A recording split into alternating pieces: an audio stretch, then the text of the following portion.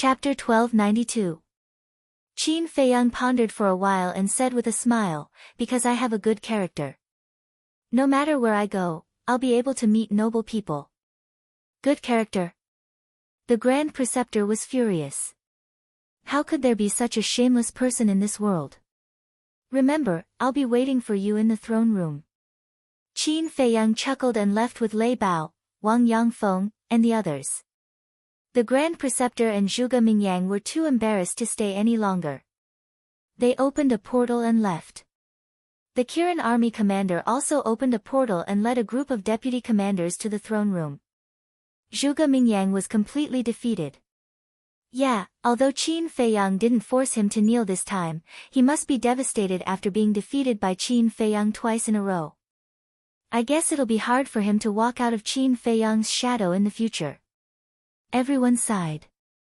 Qin Feiyang was simply a monster. Wait.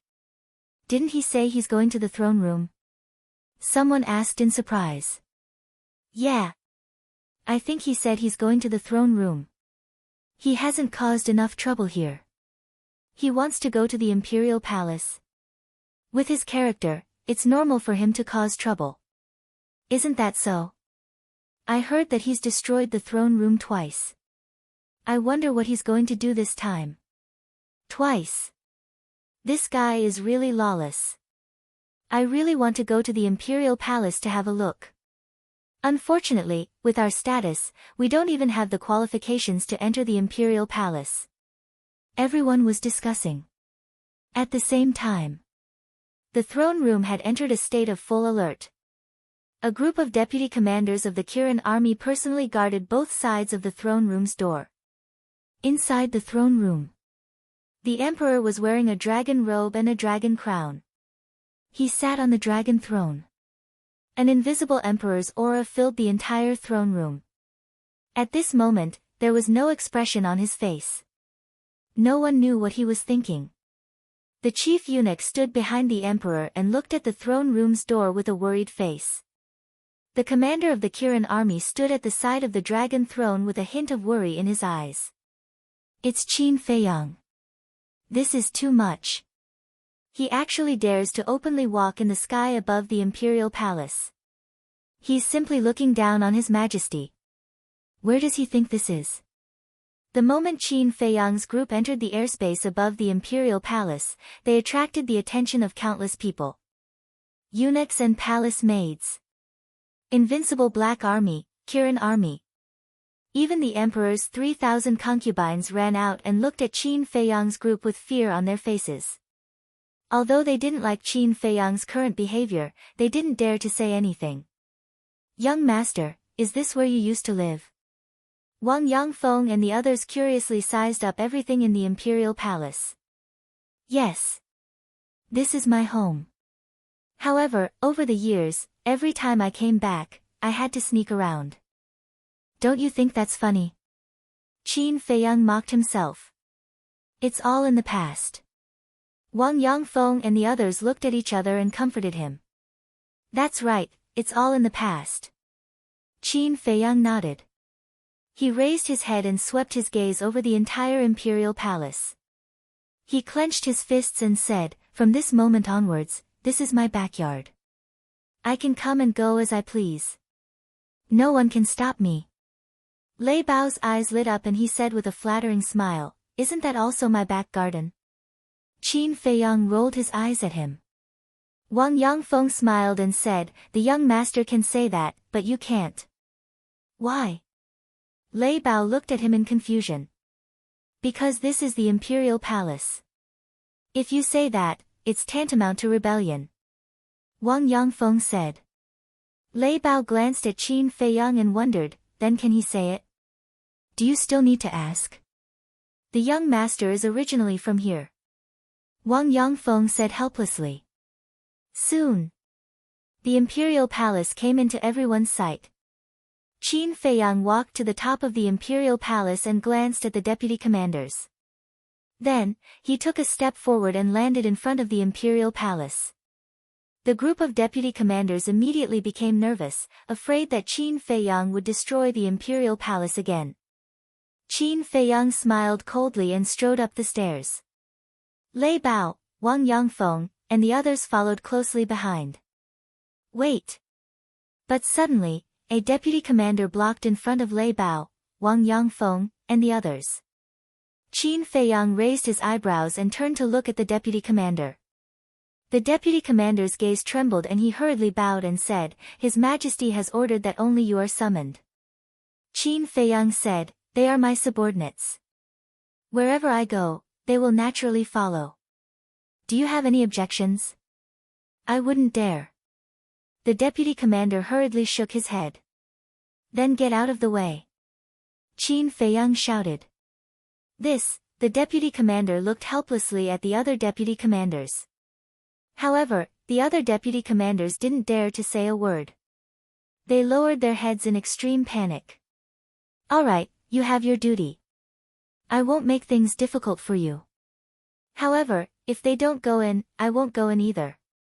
Go and ask the emperor to come out and talk to me," Qin Feiyang said lightly.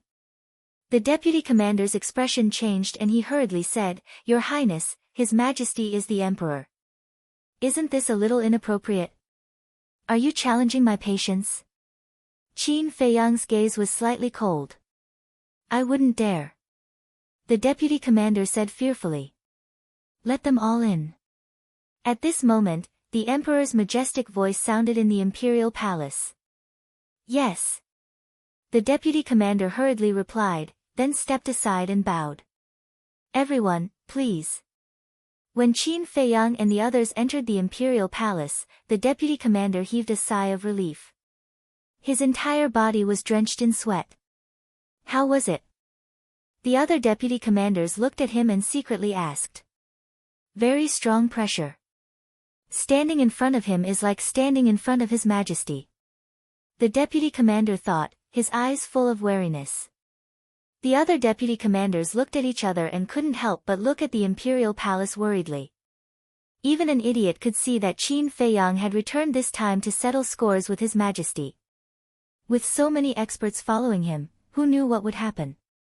Inside the imperial palace, Qin Feiyang stood in the center of the imperial palace and looked up at the emperor. The emperor was naturally not to be outdone. He looked down at Qin Feiyang condescendingly. "This is the imperial palace.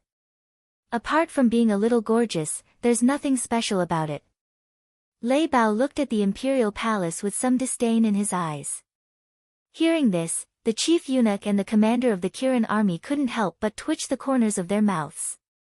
Wasn't this all thanks to Qin Feiyang? The original imperial palace was left behind by the first emperor. Every brick and tile gave people a great sense of oppression. But now, although it was rebuilt and restored as much as possible, it was less majestic than before. "You came back to the imperial capital in such a big way. Do you have any respect for me?" The emperor was the first to break the silence and looked at Qin Feiyang angrily. "Who are you? Why should I care about you?" Qin Feiyang said lightly. "Don't be rude," the chief eunuch scolded. Qin Feiyang turned his eyes and fell on the chief eunuch. His eyes were calm, but the chief eunuch couldn't help but feel afraid. "What?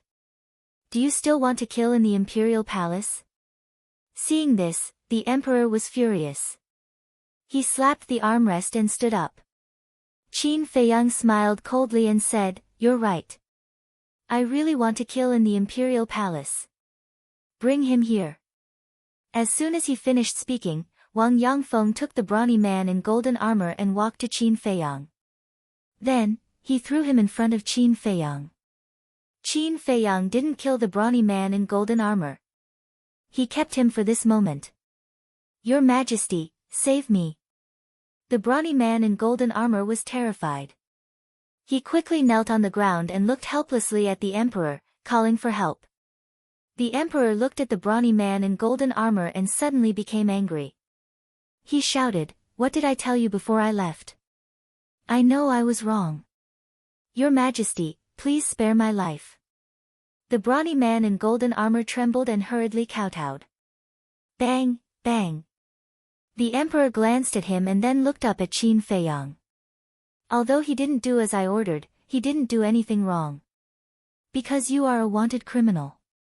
As the commander of the Invincible Black Army, it is reasonable for him to arrest you.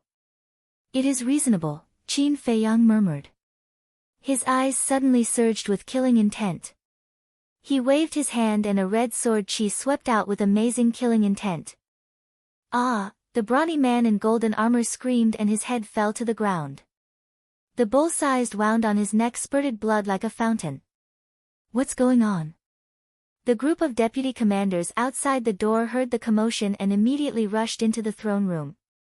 When they saw the brawny man in golden armor with his head separated from his body, their faces suddenly turned pale. The chief eunuch and the commander of the Kirin army were also shocked. They didn't expect that Qin Feiyang would really kill someone in the throne room. Qin Feiyang looked up at the emperor and said indifferently, "He wanted to kill me. Is it reasonable for me to kill him now?" Bastard! The emperor was about to explode. His face was ashen. Qin Feiyang said, "Stop talking nonsense. Immediately announce to the world that my arrest warrant is withdrawn." Withdraw the arrest warrant? The emperor smiled coldly and returned to his seat. He said, "Don't you know that a monarch's words are not a joke?" "I don't know. I only know that if you don't withdraw the arrest warrant, I'm afraid you won't be able to walk out of this throne room today." Qin Feiyang crossed his arms in front of his chest and sneered. What? Everyone's expression changed drastically. The commander of the Kirin army quickly stood in front of the emperor and looked at Qin Feiyang. He said, "Don't mess around." The group of deputy commanders also rushed to the side of the commander of the Kirin army and looked at Qin Feiyang as if they were facing a great enemy. But at the same time, Lei Bao, Wang Yangfeng, and the others also stepped forward and stood on Qin Feiyang's left and right. The atmosphere in the hall suddenly became dignified. The two sides confronted each other with swords drawn and bows bent. The chief eunuch saw that the situation was not good and quickly stood up. He said, "Qin Feiyang, do you know how treacherous your words are?" Treacherous? Back then, I destroyed my own bloodline power in the White Heaven Palace. Who in the Imperial Palace didn't see it? I have long severed the father and son relationship with him. In my eyes now, he is just my enemy. Qin Feiyang said expressionlessly. The chief eunuch sighed. That may be the case, but your life was given to you by His Majesty. Qin Feiyang clenched his hands and said word by word, "My life was given to me by Mother." What else did the chief eunuch want to say? The emperor shouted, "I didn't ask you to speak. What are you talking about? Back down. Your Majesty." The chief eunuch was very anxious. Back down. The emperor shouted. Chapter 1293. The emperor looked at the commander of the Kirin army and the others and said, "You can leave now." "Yes, Your Majesty." The commander of the Kirin army and the others responded respectfully and retreated to the side, but they were always vigilant. At this time, the emperor looked at Qin Feiyang and said expressionlessly, "Do you dare to touch me?" Qin Feiyang took a step forward and the Chang Shui appeared and placed it on the emperor's neck. The sharp blade cut through the emperor's skin, causing blood to flow out. "Qin Feiyang, don't be rash." The commander of the Kirin army shouted anxiously. The emperor didn't expect that Qin Feiyang would dare to attack him. "Do you really think I don't dare?" Qin Feiyang looked down at the emperor coldly, his eyes flashing with killing intent. "Then do it," the emperor said. Qin Feiyang sneered and said, "Are you looking for death?" The emperor was silent. "Not talking. Then let me guess, why are you looking for death? Do you feel guilty because you have done too many evil things?" Qin Feiyang sneered. "Enough." The commander of the Kirin army shouted angrily, "Qin Feiyang, the imperial palace is not as simple as you think. If you dare to hurt His Majesty, I can guarantee that you will not leave here alive." "Really?" Qin Feiyang sneered and turned to the commander of the Kirin army and asked, "Are you talking about the fake gods hiding in the back mountain?" "Yes." Any one of them will be enough to crush you into pieces. The commander of the Kirin army said in a deep voice. Unfortunately, their time is up. Qin Feiyang shook his head and said. Although their time is up, they don't mind sacrificing their lives if someone threatens the lifeline of the great Qin Empire. The commander of the Kirin army said. Qin Feiyang said, if you're so great, why don't you get rid of that old bastard, the imperial advisor? What did the imperial tutor do wrong? Why do you want to get rid of him? The commander of the Kirin army asked. Qin Feiyang shook his head, his face full of sarcasm. Qin Feiyang, don't talk nonsense behind my back and slander me. At this moment, the imperial preceptor rushed into the throne room and looked at Qin Feiyang gloomily. Release His Majesty now. Let him go. Qin Feiyang was stunned. He turned to look at the state preceptor and asked, that's not right. Logically speaking, you should be happy to see me holding a knife to his neck. Why are you concerned about him instead? I don't know what you're talking about. In short, release His Majesty immediately. Otherwise, don't blame me for being impolite. The imperial preceptor's pupils constricted as he shouted angrily. Ha! Qin Feiyang burst out laughing in public, his eyes full of mockery. The imperial preceptor's face became more and more ugly. Qin Feiyang shook his head and lowered his head to look at the emperor. He grinned and said, don't worry, I won't kill you right now. It's not because I can't do it, it's because I want you to see how foolish and laughable your actions have been all these years. After that, he put away Chang Shui, turned to the center of the hall, and looked at the chief eunuch. Bring me an armchair. The throne room was the place where the emperors presided over the state affairs, so there were no other chairs except the dragon chair, and no other chairs were allowed. Because there was only one person who was qualified to sit here, and that was the emperor. Even the imperial preceptor did not have such honor and treatment. So, hearing Qin Feiyang's words, the chief eunuch was in a dilemma and looked at the emperor and the imperial preceptor for help. The emperor was silent. The imperial preceptor looked at the emperor and said patiently, bring him one. Yes. The head eunuch responded. He then took out an armchair from his Qianquan bag and respectfully presented it in front of Qin Feiyang. He even used his sleeve to wipe it to see if there was any dust on it. Qin Feiyang sat on it, supported his head with his right hand, and tapped the armrest with his left hand rhythmically. He said lightly, hurry up and give the decree. Don't waste everyone's time. Presumptuous, too presumptuous. Those vice-commanders all had indignant expressions on their faces. This was the throne room. Sacred and solemn. However, this person was so frivolous in the throne room. He simply had no respect for the law. But the emperor still did not say a word. The imperial preceptor frowned and cupped one hand in the other before his chest. Your Majesty, although Qin Feiyang has been unscrupulous and lawless these years, he is the successor of the former emperor. So I hope that your Majesty can give him a way out and take back his fame. The chief eunuch and the commander of the Kirin army looked at the imperial preceptor in surprise. The imperial preceptor actually interceded for Qin Feiyang? What a strange story. What was going on? However, the emperor still kept his mouth shut, and his expression did not change at all. Qin Feiyang's patience was worn out. Don't think that I can't stay in Imperial City if you don't take back the arrest warrant. I'm telling you, I'm going to Bright Heaven Palace now. If you have the ability, come and drive me away. Qin Feiyang smiled coldly, got up, and led Lei Bao, Wang Yangfeng, and the others outside. Bright Heaven Palace. The emperor's eyes trembled, and he shouted, stop. Qin Feiyang raised the corner of his mouth, pretended not to hear, and walked out of the throne room. Then, he turned his head and looked at the throne room. What's wrong? Lei Bao, Wang Yangfeng, and the others looked at him suspiciously. At the same time, the commander of the Kirin army and the others also looked at Qin Feiyang. Seeing Qin Feiyang's eyes, an uneasy premonition arose in their hearts. There's really no need for this place to exist. Qin Feiyang waved his hand, and Red Sword Qi emerged, rushing towards the throne room like a tide. No! The commander of the Kirin army roared, and hurriedly rushed out, rushing towards the Red Sword Qi. But it was too late. With a loud bang, the throne room was shattered on the spot, and dust covered the sky. After that, Qin Feiyang opened the teleportation gate and left without looking back. It's destroyed again.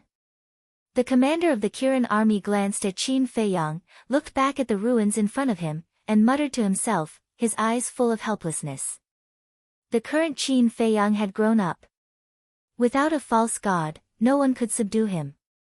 Your Majesty. Suddenly, thinking that the emperor was still inside, he hurriedly waved his hand, and a gust of wind suddenly blew, dispersing the dust. The Grand Master condensed a divine power boundary, which enveloped the emperor, the chief eunuch, and the deputy commanders, and isolated them from the dust outside. The emperor was still sitting on the dragon throne, but his face was extremely gloomy. His body was trembling, and his hands were tightly clenched together. Your Majesty, please calm down. The commander of the Kirin army hurriedly flew over and knelt on the ground. A deputy commander bowed and said, Your Majesty, Qin Feiyang has repeatedly destroyed the throne room, and he deserves to be punished. Your Majesty, please immediately issue a decree, and order the Grand Master to personally lead people to arrest him. The Grand Master immediately raised his eyebrows and looked at the deputy commander with a touch of hostility in his old eyes. Zhuge Shenfeng was in Qin Feiyang's hands, and Zhuge Mingyang was also under Qin Feiyang's control. How dare he instigate the emperor to arrest Qin Feiyang? Wasn't this deliberately causing trouble for him? The emperor raised his head and looked at the Grand Master. The Grand Master's eyes trembled, and he cupped his hands and said, Your Majesty, if you really issue a decree, I dare not disobey, but I think it's not the right time to attack Qin Feiyang. This is the third time, and it's not the right time to attack him. Do you want to wait until he destroys the entire imperial palace? The deputy commander was so angry that he forgot that the person standing in front of him was the Grand Master of the imperial court. The Grand Master's eyes flashed with murderous intent, and he shouted, Shut up, do you have the right to speak here? His voice was like thunder, and it passed into the deputy commander's ears. The deputy commander quivered, and a trace of panic crept up in his eyes. Only now did he realize that he was talking to the Grand Master. If you dare to say one more word, don't blame me for being impolite. The imperial preceptor groaned coldly. Then, he looked at the emperor and said, Your Majesty, Qin Feiyang brought people and ferocious beasts. I'm sure you can see that they're all 9-star battle emperors. The emperor nodded. Although there aren't many of them, including Lei Bao, there are only 19 9-star combat emperors, but I found that there was a mysterious expert secretly protecting him in the first district. The Grand Master said. The emperor frowned. The chief eunuch asked, Grand Master, may I ask who the mysterious expert is? I don't know. But I'm sure that this person's strength is stronger than mine. The Grand Master said in a deep voice, and his face was full of seriousness. What? The chief eunuch's face suddenly changed. The emperor also stood up, and his face was full of disbelief. The Grand Master said, I don't dare to say that. At that time, the commander and deputy commanders of the Kirin army also saw it with their own eyes, but this person never appeared, so no one knows who he is, and no one knows what he looks like. The emperor looked at the commanders of the Kirin army and the others. The commanders of the Kirin army nodded. The emperor's eyes darkened slightly, and he said, So, this mysterious expert is his biggest reliance? That's right. So, I suggest that we first stabilize Qin Feiyang, and then make a long-term plan after we find out the identity of this mysterious expert. The Grand Master said. I didn't expect it, I really didn't expect it. In just a few decades, this little bastard has not only cultivated so many 9-star combat emperors, but also found such a terrifying backer. I really regret not killing him when I crippled his cultivation. The emperor said sternly. Things have already developed to this point. It's useless for your majesty to regret. Let's first issue a decree to remove the arrest warrant. Also, let's hurry to the Bright Sky Palace. Maybe Qin Feiyang will harm the little prince. The Grand Master sighed. In fact, his heart was bleeding. Because Wang Yangfeng and the others were cultivated by him, but now, they had become a sharp blade in Qin Feiyang's hand. Fine. The emperor sighed helplessly, looked at the chief eunuch, and ordered, immediately go and announce to the world that I am benevolent and have forgiven Qin Feiyang for his past mistakes. Yes, your majesty. The chief eunuch bowed and replied. Commander of the Kirin army, take some people to rebuild the throne room. After saying that, the emperor opened the portal and went to the Bright Sky Palace. After the Grand Master watched the emperor leave, he turned his head and looked at the deputy commander who had just contradicted him. The deputy commander's face turned pale, and he knelt on the ground, trembling. Seeing that the situation was not good, the commander of the Kirin army hurriedly went up and cupped his hands with a smile. Lord Grand Master, he was too angry with Qin Feiyang just now. It was an unintentional mistake, I hope your majesty can forgive him. Chapter 1294. It wasn't until the teleportation gate dissipated that the vice-commander's heart finally relaxed. He turned to the commander of the Kirin army and said gratefully, Thank you for pleading for me, Commander. The commander of the Kirin army said, Get up. Yes. The vice-commander nodded and stood up slowly, only to find that his legs had lost their strength. You're paralyzed by this? How dare you offend him? The commander of the Kirin army shook his head helplessly and pulled the vice-commander up. I didn't mean it. The vice-commander felt wronged. The other vice-commanders also surrounded him and looked at him with schadenfreude. The vice-commander smiled bitterly and then frowned. Commander, don't you think it's strange, ahem. But without waiting for that deputy commander to finish speaking, the commander of the Qilin army gave a dry cough and turned his head to look at the head eunuch.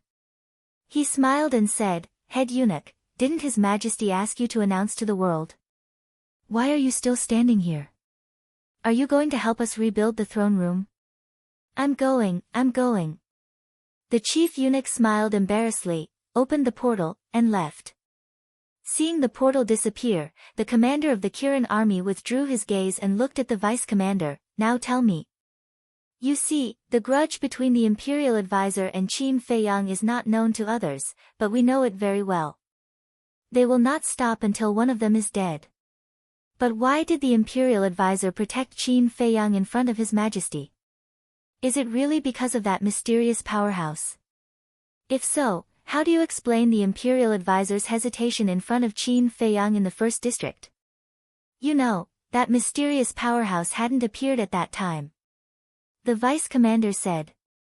To be honest, the imperial advisor's behavior today is really strange. It's not his style at all. The other vice-commanders nodded as well. The commander of the Kirin army said, Actually, I also want to ask this question, but I can't figure it out. One of the vice-commanders suddenly said, Could it be that Qin Feiyang has something on the imperial advisor? Don't say it.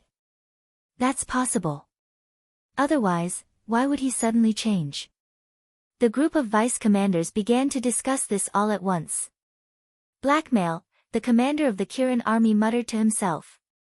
Actually, that was what he thought as well. But he just couldn't figure out what kind of evidence could make the state preceptor so cautious. All right. Don't think too much. When the time comes, the truth will naturally be revealed to the world. The only thing I'm worried about now is whether Qin Feiyang and His Majesty will cause trouble in Bright Sky Palace again. The commander of the Kirin army looked in the direction of Bright Sky Palace, his face full of worry. Bright Sky Palace. This is my child's bedroom. What right do you have to chase us away? The current empress stood in front of the door, looking at Qin Feiyang and the others who were standing at the bottom of the stairs. The guards guarding Dawn Heaven Palace also rushed over one after another, surrounding Qin Feiyang and company, as if facing a great enemy. What right do I have? Qin Feiyang smiled coldly and said, This is my, Qin Feiyang's bedroom to begin with. What right do you have? That was in the past. And now, you've been stripped of your position as a prince. What right do you have to stay in the imperial palace? The current empress roared like a shrew. You're talking about qualifications with me? Who do you think you are?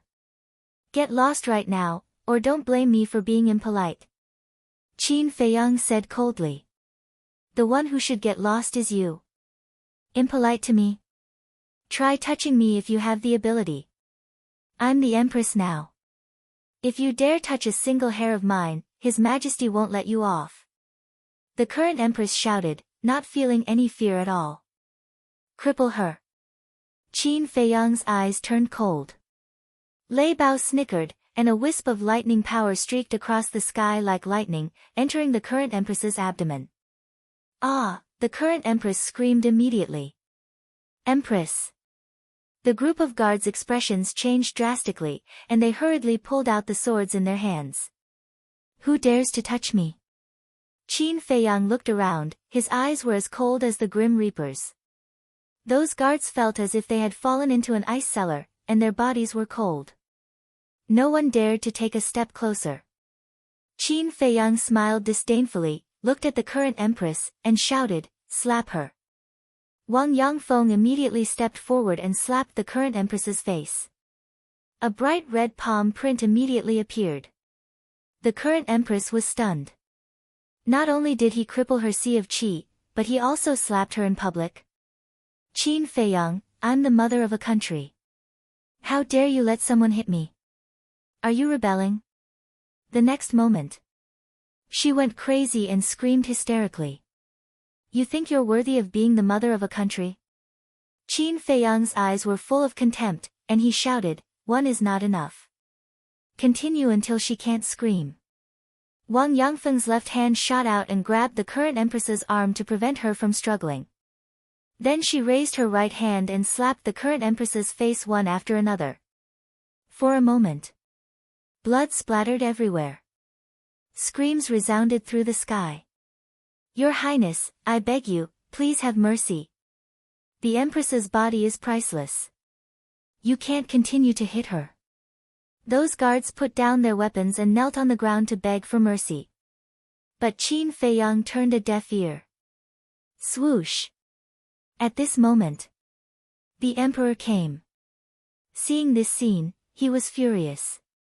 Unfilial son, how long are you going to fool around? Release her immediately and apologize to her. At the same time, the Emperor swooped down like lightning and slapped Wang Yangfeng. Do you think I don't exist? Lei Bao chuckled. Like a ghost, he instantly appeared in front of Wang Yangfeng and attacked with his claw. Bang! The Emperor was pushed back on the spot. Lei Bao also took a few steps back, but there was no trace of injury. He stood beside Wang Yangfeng and looked at the Emperor with a smile. Before Boss Qin gives the order, no one can take a step forward. Your Majesty, save me. The current Empress cried for help in despair. You can still shout. Continue. Qin Feiyang said. Smack. Wang Yangfeng raised her hand and slapped down mercilessly. The current Empress's face was bleeding and flesh and blood splattered everywhere. Preposterous, preposterous. Do you still have the law in your eyes? The Emperor was furious. Sorry. What is the law? Lei Bao asked curiously. Pfft. The Emperor spat out a mouthful of blood. He clutched his chest and clenched his 5 fingers tightly. Ouch! You spat out blood just like that? You're too weak. It's my fault, however, I really don't know the law you're talking about. I only know that Boss Qin's words are the law. Lei Bao laughed sinisterly. The Emperor suddenly turned his head and stared at Qin Feiyang. Qin Feiyang turned a blind eye. Why did you hit my mother? Let go of my mother. At this time, the little prince ran out of the hall. The Emperor's face changed and hurriedly shouted, Tian, don't come out. Qin Feiyang's eyes flashed slightly and sneered. Since you're already here, don't leave, Wang Yishan. Whoosh! Wang Yishan immediately flew out, grabbed the little prince, and returned to Qin Feiyang's side. Qin Feiyang, he's your biological brother, what are you trying to do? The emperor roared. Biological brother, Qin Feiyang muttered to himself and looked down at the little prince. Suddenly, a wisp of battle chi flew out of his palm and went straight to the little prince's glabella. No, please, let him go, he's just a child, the emperor was desperate. The little prince also had a look of terror on his face. He's a child. Then when you used the evil spirit pill to destroy my cultivation and expel me from the capital, I was not a child. Qin Feiyang's entire body also emitted an astonishing amount of hostility. The wisp of battle chi stopped in front of the little prince's glabella, but the sharp edge tore the skin between the little prince's glabella, and drops of blood kept dripping. Don't kill him, please, the emperor murmured and collapsed to the ground. I didn't expect you to care about him so much. Since you care so much, you'd better protect him closely from now on. Because if I'm in a bad mood one day, I may kill him. Qin Feiyang smiled coldly, grabbed the little prince, and threw him over. But no one noticed that when he threw the little prince to the emperor, he reached out and caught a drop of the little prince's blood. The emperor hurriedly got up and reached out to catch the little prince. The frightened little prince immediately burrowed into the emperor's arms and cried. Don't be afraid, father is here. The emperor comforted in a low voice. Qin Feiyang's eyes flashed, and he whispered a few words in Wang Yishan's ear. Why is that? Hearing this, Wang Yishan's eyes were full of confusion. Just do as I say. Qin Feiyang said telepathically. Okay. Wang Yishan nodded, took out a dagger secretly, and then rushed toward the emperor like a sharp arrow. The emperor was concerned about the little prince and did not notice at all.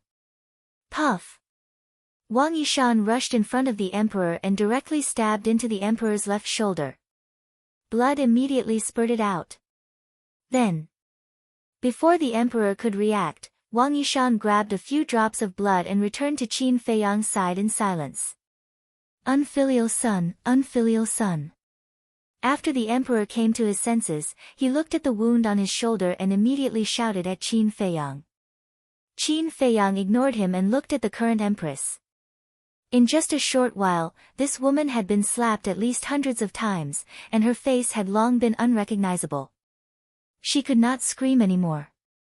If it were not for Wang Yangfeng holding her, she would not even have the strength to stand. Qin Feiyang said, that's enough. Wang Yangfeng stopped, let go of the current empress, and returned to Qin Feiyang's side. And the current empress collapsed on the ground on the spot, like a pool of mud. Qin Feiyang turned to look at the emperor and said lightly, from now on, this is my territory, Qin Feiyang.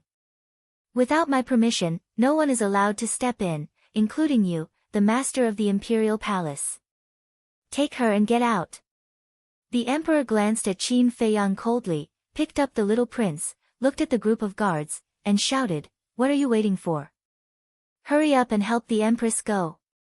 2 guards immediately ran up, one on the left and one on the right, and helped the current empress up to the emperor's side. You will be punished by the heavens. The emperor stared at Qin Feiyang and coldly threw down these words. Then, he carried the little prince and left. Heaven's punishment, Qin Feiyang murmured, a hint of disdain flashed in his eyes, and then looked at the current empress, and transmitted his voice, don't think that you can hide your dealings with Zhuge Wuhou from the world, prepare to die as soon as possible. The current empress was about to faint, but when she heard these words, it was like a bolt from the blue, and she suddenly woke up. What did he mean? Did he know? But how was that possible?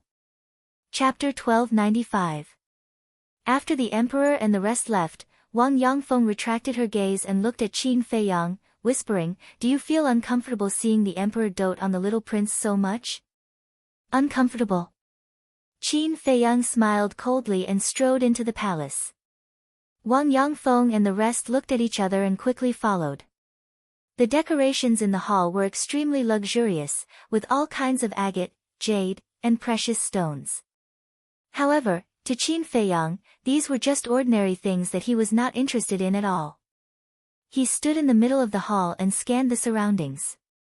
Suddenly, he turned to Wang Yangfeng and said, "Go and find a bowl of water immediately." "What do you need water for?" Wang Yangfeng was puzzled. Qin Feiyang said, "You'll know later." "All right, I'll go now." Wang Yangfeng nodded and turned to walk out of the palace quickly. "I'll go for a stroll too." Lei Bao chuckled and turned into a bolt of lightning, disappearing from everyone's sight. Wang Yishan said, "It won't go and cause trouble, right?" "It doesn't matter." Qin Feiyang said indifferently and walked to a chair, sitting down and lowering his head to ponder. In a short while, Wang Yangfeng returned with a bowl of water and brought it to Qin Feiyang. "Don't move it," Qin Feiyang said. "Okay." Wang Yangfeng nodded. "Phew." Qin Feiyang looked at the water in the bowl and took a deep breath. Then, he raised his arm and opened his palm.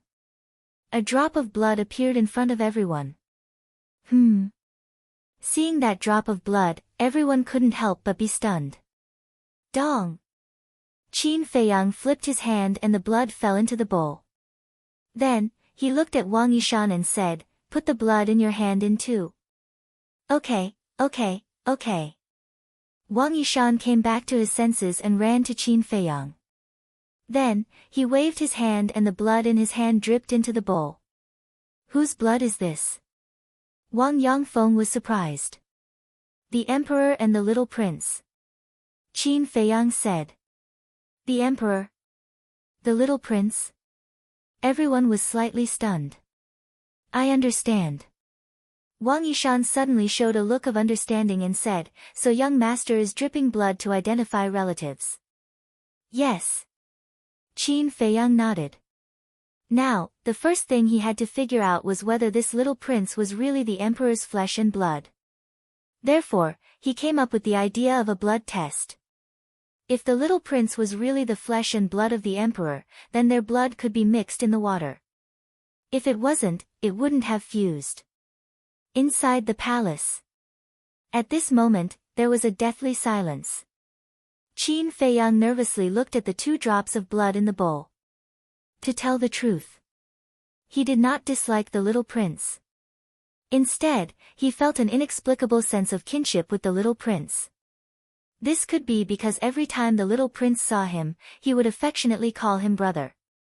Therefore, he especially hoped that there was no problem with the identity of the little prince. Time passed by slowly. The 2 drops of blood gradually drew close to each other and then melted bit by bit until they were completely inseparable. Wang Yangfeng and the others looked at each other and then at Qin Feiyang. This was enough to prove that the little prince was indeed the emperor's flesh and blood. Qin Feiyang looked at the blood in the bowl and suddenly shook his head with a smile. He waved his hand and said, "Go and pour it away." Wang Yangfeng nodded and turned to leave. Wang Yishan asked, "Young master, how do you plan to deal with the little prince now?" Qin Feiyang held his forehead and pondered for a while. Murderous intent flashed in his eyes and he said, "Try not to hurt the little prince in the future, but now the empress must die." Everyone looked at each other. What? Qin Feiyang looked at everyone in confusion.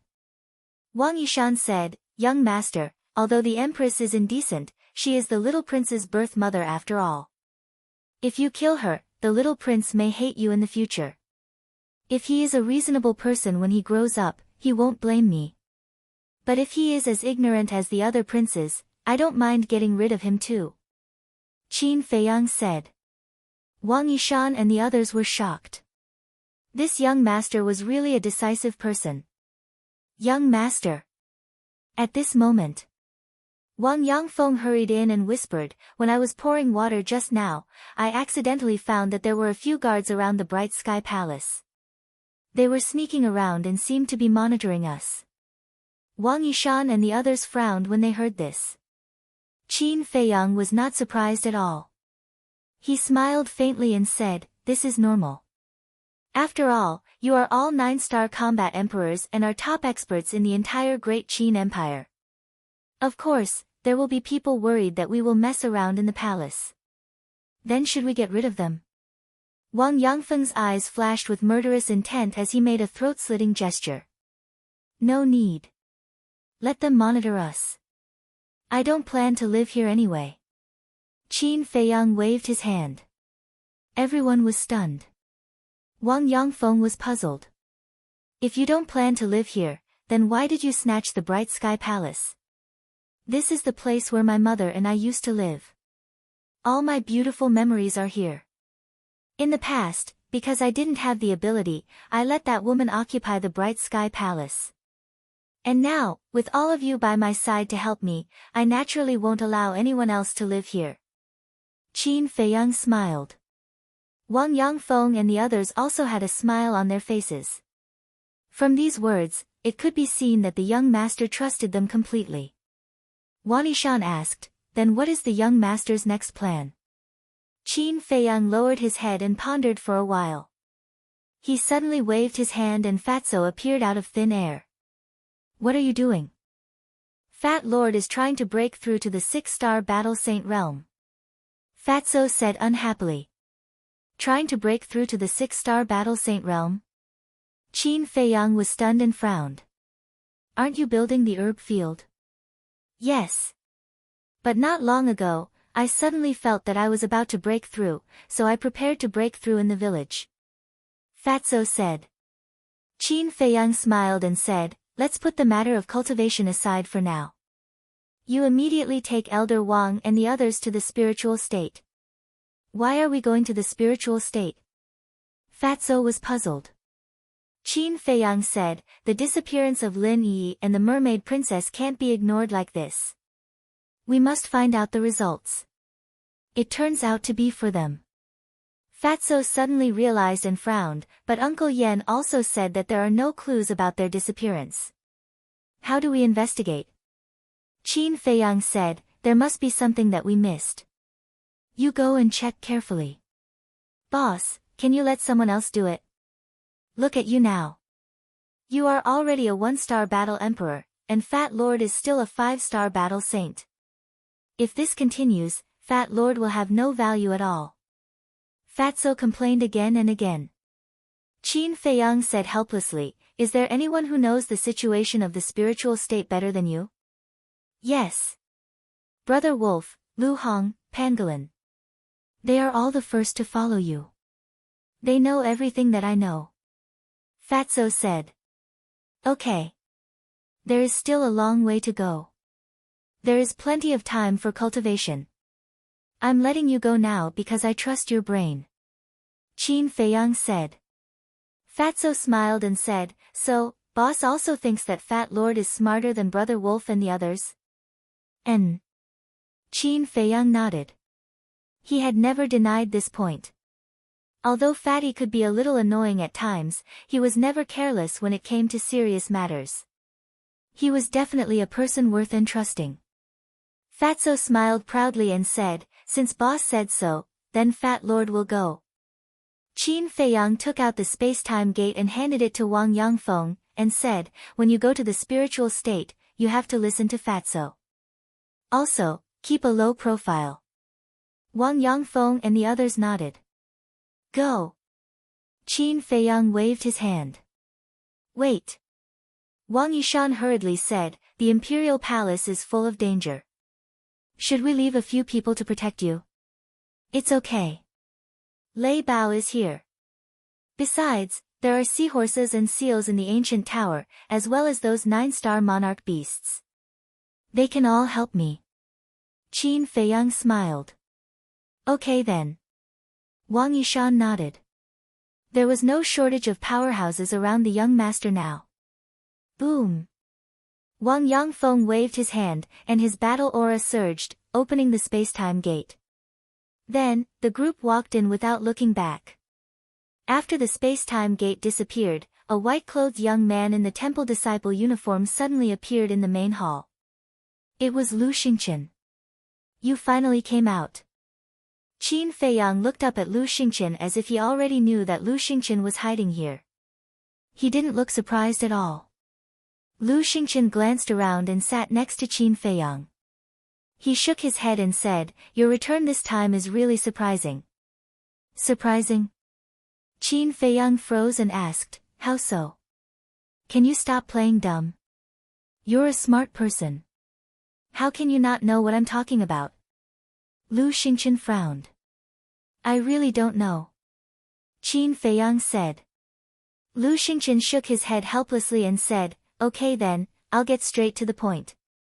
What do you have on the National Master in the Sea of Reincarnation? Something on him. Qin Feiyang shook his head and smiled.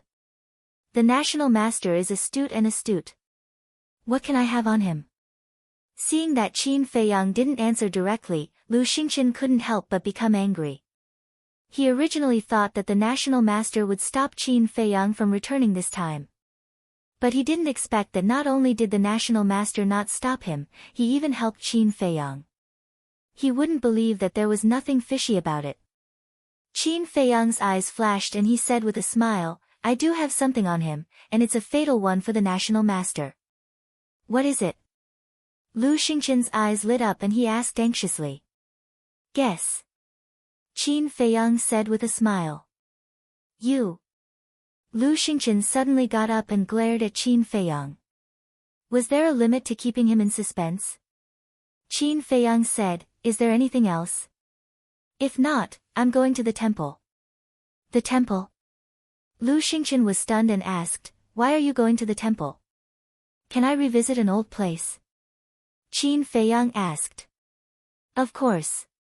With your current strength, which place in the imperial capital can't you go? Lu Xingqian said sourly. Qin Feiyang couldn't help but laugh. He opened a portal and strode in. Lu Xingqian's eyes flashed slightly and he followed in. Not long after Qin Feiyang left, the National Master brought Yan Wei to Bright Sky Palace. Yan Wei walked to the gate and shouted, Qin Feiyang, the National Master has arrived. Please come out quickly to receive him. But after waiting for a long time, Qin Feiyang didn't appear, and no one responded to him. What's going on? Chapter 1296. He's really arrogant. The Imperial Preceptor secretly snorted and said, let's wait a little longer. It's not good to anger him now. There was no other way. Zhuge Shenfeng and Zhuge Mingyang were successively controlled by Qin Feiyang. He, the powerful Imperial Preceptor in the eyes of others, could only swallow his anger. Yes. Yan Wei responded respectfully. Ever since he clamored with Qin Feiyang in the first city district, the Imperial Preceptor began to take special care of him. There was even a tendency to nurture him as a trusted aide. After waiting for a while, seeing that Qin Feiyang still hadn't come out, the Imperial Preceptor finally lost his patience and said angrily, you're going too far. Go in and take a look. Yan Wei nodded and strode in. Soon. He hurriedly ran out again and looked at the Imperial Preceptor, he's not inside. Not inside? The Imperial Preceptor was stunned. Had he waited for half a day in vain? A burst of anger rose uncontrollably in his heart. Killing intent flashed in his eyes, and he said in a deep voice, I can't sit and wait for death like this. Yan Wei's heart trembled, and he asked, Sir, what do you mean? The Imperial Preceptor said, doesn't Qin Feiyang have a few good friends in the temple? Especially that woman called Ren Wushuang. Go and capture her. That's not good. His Majesty personally ordered that no one is allowed to harm anyone related to him within these 10 years. Yan Wei said. Of course I know, but so what? As long as His Majesty doesn't know that we did it, isn't it fine? The Imperial Preceptor said. I understand. I'll do it right away. I guarantee that no one will know. Yan Wei smiled sinisterly, opened the portal and left.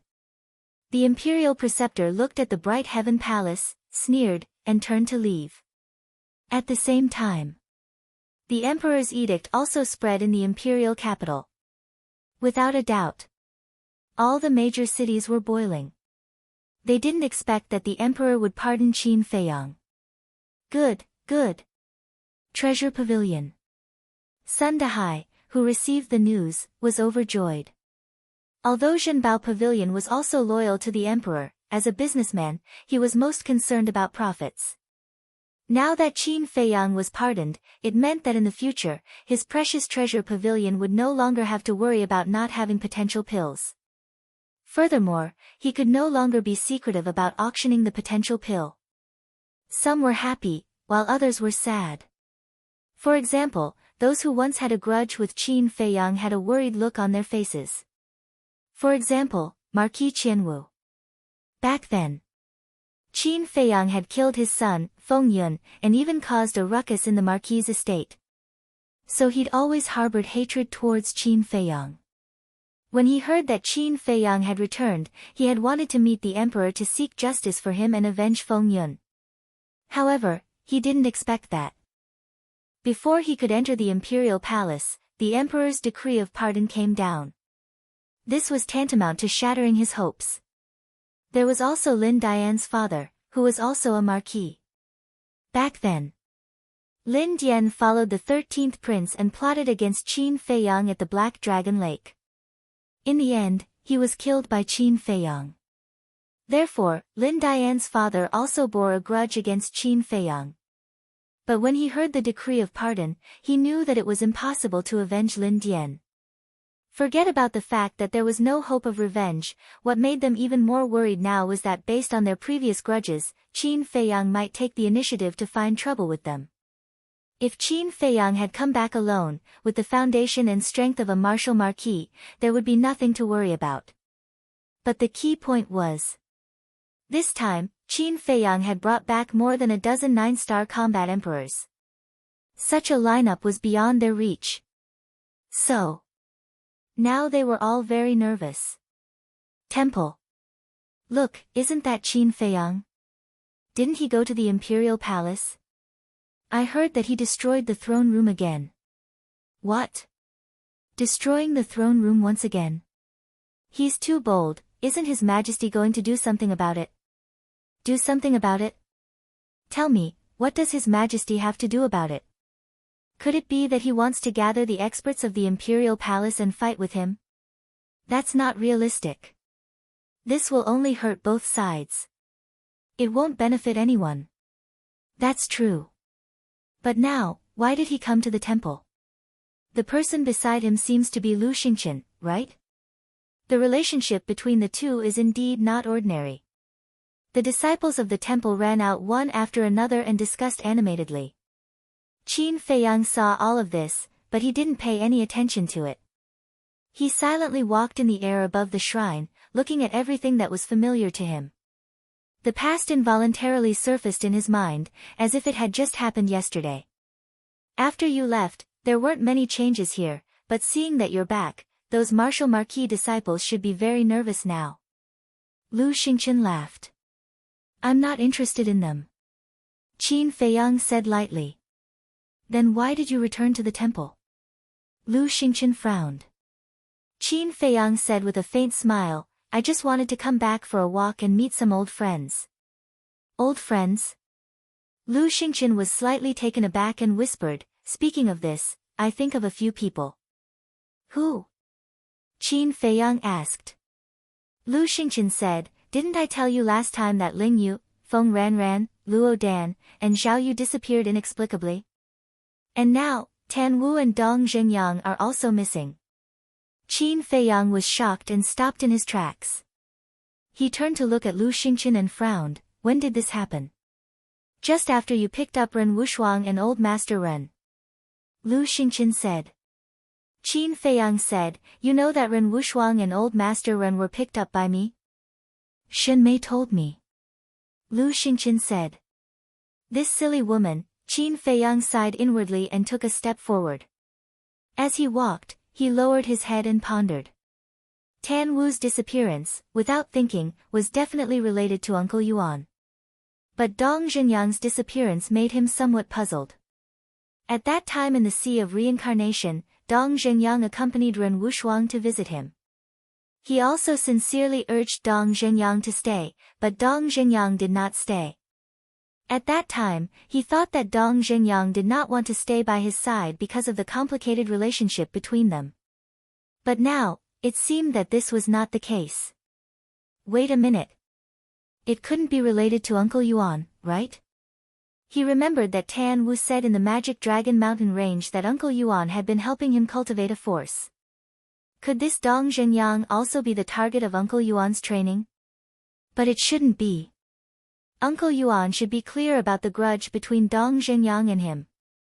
Moreover, if Dong Zhenyang really followed Uncle Yuan, then why didn't Dong Zhenyang directly tell him? It was not like that. Dong Zhenyang's disappearance had nothing to do with Uncle Yuan. Very soon, Qin Feiyang rejected the previous idea. Because Dong Zhenyang knew about his relationship with Uncle Yuan. And with Dong Zhenyang's character and arrogance, he would rather die than submit to Uncle Yuan. It seems that this person is also full of secrets. Qin Feiyang muttered, exhaled a long breath, and asked, then what about Feng Wuxie, Xu Enning, and Xu Erhua, that pair of sisters? They're also gone. Lu Xingqian said. Interesting, the people who entered the imperial capital together with me, except for you and me, are all gone now. Do you think this is a coincidence? Qin Feiyang asked with a smile. Who knows? Lu Xingqian shrugged. That's right, who knows? But in this case, I don't have any old friends here. There's no need to go any further, let's go back. Qin Feiyang shook his head with a smile, opened the portal, and was about to walk in. Lu Xingqian said, why are you going back so early? I'll take you to a place, I guarantee it will interest you. What place? Qin Feiyang asked curiously. The War God Temple. Lu Xingqian said. Not interested. Qin Feiyang was disinterested when he heard it. Lu Xingqian said with a smile, what about the billboard list? Are you interested? Billboard list? Qin Feiyang frowned. You were born in the imperial capital, so you should know about the billboard list of the War God Temple. Only the top 10 of the War God Temple are qualified to be on the billboard list. As for Zhuge Mingyang, he's only ranked 9th on the Wind Cloud ranking. Lu Xingqian said. What? Qin Feiyang turned to Lu Xingqian and said in surprise, with Zhuge Mingyang's strength, he's only ranked 9th. Are you sure you're not joking with me? Is there a need for me to joke with you? Since the establishment of the Great Qin Empire, how many monstrous geniuses have been born? Most of them are in the War God Temple now. It's no exaggeration to say that if it weren't for some people looking down on the billboard list, Zhuge Mingyang wouldn't even be qualified to be on the billboard list. Lu Xingqian said. In that case, the War God Temple is a place with crouching tigers and hidden dragons. Qin Feiyang muttered. That's right. Lu Xingqian nodded and asked, so, are you interested now? A little. Qin Feiyang said. Just a little. Lu Xingqian muttered. Buzz. At this time, Qin Feiyang suddenly felt that the image crystal was moving. Qin Feiyang's eyes flashed as he turned to Lu Xingqian and said, I have something to do, I'll leave first. Swish. Without waiting for Lu Xingqian to react, Qin Feiyang went to the ancient castle and took out the image crystal. Yan Wei's shadow immediately appeared. What's wrong? Qin Feiyang asked. Yan Wei said in a deep voice, the Imperial Preceptor asked me to catch Ren Wushuang and the others. Qin Feiyang sneered, this old thing really doesn't stop at all, but I'm afraid he'll be disappointed. Ren Wushuang is by my side now. I know. But this is my best chance to get close to him. Think about it, if I really bring Ren Wushuang to him, what will he do? He will definitely put me in an important position. Yan Wei said. That's true. Qin Feiyang nodded, lowered his head and pondered for a while, then looked at Yan Wei and said, however, I can't let Ren Wushuang take the risk. Then won't I have to return empty-handed? Yan Wei frowned. No. I thought of someone. Qin Feiyang said, his eyes flashing. Who? Yan Wei asked. Shen Mei. Qin Feiyang said. Her. Isn't she Ren Wushuang's friend? Will Ren Wushuang blame you for doing this? Yan Wei frowned. I'm doing this for Shen Mei's sake. Because I want to test whether Lu Xingchen really likes Shinmei. If he does, he will definitely try to rescue Shinmei. And with his ability, it's easy for him to rescue Shinmei. Besides, don't we have you? When the time comes, we can cooperate from the inside and outside. Shinmei's life will not be in danger. Qin Feiyang said. I see. Yan Wei suddenly understood and said with a smile, okay, I'll go find her right away. Okay. Chapter 1297. With the help of Dan Wangkai, Wang Xiaojie had already embarked on the path of cultivation. In a short period of time, he had already broken through to become a 6-star martial artist. It could be seen that his talent was extraordinary. Of course. The biggest credit was still the elixirs. The body-tempering elixirs that Dan Wangkai refined basically had 4 or 5 patterns. The effect was naturally incomparable to ordinary body-tempering elixirs. At this very moment, Wang Xiaojie was sitting on the ground, reading a manual attentively. This manual recorded Dan Wangcai's understanding and experience in alchemy. One had to know. Dan Wangkai was the #1 alchemist in Qinghai. Even in the entire Forgotten Continent and the Great Qin Empire, he was a demon-level existence. It was not an exaggeration to say that in terms of alchemy attainments, Qin Feiyang was not necessarily much better than him. This was because Dan Wangkai was an alchemy maniac. He could be without extraordinary abilities or huge power, but he could not be without elixirs. Therefore, Dan Wangcai's understanding and experience was simply a huge treasure to Wang Xiaojie. He would benefit from it for the rest of his life. It could be said that, Wang Xiaojie's current cultivation conditions were countless times better than Qin Feiyang's in the past. His starting point was higher than his peers. Feiyang. Suddenly, Yan Nanshan, Luo Qianque and Lu Ji woke up from their cultivation. They got up and looked at Qin Feiyang. Uncle Yan, Auntie Shui, Auntie. Qin Feiyang bowed to them one by one. These 3 were the elders that he respected the most. Especially Luo Qianque and Lu Ji. Besides respecting them, he felt guilty and blamed himself in his heart. Lu Ji stepped forward and grabbed Qin Feiyang's hand. She smiled and said, Feiyang, there's something that I want to discuss with you. Auntie, please go ahead. Qin Feiyang smiled and said. Look, we're already at this age. We feel that there's no point in cultivating. We might as well enjoy life. Therefore, we've decided to go to your ancient pagoda and spend the rest of our lives with old Master Ren and the villagers. Lu Ji smiled and said. Yeah. Right now, it's the world of you young people. Us old fellows can't interfere at all. Instead of making you worry and dragging you down, it's better to go to the castle and enjoy the rest of my life. Yan Nanshan and Luo Qianque also nodded and smiled. Thank you, Uncle Yan. Thank you, Aunt Shui. Thank you, Auntie. Qin Feiyang looked at the 3 of them gratefully and bowed deeply. The 3 of them had made this decision out of consideration for him. Because in this way, he wouldn't have any worries and could boldly wander the outside world. Silly child, we should be the ones thanking you.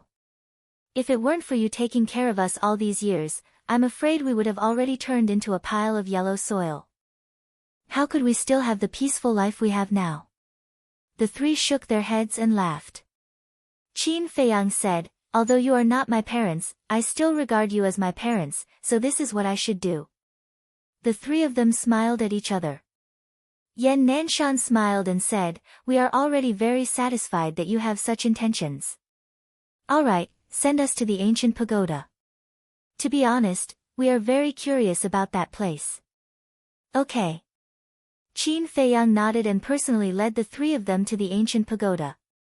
It's so big. Looking at the endless mountains and rivers, the 3 of them were immediately dumbfounded.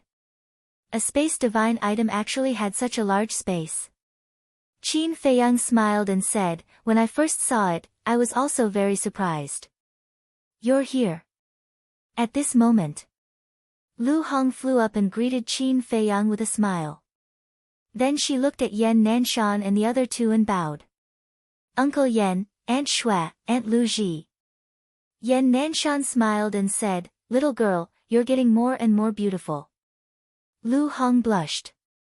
Yan Nanshan shook his head and smiled. It must be very tiring to build the herb field. Later, we will all stay to help you. This, Lu Hong was stunned and looked at Qin Feiyang. Qin Feiyang smiled and said, the three of you will stay here to enjoy the rest of your life. What elderly? Do you know how to talk? Are we very old? Luo Qianxue pretended to be angry. Ah. Qin Feiyang was stunned and hurriedly waved his hand. Not old, not old. With your looks and energy, even those 17 or 18-year-old young people can't compare. Nonsense. The three of them rolled their eyes, but their faces were full of smiles. Yan Nanshan waved his hand and said, okay, go do your work. We will help to take care of the herb field. Then I'll have to trouble you. Qin Feiyang smiled and looked at Lu Hong. Where are you going to build the herb field? Just outside the village. I'm mainly thinking about the people in the village. It will be more convenient for them when they need herbs. Lu Hong said. Okay.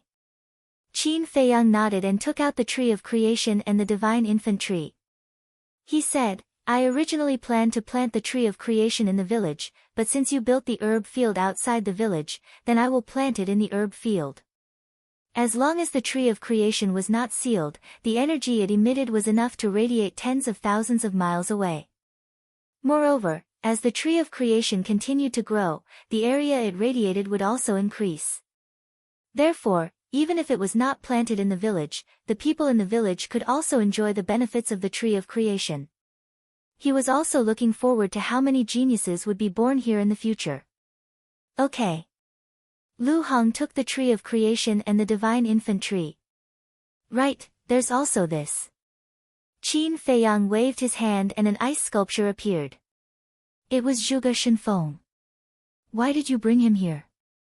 Even if Zhuge Shenfeng was in a self-sealing state, Lu Hong could not help but feel nervous. Qin Feiyang said, the space in the ancient castle is too small. It takes up space. Then where are we going to put him now? In the village? Of course not. There are so many children in the village. What if we accidentally wake him up? Lu Hong was worried. Definitely not in the village. Qin Feiyang shook his head and pondered for a while. He said, later, take him to the forbidden area of the cemetery. There is a black panther guarding it. The children in the village can't get close.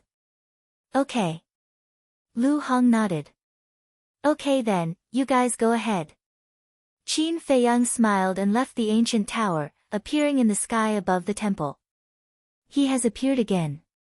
Although he used to be a disciple of the temple, he is no longer one.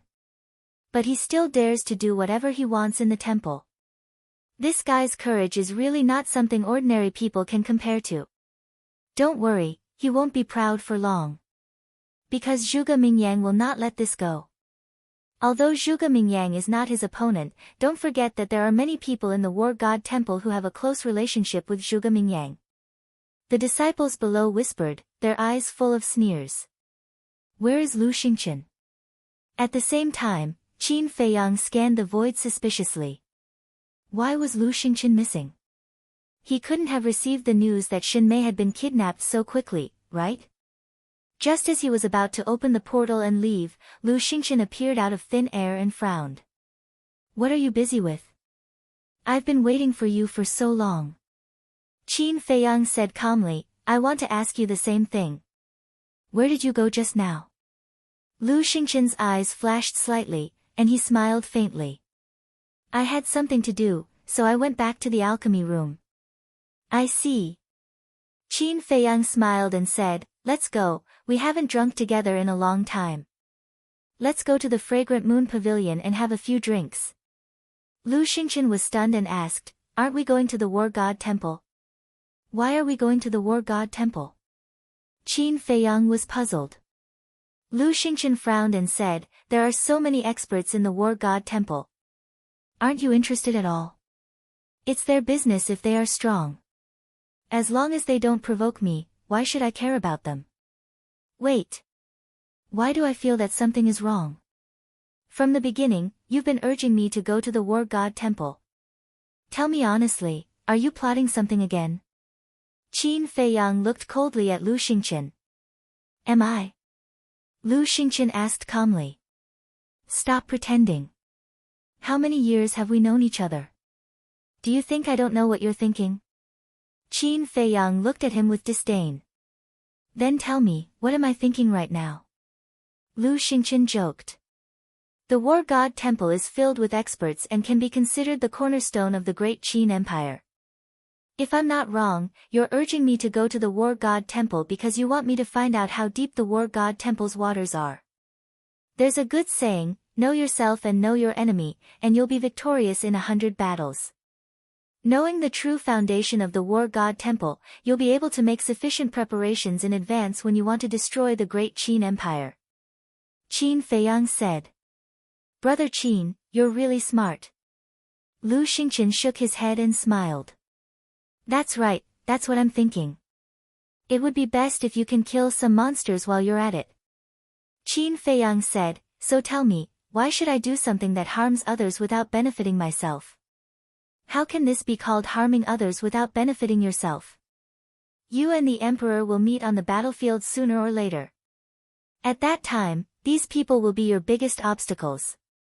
So, if you can get rid of some of them now, it will definitely be beneficial for you in the future. Lu Xingqian said. That seems to make sense. Qin Feiyang nodded.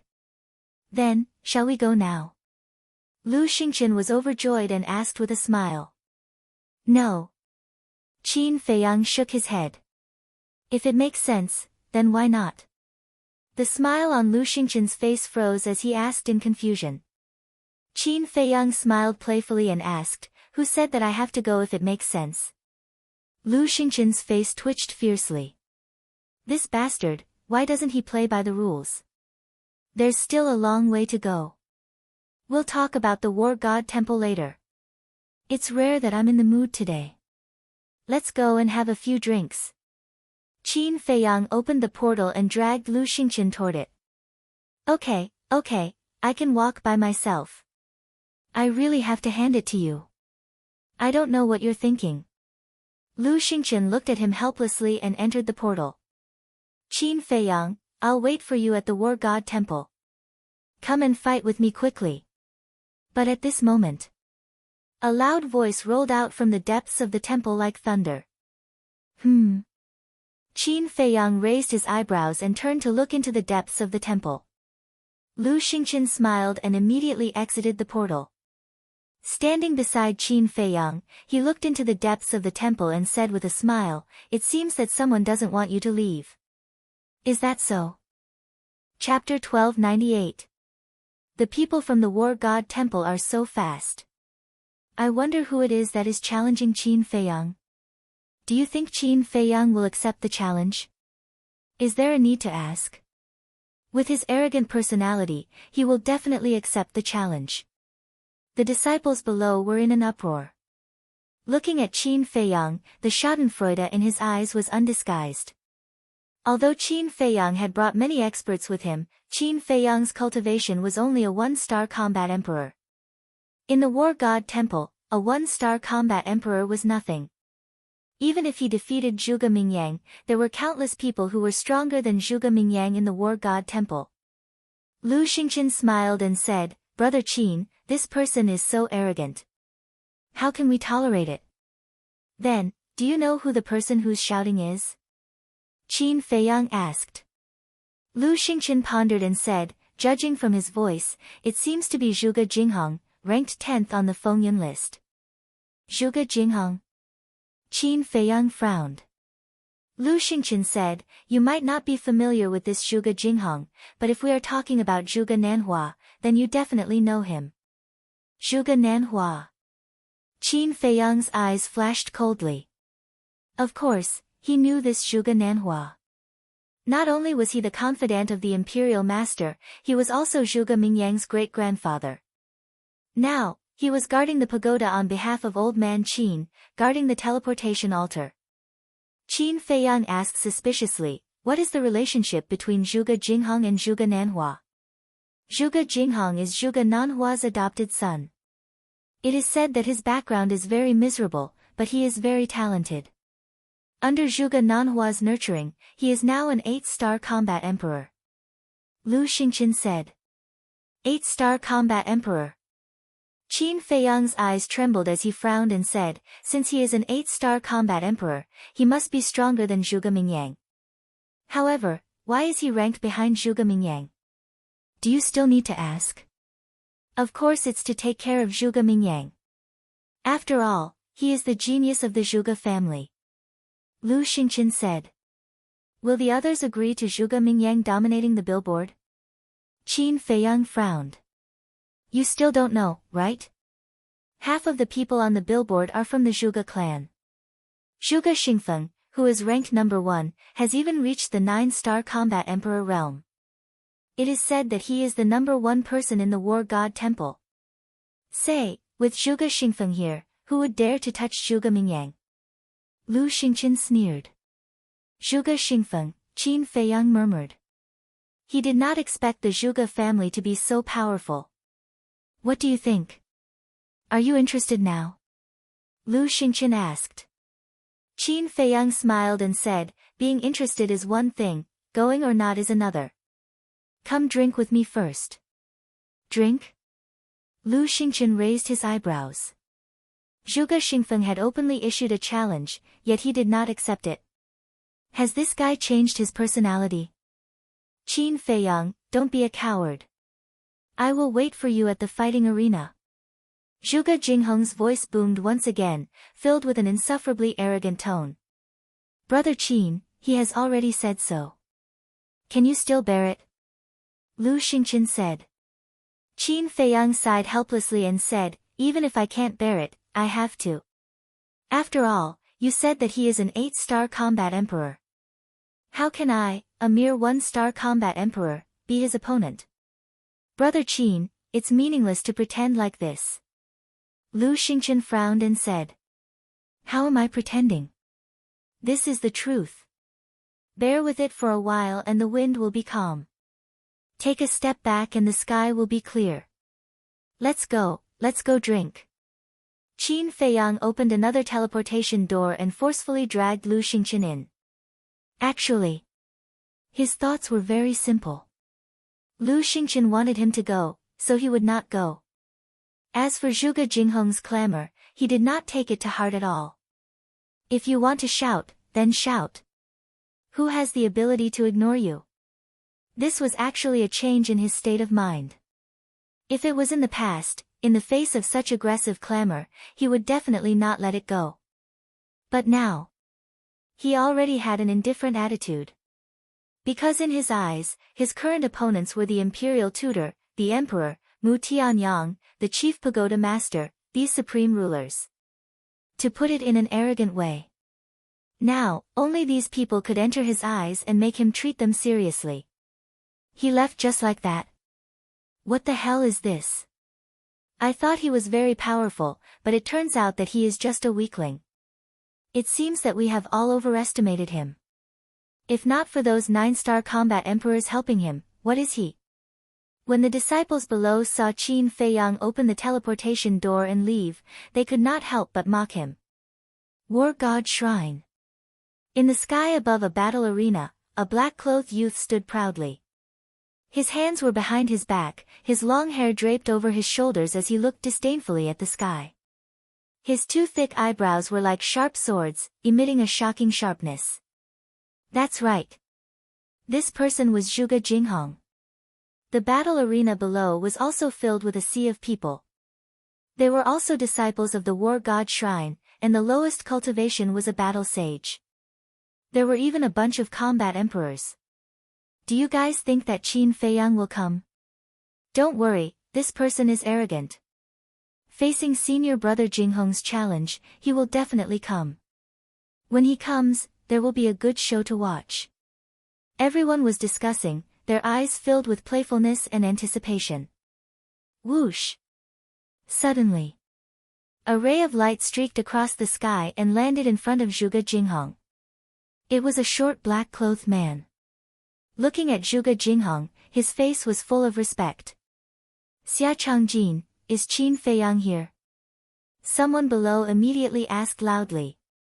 Zhuge Jinghong also retracted his gaze and looked at the short man. Xia Changjin glanced at the people below, looked at Zhuge Jinghong, and shook his head. "He didn't come. He didn't come."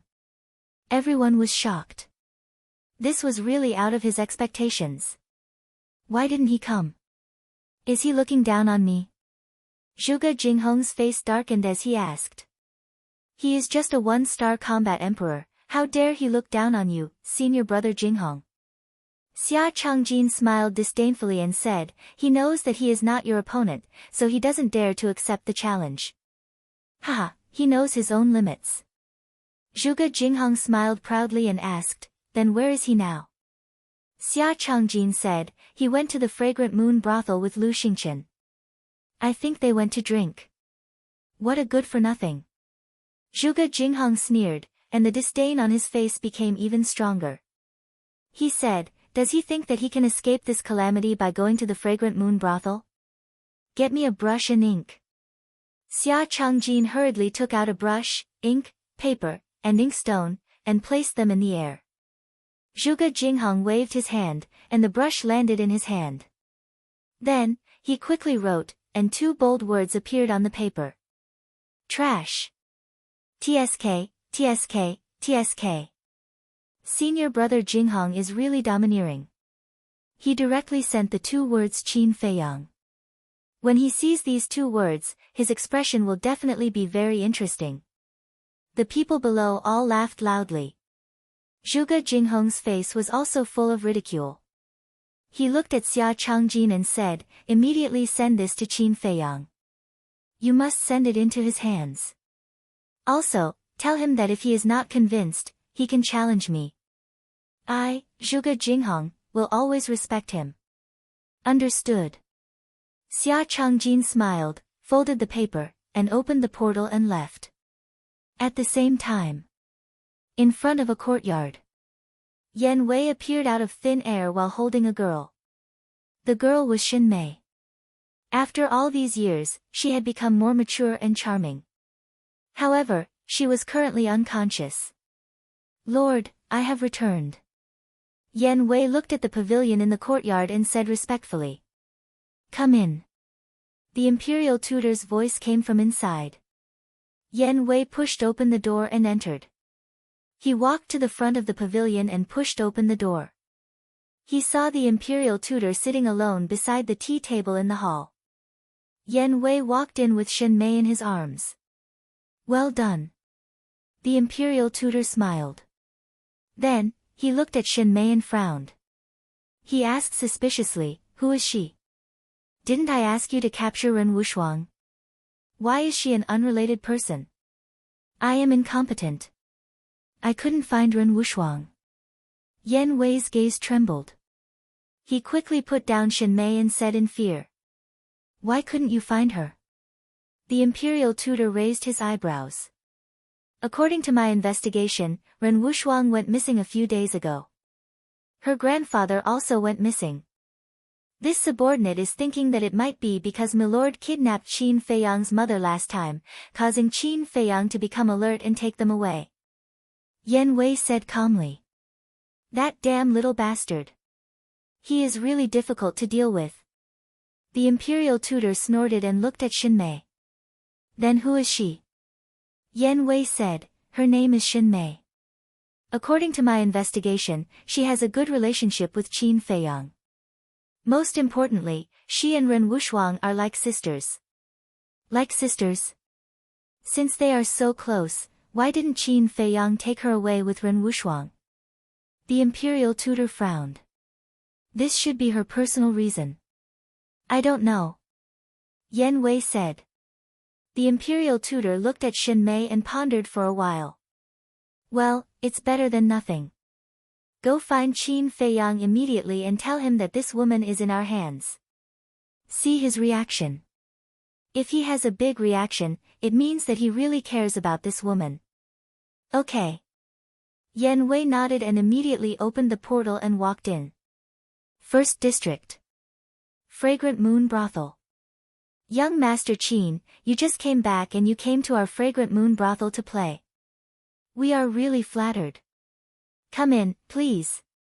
Seeing Qin Feiyang and Lu Xingqian enter the hall, two waiters hurried to greet them with flattering smiles. Qin Feiyang. Why did he come to the Fragrant Moon Brothel again? I just received news that he went to the Divine Palace. Hearing the voices of the two waiters, the guests in the hall all put down their bowls, chopsticks, and wine glasses in their hands and turned to look at Qin Feiyang, their eyes full of suspicion. Qin Feiyang stood in front of the door, glanced at the crowd, and said with a smile, I hope I didn't ruin everyone's mood. No, no. It's our honor to be able to eat and drink in the same place as young Master Qin, don't you think so? Yes, yes, yes. Everyone nodded and flattered. Qin Feiyang shook his head and smiled. He looked at the two waiters and said, arrange a quiet place for me, and bring me 2 pots of the best wine in your store. I want to properly entertain this good brother of mine. Good brother. Everyone's heart trembled. Looking at Lu Xingqian next to Qin Feiyang, their pupils contracted slightly. They didn't expect Lu Xingqian and Qin Feiyang to be so close. Some people even had envy in their eyes. Chapter 1299. A quiet place can only be the private rooms upstairs. I will arrange one for the 2 young masters. A waiter smiled. Qin Feiyang hurriedly waved his hand and said, no, no, we'll just sit in the hall. It's a little quiet. The 2 waiters looked at each other. Although the cost of the private room was higher than that of the hall, was Qin Feiyang a person short of money? Obviously not. Then why did he have to sit in the hall? But the 2 didn't dare to ask. Glancing around the hall, they found an empty table in the left corner. Let's sit there. It's in the corner. It's relatively quiet. What do you think, young Master Qin? The 2 waiters looked at Qin Feiyang and asked. Okay. Qin Feiyang nodded. Then, please. One of the waiters led Qin Feiyang to the table and said with a smile, I'll bring the food and wine to you right away. Please wait a moment. Okay. Qin Feiyang said. The waiter smiled, turned around, and ran away. Let's continue. Don't be so reserved. Qin Feiyang looked at the people in the hall and said with a smile. Then he sat down on a chair, pointed to the chair opposite him, and said with a smile, Brother Lu, please sit down. Lu Xingqian glanced at Qin Feiyang, walked to the opposite of Qin Feiyang, and sat down, glancing at the people around. Although those people were minding their own business and eating and drinking, they would glance at him from time to time. That kind of strange look made him very uncomfortable. Phew. He took a deep breath, looked up at Qin Feiyang, and said with a rather gloomy face, Is this the purpose of you bringing me to Fragrant Moon House? Purpose? Qin Feiyang was stunned and puzzled. What do you mean? I just asked you to accompany me to drink. What purpose can I have? Pretend, keep pretending. Lu Xingqian snorted coldly. Why should I pretend? Qin Feiyang became more and more puzzled. Lu Xingqian said angrily, Then let me ask you, why did you say that I'm your good brother in front of everyone? Are we not on good terms? Qin Feiyang asked. Do you think we're close enough to call each other brothers? Lu Xingqian was getting angrier and angrier. It's not that good, but what's wrong with me saying that? Qin Feiyang was suspicious. Nonsense. Of course not. What's your situation now? The imperial advisor, the emperor, and the Zhuge family are all trying to deal with you. But they can't do anything to you because you have someone protecting you. What about them? You can only start with those who are close to you. And now, you're publicly declaring that I'm your good brother. Aren't you clearly trying to drag me down with you? Lu Xingqian was furious. This guy was really insidious and cunning. If he was not careful, he would be tricked to death by him. Qin Feiyang's eyes flashed with a smile. He shook his head and said, Your imagination is too rich. In fact, it's not as complicated as you think. I just want to treat you to a few drinks. Don't talk nonsense. You think I don't know who Qin Feiyang is? You're not having a good time now, and you don't want me to have a good time either. Lu Xingqian snorted coldly. Young masters, the dishes are here. At this time, the waiter ran over with a few dishes, 2 pots of wine, and 2 wine glasses. After putting them on the table, he hurriedly ran away. Qin Feiyang chuckled, picked up the wine pot, and filled the 2 wine glasses. Then, he put down the wine pot, grabbed a wine glass, and handed it to Lu Xingqian. He said with a smile, "Don't be like this. Even if the imperial advisor wants to deal with you, with your ability, what are you afraid of? So you admit it?" Lu Xingqian sneered. "If you insist on thinking like this, then wouldn't it be the same if I didn't admit it?" Qin Feiyang said. "Phew." Lu Xingqian let out a long breath, took the wine glass, and said, "This time you're better, I admit defeat. Look at what you're saying, it's as if I've taken advantage of you." Qin Feiyang shook his head and smiled helplessly. He picked up the wine glass on the table and said, "How about this, if you really can't let it go, then I'll solemnly apologize to you and punish myself with 3 cups. After that, he raised his head and drank it all. Lu Xingqian rolled his eyes. He held the wine glass to the tip of his nose and sniffed it. He was about to drink it. But at this moment, a cold shout sounded at the entrance. "Where is Qin Feiyang?" He saw a short man in black standing at the entrance, arrogantly scanning the hall. It was Xia Changjin. Lu Xingqian frowned. He put down the wine glass and turned his head. When he saw Xia Changjin, his eyes immediately became playful. Qin Feiyang and the other guests in the hall also looked at Xia Changjin with a trace of suspicion in their eyes.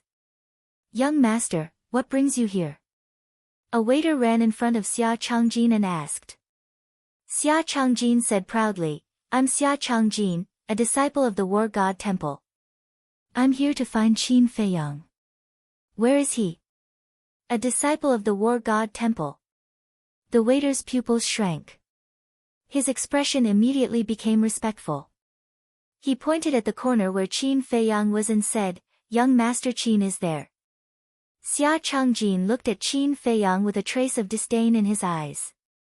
Then he strode towards Qin Feiyang. Why is a disciple of the War God Temple looking for Qin Feiyang? Everyone muttered in their hearts. As for Qin Feiyang, when he heard that this person was from the War God Temple, he immediately looked away. He poured himself a glass of wine and leisurely savored it. This person was only a 1-star combat emperor. He was not worthy of his attention. Xia Changjin walked in front of Qin Feiyang. When he saw Qin Feiyang's calm and leisurely appearance, the disdain on his face became even stronger. Is he really so calm that he doesn't dare to accept the challenge? He took out the folded paper from his bosom and slapped it on the table. He sneered, "This is a big gift from senior brother Zhuge Jinghong." Qin Feiyang suddenly smiled. He looked at Lu Xingqian and said, "I was wondering who it was. Turns out it's just a lackey who ran away." Lu Xingqian also laughed. From the beginning to the end, the two of them did not even look at Xia Changjin properly. That disdainful attitude and those sarcastic words made Xia Changjin furious. He shouted, "You better watch your words." Qin Feiyang still ignored him.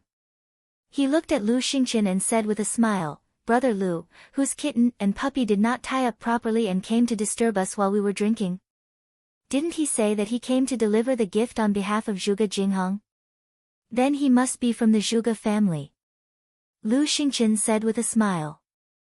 "I see. Birds of a feather flock together." Qin Feiyang suddenly understood and said with a smile. The faces of the guests and waiters in the hall turned red. These two are really good. They don't even use vulgarities when cursing. However, Xia Changjin was about to explode in anger. He slapped away the wine glasses in Qin Feiyang's hands and shouted, "I dare you to say that again." Qin Feiyang's and Lu Xingqian's faces immediately darkened. They turned to look at Xia Changjin. Their cold eyes made Xia Changjin's body tremble. An indescribable fear emerged in his heart. However, when he thought of Zhuge Jinghong behind him, he became more confident. What? Do you dare to touch me? Let me tell you, I came to deliver the gift on behalf of Senior Zhuge Jinghong. If you dare to touch a single hair on my head, Senior Zhuge Jinghong will not let you off. I think that with Senior Zhuge Jinghong's status in the War God Shrine, I should tell you.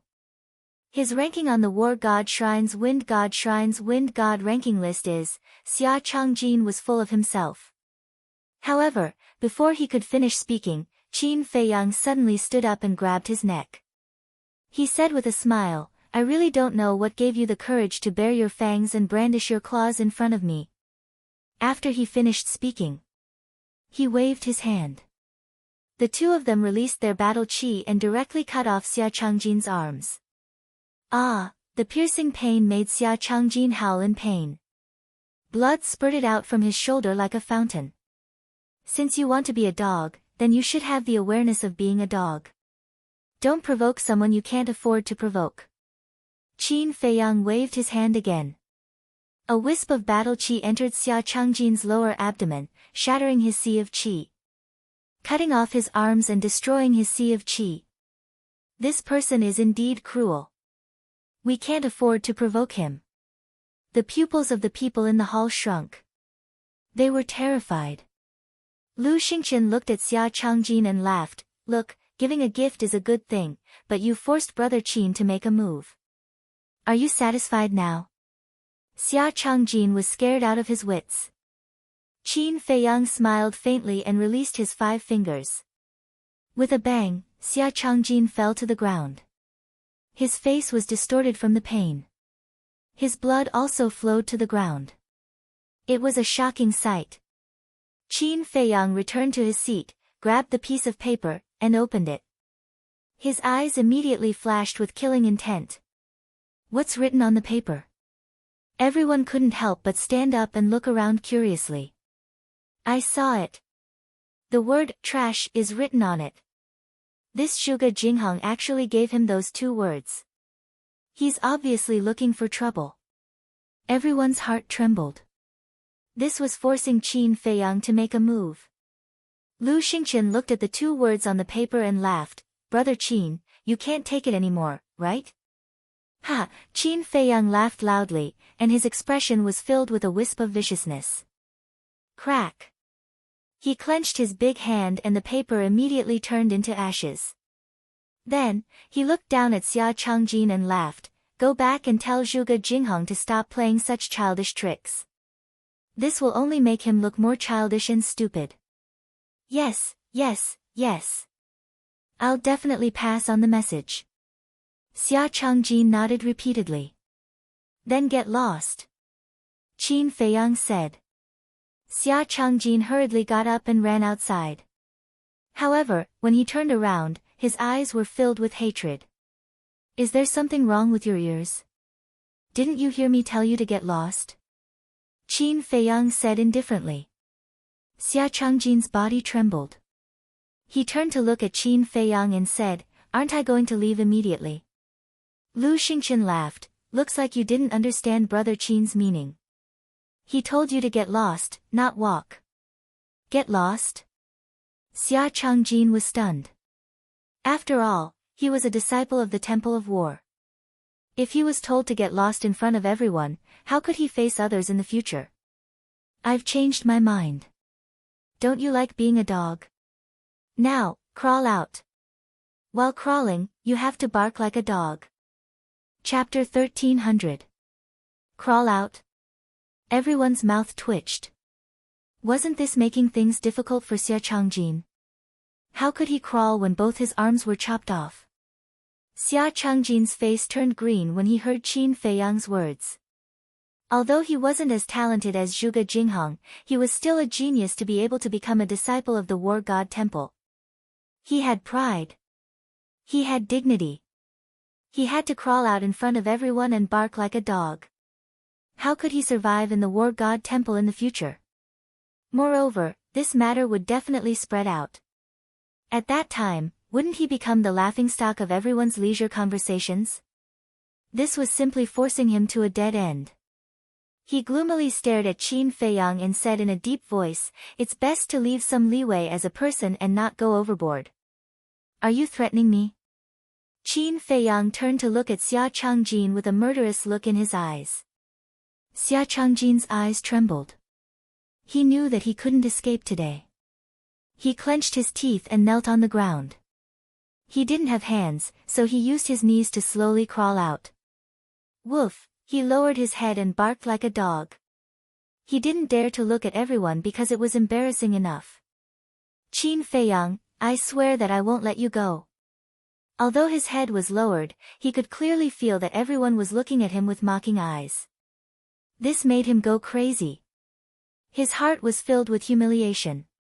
He swore in his heart that he wouldn't let this matter go. At this moment, outside the door, a middle-aged man in black stood quietly and looked at Xia Changjin expressionlessly. However, if one looked closely, they would find that there was a hint of contempt in his eyes. This person was Yen Wei. He came to find Qin Feiyang under the orders of the imperial tutor, but he didn't expect to see such a good show. In his heart, he was also sincerely happy for Qin Feiyang. During this trip to the reincarnation ocean, not only did Qin Feiyang's strength increase, but he also subdued a large number of strong cultivators. Now that there were no false gods, who could compete with Qin Feiyang? I didn't choose the wrong person.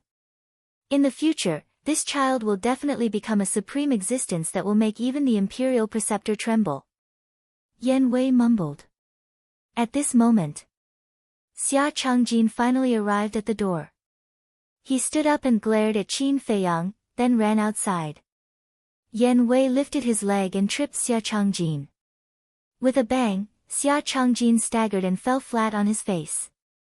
2 of his front teeth were broken. Ugh! Everyone was stunned. Qin Feiyang and Lu Xingqian also looked at each other. "My apologies. I didn't notice. Are you okay?" Yen Wei's eyes flashed with ridicule. He hurriedly helped Xia Zhangjin up and apologized. "Are you fucking looking for death?" Xia Zhangjin was furious, but when he saw Yen Wei's face, his expression changed. At that time in the first district, Yen Wei was following beside the state preceptor, and many people saw it. Xia Changjin also knew. After all, Yen Wei had challenged Qin Feiyang in front of countless people. He was now considered a celebrity in the city. As such, seeing that it was Yen Wei, Xia Changjin could only swallow his anger. "What did you say just now?" "I'm looking for death." "Do you know who I am?" However, Yen Wei did not want to let Xia Changjin off. He sneered. No, this is a misunderstanding." Xia Changjin hurriedly shook his head. "Misunderstanding? I'm a law enforcer of the Law Enforcement Hall, but I was insulted by a disciple in public. If this were to spread, wouldn't I become a joke?" Yen Wei yelled angrily. "You're a law enforcer?" Xia Changjin's expression changed. Yen Wei directly took out the law enforcer token. "This disciple has eyes but failed to see. Please forgive me." Xia Changjin shivered and knelt on the ground to beg for mercy. The law enforcers in the divine hall were like the god of death. The disciples basically stayed away from them. Sigh. Looking at this scene, the people in the hall could not help but sigh in their hearts. He had just been severely humiliated by Qin Feiyang and now bumped into the muzzle of a law enforcer. One had to admit that this guy was really unlucky. "You'd better be careful next time." Yen Wei snorted coldly and said expressionlessly, "Get lost." Yes. Xia Changjin hurriedly got up. "I'm asking you to get lost." Yen Wei yelled and raised his hand to slap Xia Changjin's face. Ah! With a scream, Xia Changjin immediately flew out and smashed into the street below. I'll get lost immediately." However, he did not dare to complain at all. He hurriedly curled up into a ball and rolled on the street like a rubber ball. What's going on? Is there something wrong with this guy's brain? Why is he rolling on the ground? Those who did not know what was going on could not help but be dumbfounded when they saw this scene. Yen Wei smiled disdainfully. He tidied his clothes and turned to enter the fragrant moon house. Welcome, my lord. A few waiters went up to greet him respectfully. Yen Wei said coldly, I'm looking for Qin Feiyang. You can go back to your work. He's looking for Qin Feiyang again. When everyone heard this, they could not help but turn to look at Qin Feiyang. This guy was really a jinx. As soon as he came back, he caused a storm in the city. It was difficult to calm down. Law enforcer, Lu Xingqian looked at Yen Wei and his eyes flashed slightly. Then, he looked at Qin Feiyang and said telepathically, why is he looking for you? He did not know that this law enforcer was Yen Wei. It's definitely not something good. Qin Feiyang snorted coldly. Yen Wei strode to the table and glanced at Lu Xingqian. Then, he looked at Qin Feiyang and said, is it convenient for you to talk? Qin Feiyang said indifferently, if you have anything to say, just say it. After you're done, get lost. Don't hinder us from drinking. Everyone was stunned. He dared to be so arrogant in front of a law enforcer. As expected of Qin Feiyang. Yen Wei's eyes surged with a cold light. He did not hide it. Say it. Do you want to crawl out like Xia Changjin? Qin Feiyang said impatiently. Kid, don't be too arrogant. Yen Wei smiled coldly, leaned in front of Qin Feiyang, and whispered, do you know Shinmei? She's in our hands now. He did not transmit his voice. But his voice was very soft. Only Qin Feiyang and Lu Xingqian could hear it. What? Qin Feiyang's expression changed. Lu Xingqian clenched his fists. If you want to save her, you should know what to do. Yen Wei chuckled, got up, and left. Qin Feiyang said, go back and tell the state preceptor that if he dares to hurt her, I will make him regret it for the rest of his life. You'd better pray for yourself. Yen Wei said with a smile without turning his head. This guy is too good at acting. Qin Feiyang laughed and transmitted his voice, if the state preceptor really wants to take you as his confidant, he should use the blood-soul technique to control you. But you don't have to worry, I have a way to remove the blood-soul technique. Now I will help you remove the slave seal. Then, with a thought, the slave seal in Yen Wei's soul directly dissipated. When he first met Yen Wei in the Black Dragon Glacier, Qin Feiyang used the slave seal to control him.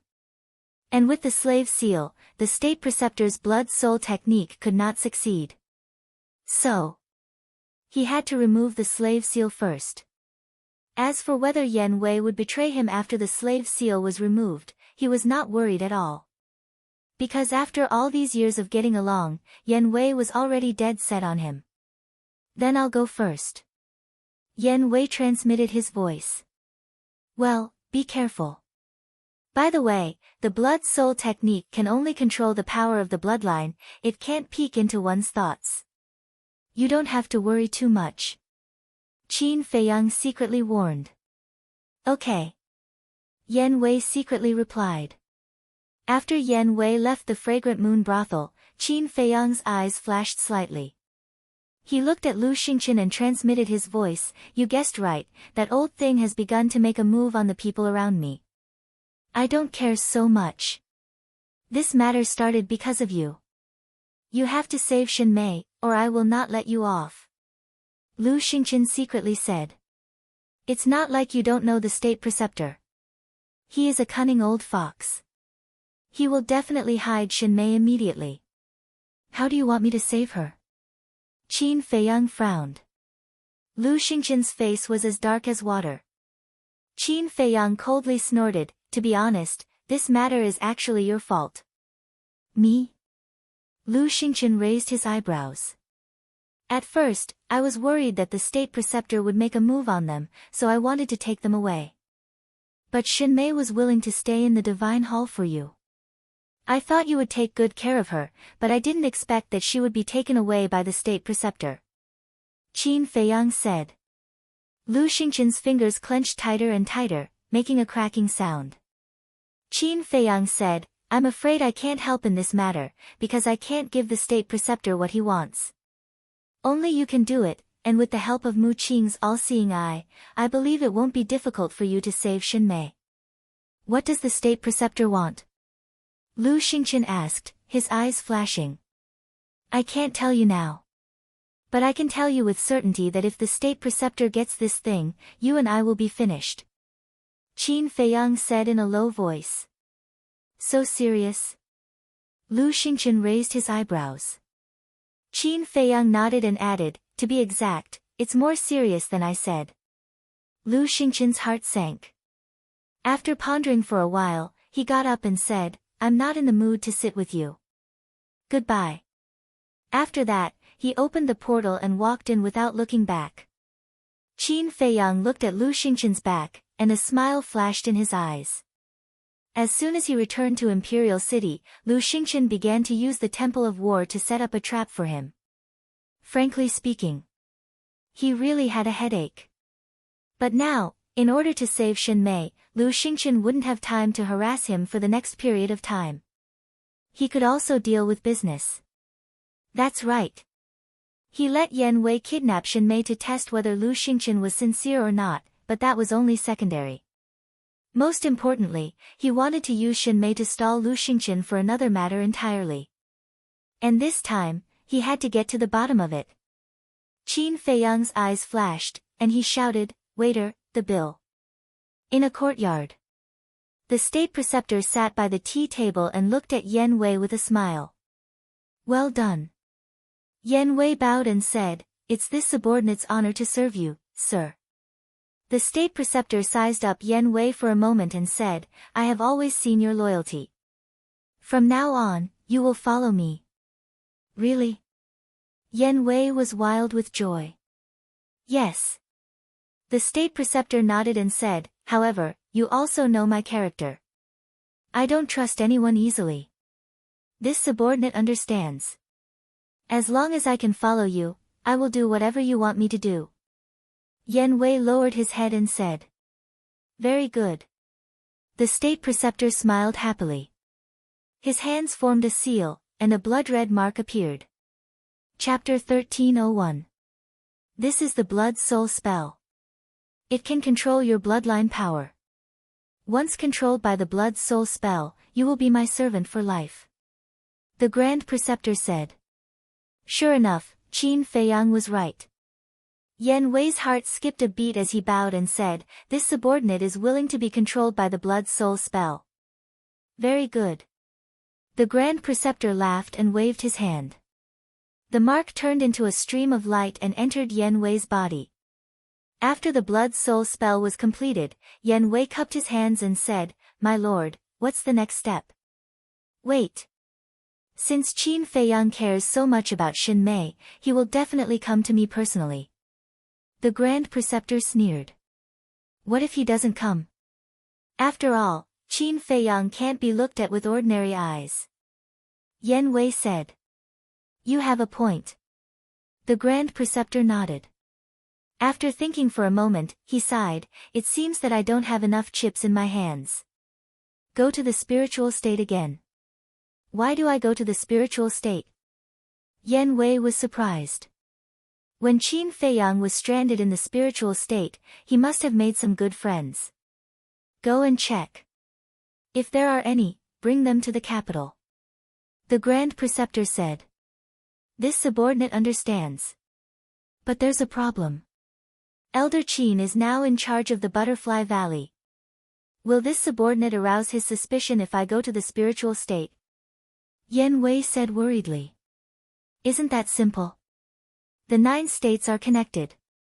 You can go to the other 8 states first before entering the spiritual state. How about this? Go to the pagoda and find Zhuge Nanhua. He will make the arrangements. The Grand Preceptor said and gave the coordinates of the pagoda to Yan Wei. Yes. Yan Wei responded respectfully and opened the portal to leave. Somewhere in the void of the hall, there was a spatial divine item hidden. Mu Qing stood beside Lu Xingqian and frowned. My lord, Is Shinmei really that important to you? Is that something you should ask? Lu Xingchen raised his eyebrows. Mu Qing quickly lowered her head and didn't dare to make a sound. Lu Xingchen looked at the state preceptor on the screen and asked, "Are you sure Shinmei is here? My all-seeing eye won't make a mistake." "It's definitely here. However, I can't predict the exact location. I think the Imperial Preceptor must have set up a divine power barrier around Shinmei," Mu Qing said. "This old bastard." Lu Xingchen's eyes flashed with killing intent. Suddenly, the Imperial Preceptor, who was drinking tea in silence, released his divine sense and instantly captured the divine spatial item hidden in the void. Lu Xingchen saw that the situation was not good and immediately drove the spatial divine item away. The state preceptor didn't pursue and murmured, "It seems like you really care about this woman." He thought it was Qin Feiyang. But he didn't know that it was Lu Xingchen. Pagoda. Zhuge Nanhua sat in front of the pagoda with his eyes closed. His aura was unfathomable. Yan Wei appeared out of thin air. He glanced at the pagoda and bowed. "Greetings, Lord Zhuge Nanhua. What are you doing here?" Zhuge Nanhua opened his eyes and looked at Yan Wei suspiciously.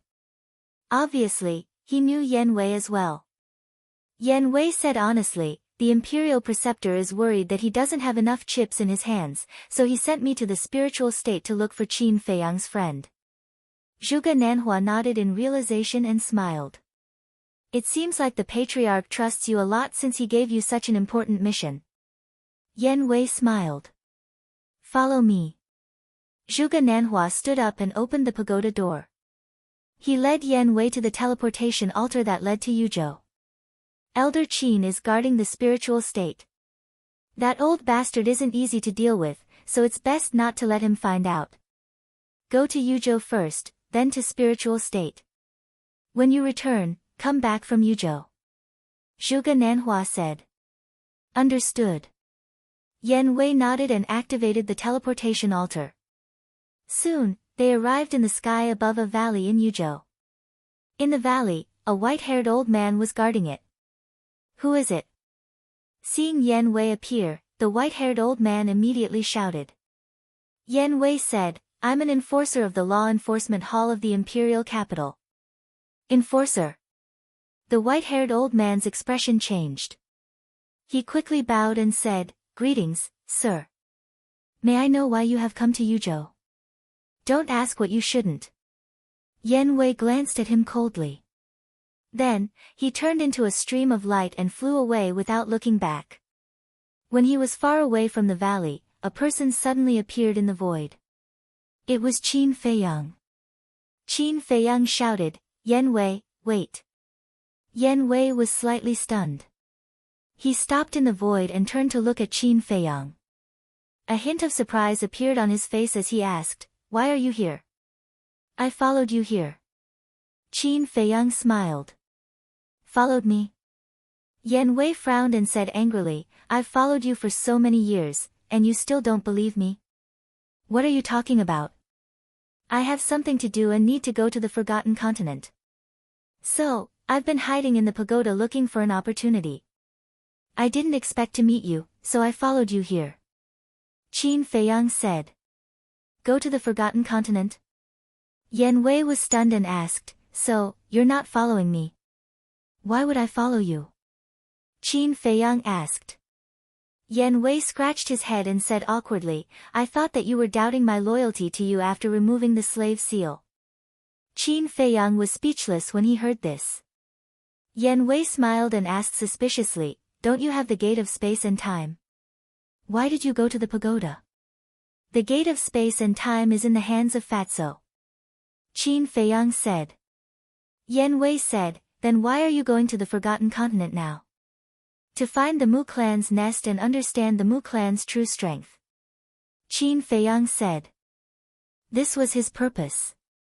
"Understood. You're preparing for a rainy day. However, we couldn't find the Mu clan's nest after investigating for so long. This time, you might not be able to find it," Yan Wei said. "Don't worry, I'm confident this time." Qin Feiyang smiled. That's good. Oh right, you heard my conversation with Zhuge Nanhua just now, what do you think I should do? Yan Wei asked. Qin Feiyang smiled and said, now that you've gained the trust of the imperial tutor, it doesn't matter what you do. It doesn't matter what I do, Yan Wei murmured and suddenly smiled and nodded, understood, then I'll go. Wait. Don't let Lu Xingqian save Shen Mei too easily. Because once he saves Shen Mei, he'll immediately think of me. I don't want him and Mu Qing to go to the Forgotten Continent to mess things up. Qin Feiyang said. Okay. Yan Wei nodded. Then go. Qin Feiyang smiled and said. The Mu clan has more than one false god, you have to be careful. Yan Wei exhorted before turning around and leaving. After watching Yan Wei leave, Qin Feiyang opened the portal and directly descended on the Butterfly Valley. I was wondering why I kept sneezing today, so it's because we have a distinguished guest. A hoarse voice suddenly sounded in the Butterfly Valley. Qin Feiyang looked in the direction of the voice and saw Old Man Qin sitting alone by the lake, fishing with a fishing rod.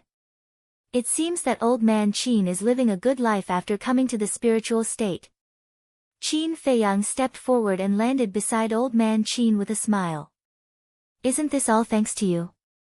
But to be honest, this old man really likes this kind of carefree life. Old Man Qin chuckled.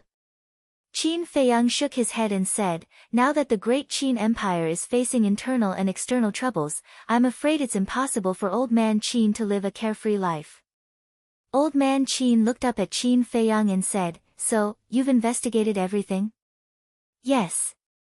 There's conclusive evidence that the national advisor is trying to usurp the throne. Mu Tianyang has also revealed his fangs. However, our current emperor not only doesn't realize it, but also thinks about his own desires all day long. To be honest, I'm really worried about the fate of the great Qin Empire. Qin Feiyang sighed. Old Man Qin asked with a smile, then why don't you tell him? Will it work? Besides, will he believe me? Qin Feiyang said. Sigh. Old Man Qin sighed and said, it's not just you, even I don't dare to be honest with His Majesty. His Majesty is becoming more and more incomprehensible. Then, Old Man Qin smiled and said, but fortunately, there's still you. I believe that with your ability, you can definitely solve these problems. You're overestimating me. Let me say something that shouldn't be said. Most people at my age are still drinking and having fun. Why do I have to bear such a heavy responsibility? Qin Feiyang looked at the calm lake and said. This is the fate of people. Some people are born mediocre, some people are born rich, and you're born with the responsibility of the world. Perhaps this is unfair to you, but have you ever thought about what is fair in this world? It can be said that there is no fairness in this world. Old Man Qin sighed. Fate, Qin Feiyang murmured, looked up at the sky, and shook his head, I don't believe in fate, I only believe that man can conquer the heavens. Old Man Qin smiled and said, with your words, I believe that you can bear this heavy responsibility. Qin Feiyang shook his head and laughed. Old Man Qin asked, why did you come to the spiritual state this time? To the Forgotten Continent. Qin Feiyang said. Just as he was about to explain, Old Man Qin waved his hand and said, from now on, I won't care about what you do, because I believe that you won't do anything to harm the great Qin Empire. Thank you. Qin Feiyang cupped his hands and said. The meaning of Old Man Qin's words was obvious, he supported him unconditionally. By the way. Qin Feiyang suddenly thought of something and said, Old Man Qin, can I ask you a question? What? Old Man Qin said. Qin Feiyang frowned and said, what is the opportunity to become an immortal? Now, although he didn't lack powerhouses by his side, he didn't have a single false god. And now? Only with a few false gods by his side would he have the capital to compete with the imperial advisor, the emperor, and the chief tower master. The opportunity to become an immortal?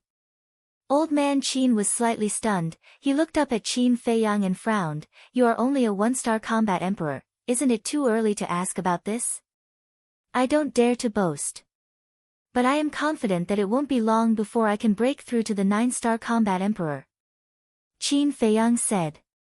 Old man Qin smiled helplessly. This was called not boasting.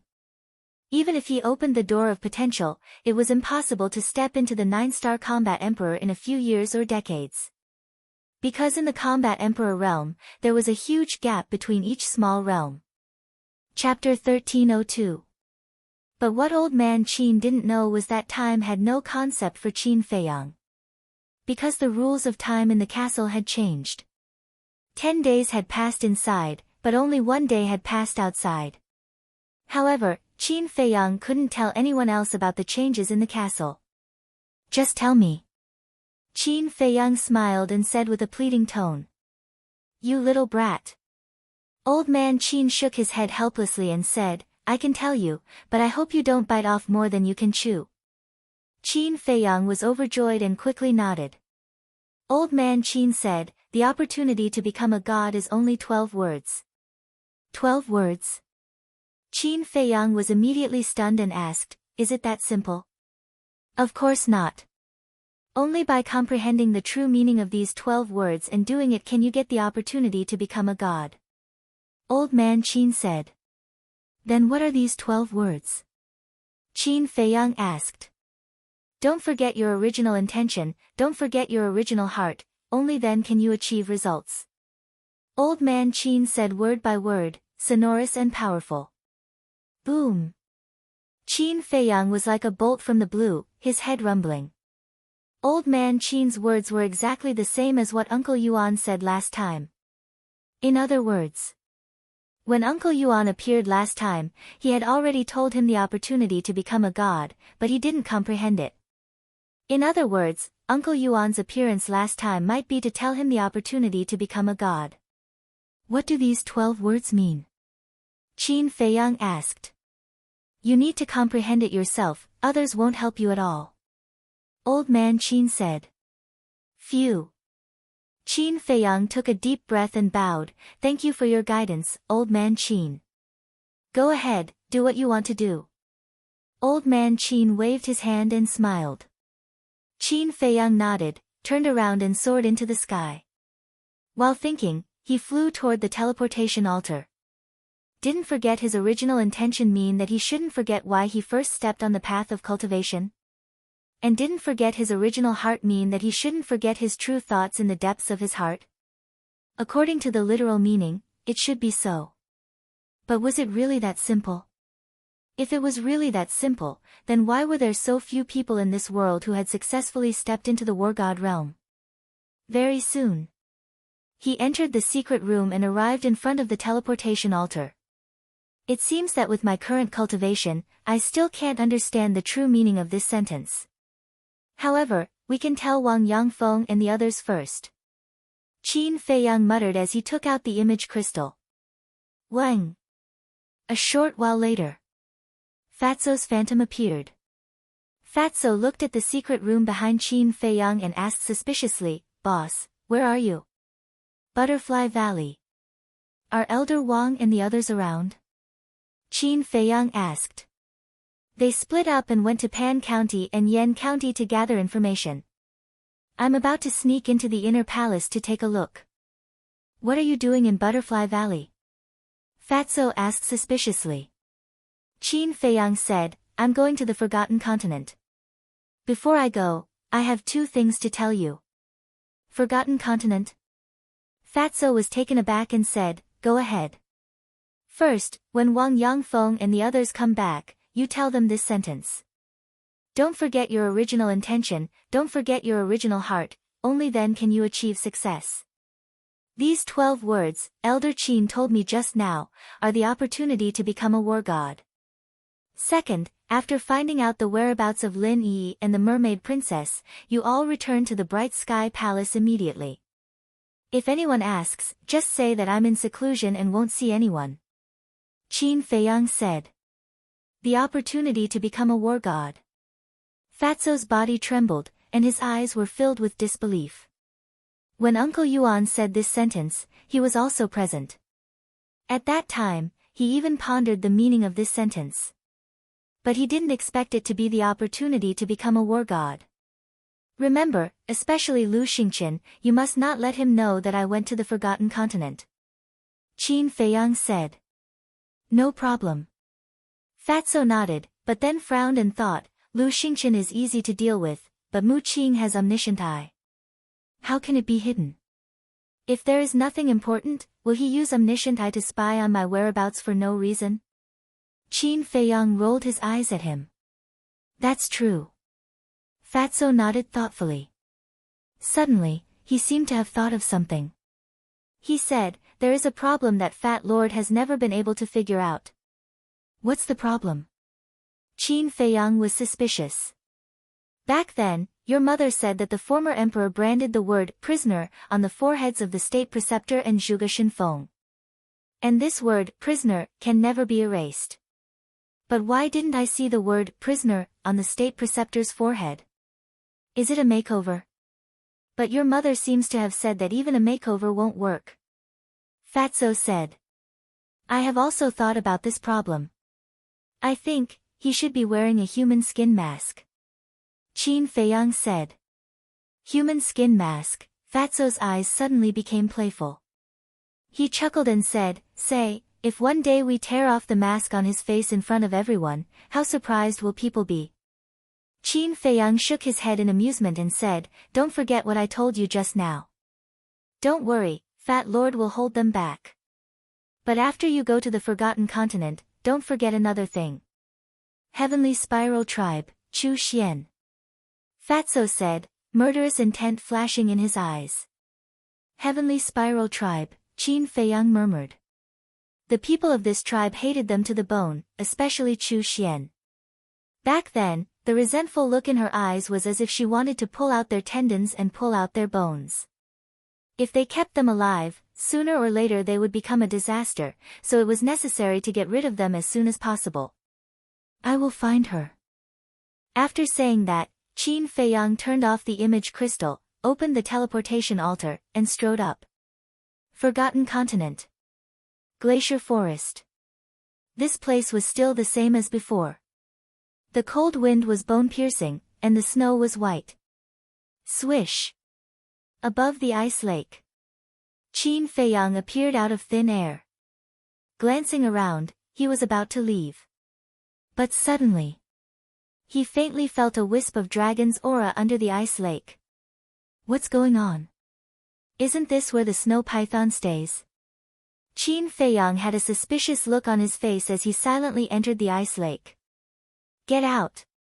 But at this time, a cold shout with a bone-piercing murderous intent suddenly exploded in Qin Feiyang's mind. Qin Feiyang quivered and hurriedly turned around and ran out of the ice lake. Because the owner of this voice was the snow python. Senior, Junior did not mean to disturb, please forgive me. Looking at the ice lake, Qin Feiyang cupped his hands and said a few words. He then flew away without looking back. What a joke. This snow python was a true god of war. Even the state preceptor could not resist it, let alone him. So, it was better to stay away from her. But what was with that dragon's aura? Could it be that a baby dragon was born under the ice lake? Dragon, Qin Feiyang's eyes flickered. The dragon's aura at the bottom of the ice lake reminded him of the little white dragon in the main tower. He did not know where the little white dragon was hiding. Looks like I have to talk to Li Yan. Because only Li Yan could find the little white dragon. This is the Forgotten Continent. But suddenly, a voice full of curiosity entered Qin Feiyang's ears. Qin Feiyang was stunned. He stopped in the air and turned his head to look. His body suddenly stiffened. He saw a young man with dark skin and bare upper body standing above the ice lake, curiously looking around. Who else could it be but Lu Zheng? Little cousin, long time no see, did you miss me? Lu Zheng also looked at Qin Feiyang and grinned, revealing a mouthful of white teeth. Qin Feiyang rolled his eyes. Whoosh! Lu Zheng cut across the sky and rushed in front of Qin Feiyang. He said unhappily, you are too mean. We are brothers who have been through thick and thin. Why didn't you call me when you came to the Forgotten Continent? Wait. Qin Feiyang hurriedly waved his hand and frowned. Aren't you in the imperial capital? Yes. I am in the imperial capital. Lu Zheng nodded. Then why are you here? Qin Feiyang was puzzled. From the imperial capital to the spiritual state, one had to pass through the pagoda. And the pagoda was guarded by Zhuge Nanhua. How did Lu Zheng come? Also, why didn't Elder Qin stop him?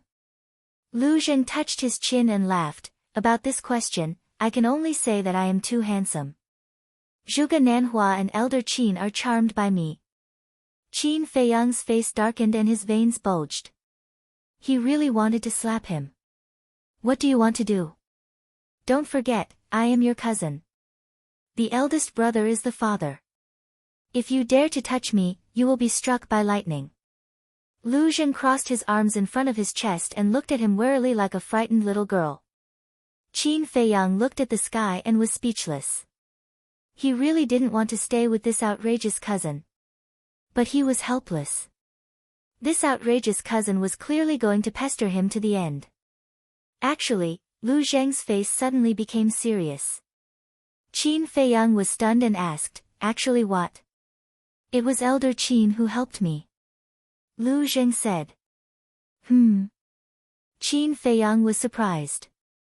In the past, he didn't know about the state preceptor's conspiracy, so Elder Qin didn't like our Lu family very much. But now, he has already sided with us. Speaking of which, this is still to your credit. Lu Zheng said with a smile. I see. Qin Feiyang murmured. Lu Zheng asked, by the way, where is Aunt? Mother, she's missing again. Qin Feiyang sighed. What the hell? Lu Zheng's face froze, and he said, she's not in your castle. Qin Feiyang shook his head. What are you doing? It wasn't easy to save Aunt. How can you abandon her? Lu Zheng said angrily. Who said that I abandoned Mother? Let me tell you, no one in this world cares about Mother more than I do. Qin Feiyang shouted. Lu Zheng also realized that he had said something wrong. With a trace of apology on his face, he asked, then what's going on? Qin Feiyang briefly told him about the situation when his mother left. Alas! Aunt, why did you do this? After hearing this, Lu Zheng couldn't help but let out a long sigh. Qin Feiyang was stunned. He grabbed Lu Zheng's clothes and said anxiously, from what you said, do you know where Mother went? How would I know? Lu Zheng rolled his eyes at him and sighed, I'm just lamenting that Aunt's life has been too difficult. She should stop and have a good rest. A trace of disappointment crept into Qin Feiyang's eyes.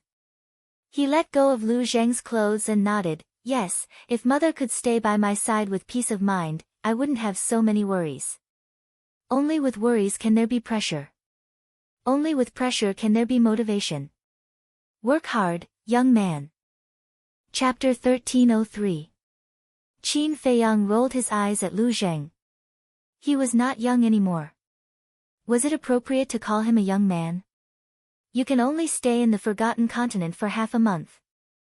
If you do not report to me after half a month, I will personally come to find you. But at that time, you will have to pay a heavy price. Suddenly, the snow python's cold voice came from the ice lake.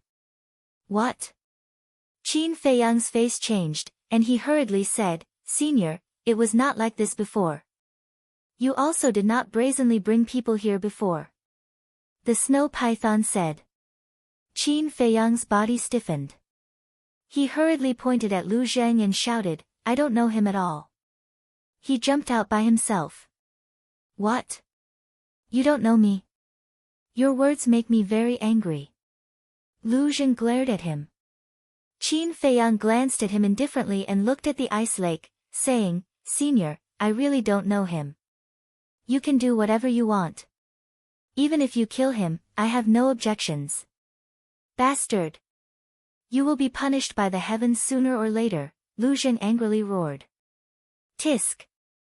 Qin Feiyang looked at Lu Zheng with disdain, and then looked at the ice lake, saying, "Senior, half a month is too short. Can you give me a few more days?" However, no matter what he said, the snow python did not respond to him. "It's all your fault." Qin Feiyang glared at Lu Zheng angrily. "It's none of my business." Lu Zheng coldly snorted. Qin Feiyang rubbed his head, turned into a stream of light, and flew away. Half a month had passed in the blink of an eye. He had to speed up. "Wait for me." Lu Zheng hurriedly caught up and asked in a low voice, "Who was the woman who spoke just now? You seem to be very scared." "Nonsense. Even the state preceptor could not fight back in front of her." "Do you think I'm not scared?" Qin Feiyang said in a deep voice. "What? Then wouldn't she be?" Lu Zheng was dumbfounded and full of shock. "As long as you understand," Qin Feiyang said. "TSK TSK TSK. There are even real war gods. This forgotten continent is truly an interesting place." Lu Zheng was speechless. His eyes were filled with anticipation. "Interesting?" Qin Feiyang snorted inwardly. Although it was interesting, it was also a place where people could lose their lives. "Where to now?" Lu Zheng asked. "Let's leave this glacier first," Qin Feiyang said. Whoosh! The two of them streaked across the sky like lightning and soon flew out of the glacier forest, arriving in the sky above a desolate tribe. Lu Zheng scanned the tribe and asked suspiciously, "Why is there no one here?" "Dead," Qin Feiyang said. The tribes in the first and second regions had all been massacred by the mysterious madam. It would be strange if there were people. He waved his hand, and a group of ferocious beasts appeared. There were at least 80 or 90 of them. They were all 9-star emperor beasts, including the seahorse and the seal. Qin Feiyang said, "I want to find a tribe. Seahorse and seal, take a pair each and split up to look." "What tribe? Is it easy to find?" the seahorse and the seal asked.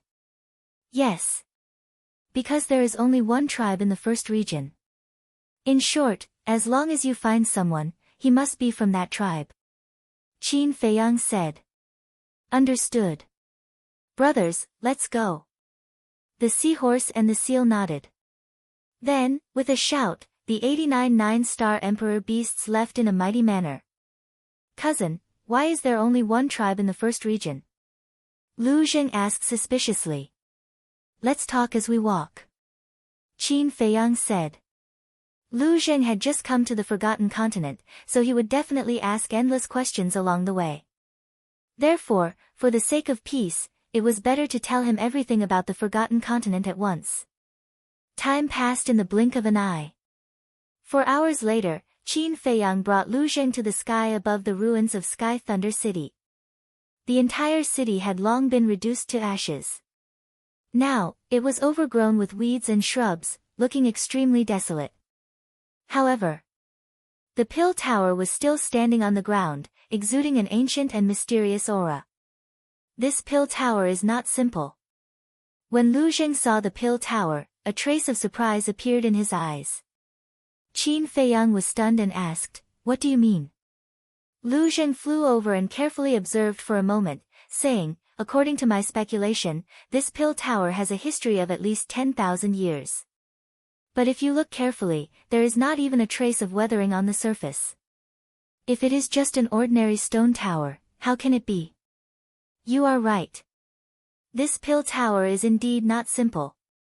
Back then, when we were fighting here, the entire city was razed to the ground.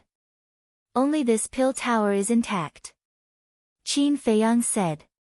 "Could it be a divine artifact?" Lu Zheng was bewildered. Qin Feiyang said, "If it is a divine artifact, even if it has not recovered, it should still have divine power." "But do you feel divine power?" "No." Lu Zheng shook his head and walked around the Pill Tower. Then, he stood in front of the door and asked, "Do you want to go in and take a look?" The door was wide open. The inside was full of dust and the walls were covered with cobwebs. "Whatever."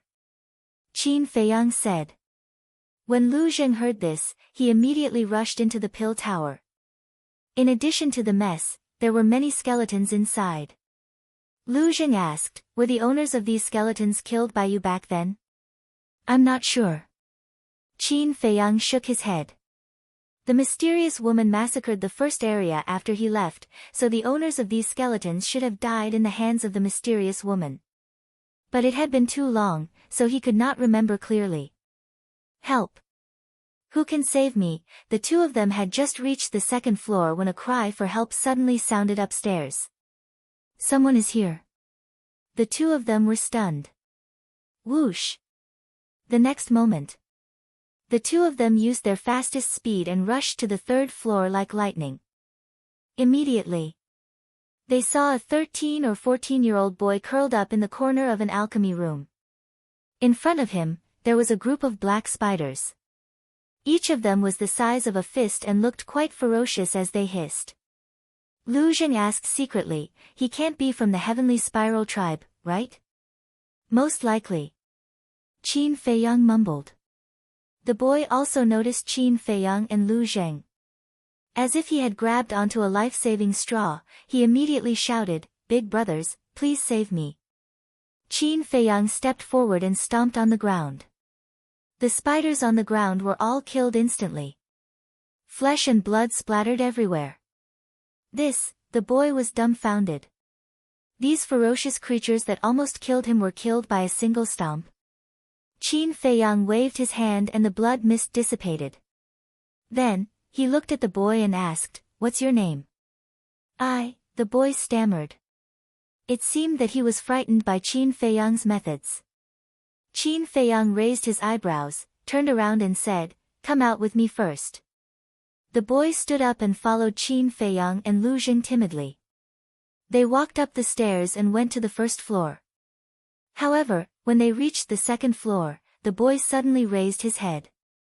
His eyes that were originally filled with fear were filled with a shocking murderous glint. Following that, he took out a dagger from his Qianquan bag and stabbed towards Qin Feiyang's back. The boy only had the cultivation of a martial master, while Qin Feiyang was a war emperor. The difference was like heaven and earth. How could the boy succeed? Qin Feiyang stopped and released a wisp of aura. The boy was sent flying and crashed into the stone stairs behind him. Clang! The dagger fell to the ground. The boy spat out a mouthful of blood. His face was pale, but he looked at Qin Feiyang with eyes full of hatred and madness. Qin Feiyang turned to look at the boy and said indifferently, I saved you.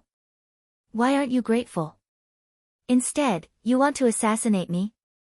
Because you deserve to die. The boy roared. Why do I deserve to die?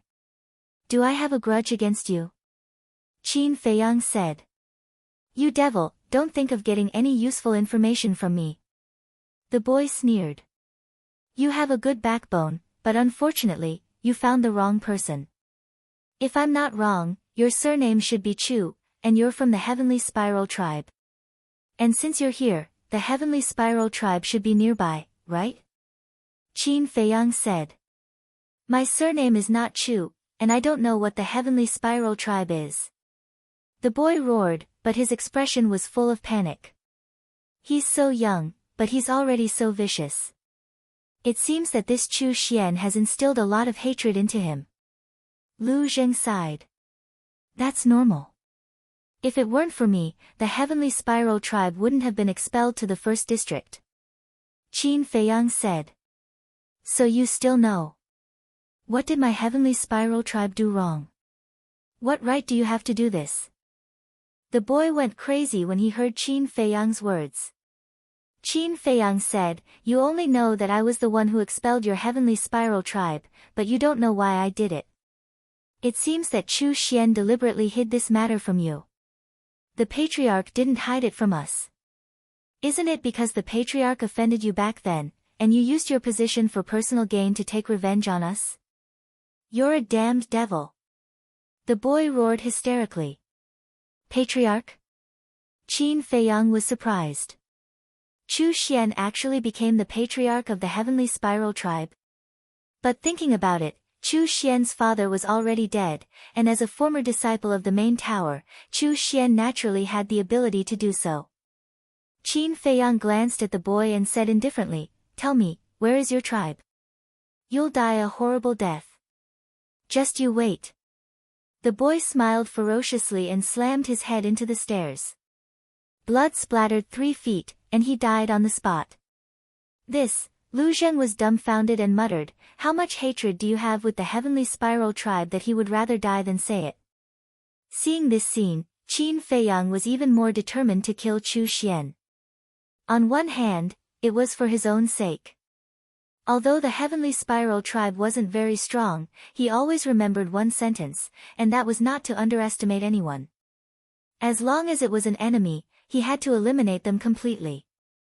On the other hand, it was because Chu Xian was instilling this hatred in the people of the heavenly spiral tribe.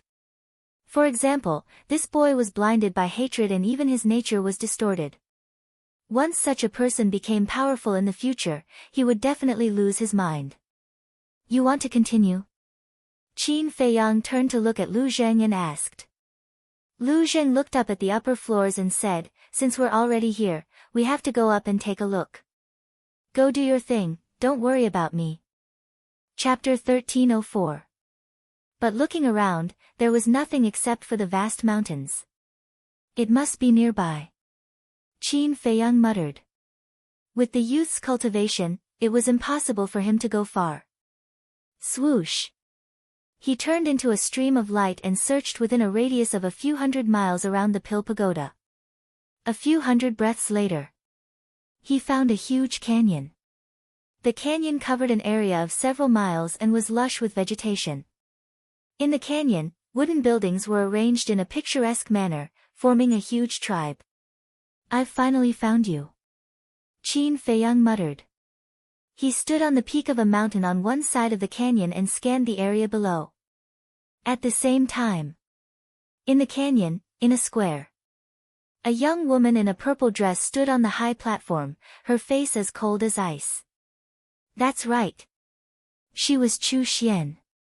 Below the high platform, there were many youths standing in an orderly manner.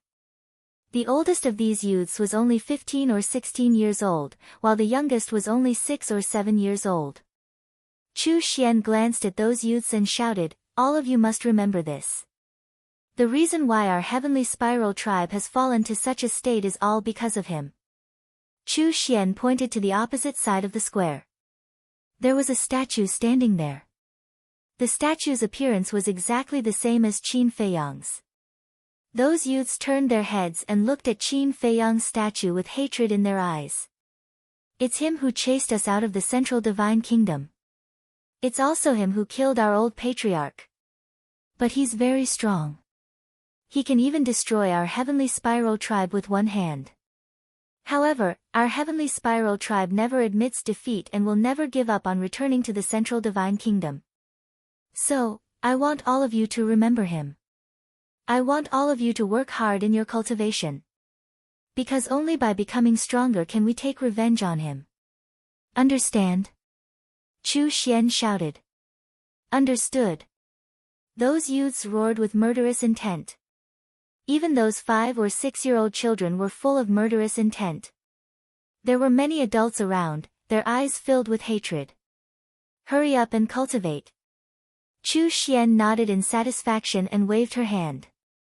After the youths left, a middle-aged woman walked up to the stage and said, "Xian, I know you hate Qin Feiyang, and we all hate him, but you can't tell the children these things every day. It will make them lose their happiness." "Happy? Do we still have the right to be happy now?" Chu Xian snorted coldly. The woman was her birth mother, but there was no emotion in her eyes, only coldness. Alas! The woman sighed deeply, then silently turned and left. Chu Xian glanced at the woman's back and clenched her fists. She sneered, "Qin Feiyang, I swear I'll make you pay. Do you have the ability?" But before he could finish his sentence, a voice filled with mockery sounded. "Who?" Chu Xian looked up and saw a white figure descending from the sky. "It's you."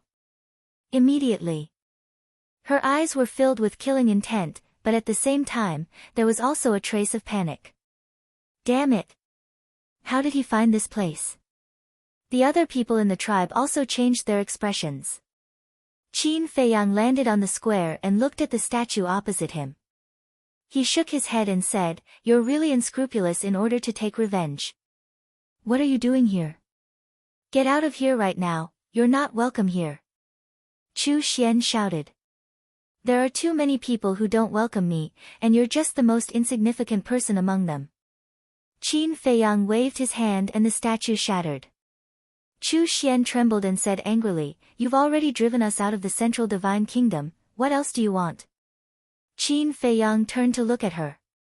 His cold eyes made Chu Xian despair. She never thought that Qin Feiyang would find this place. And Qin Feiyang's purpose of coming here was very obvious. He wanted to eliminate the source of the problem. "If you can turn over a new leaf and turn over a new leaf, I'll consider letting the Heavenly Spiral tribe go. But what you've done has disappointed me. It's not fair for you to impose your hatred on those children." Qin Feiyang shook his head. "Fair? Haha, if there's such a thing as fairness in this world, why would the Heavenly Spiral tribe end up like this?" Chu Xian had gone crazy. "Until today, you still haven't realized your mistake. You're really hopeless." Qin Feiyang raised his arm and pointed at the air. A wisp of red sword chi appeared and swept toward Chu Xian's chest.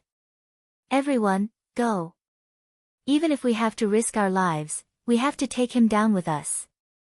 Chu Xian shouted as she retreated in panic. Whoosh! The woman who had left earlier returned and blocked in front of Chu Xian. The red sword chi directly pierced through her heart. Ah! A scream and blood splattered in the air. "You demon, beast, we'll kill you." Looking at the woman who had fallen, the surrounding people's eyes suddenly turned red. They roared and rushed toward Qin Feiyang without caring about anything else.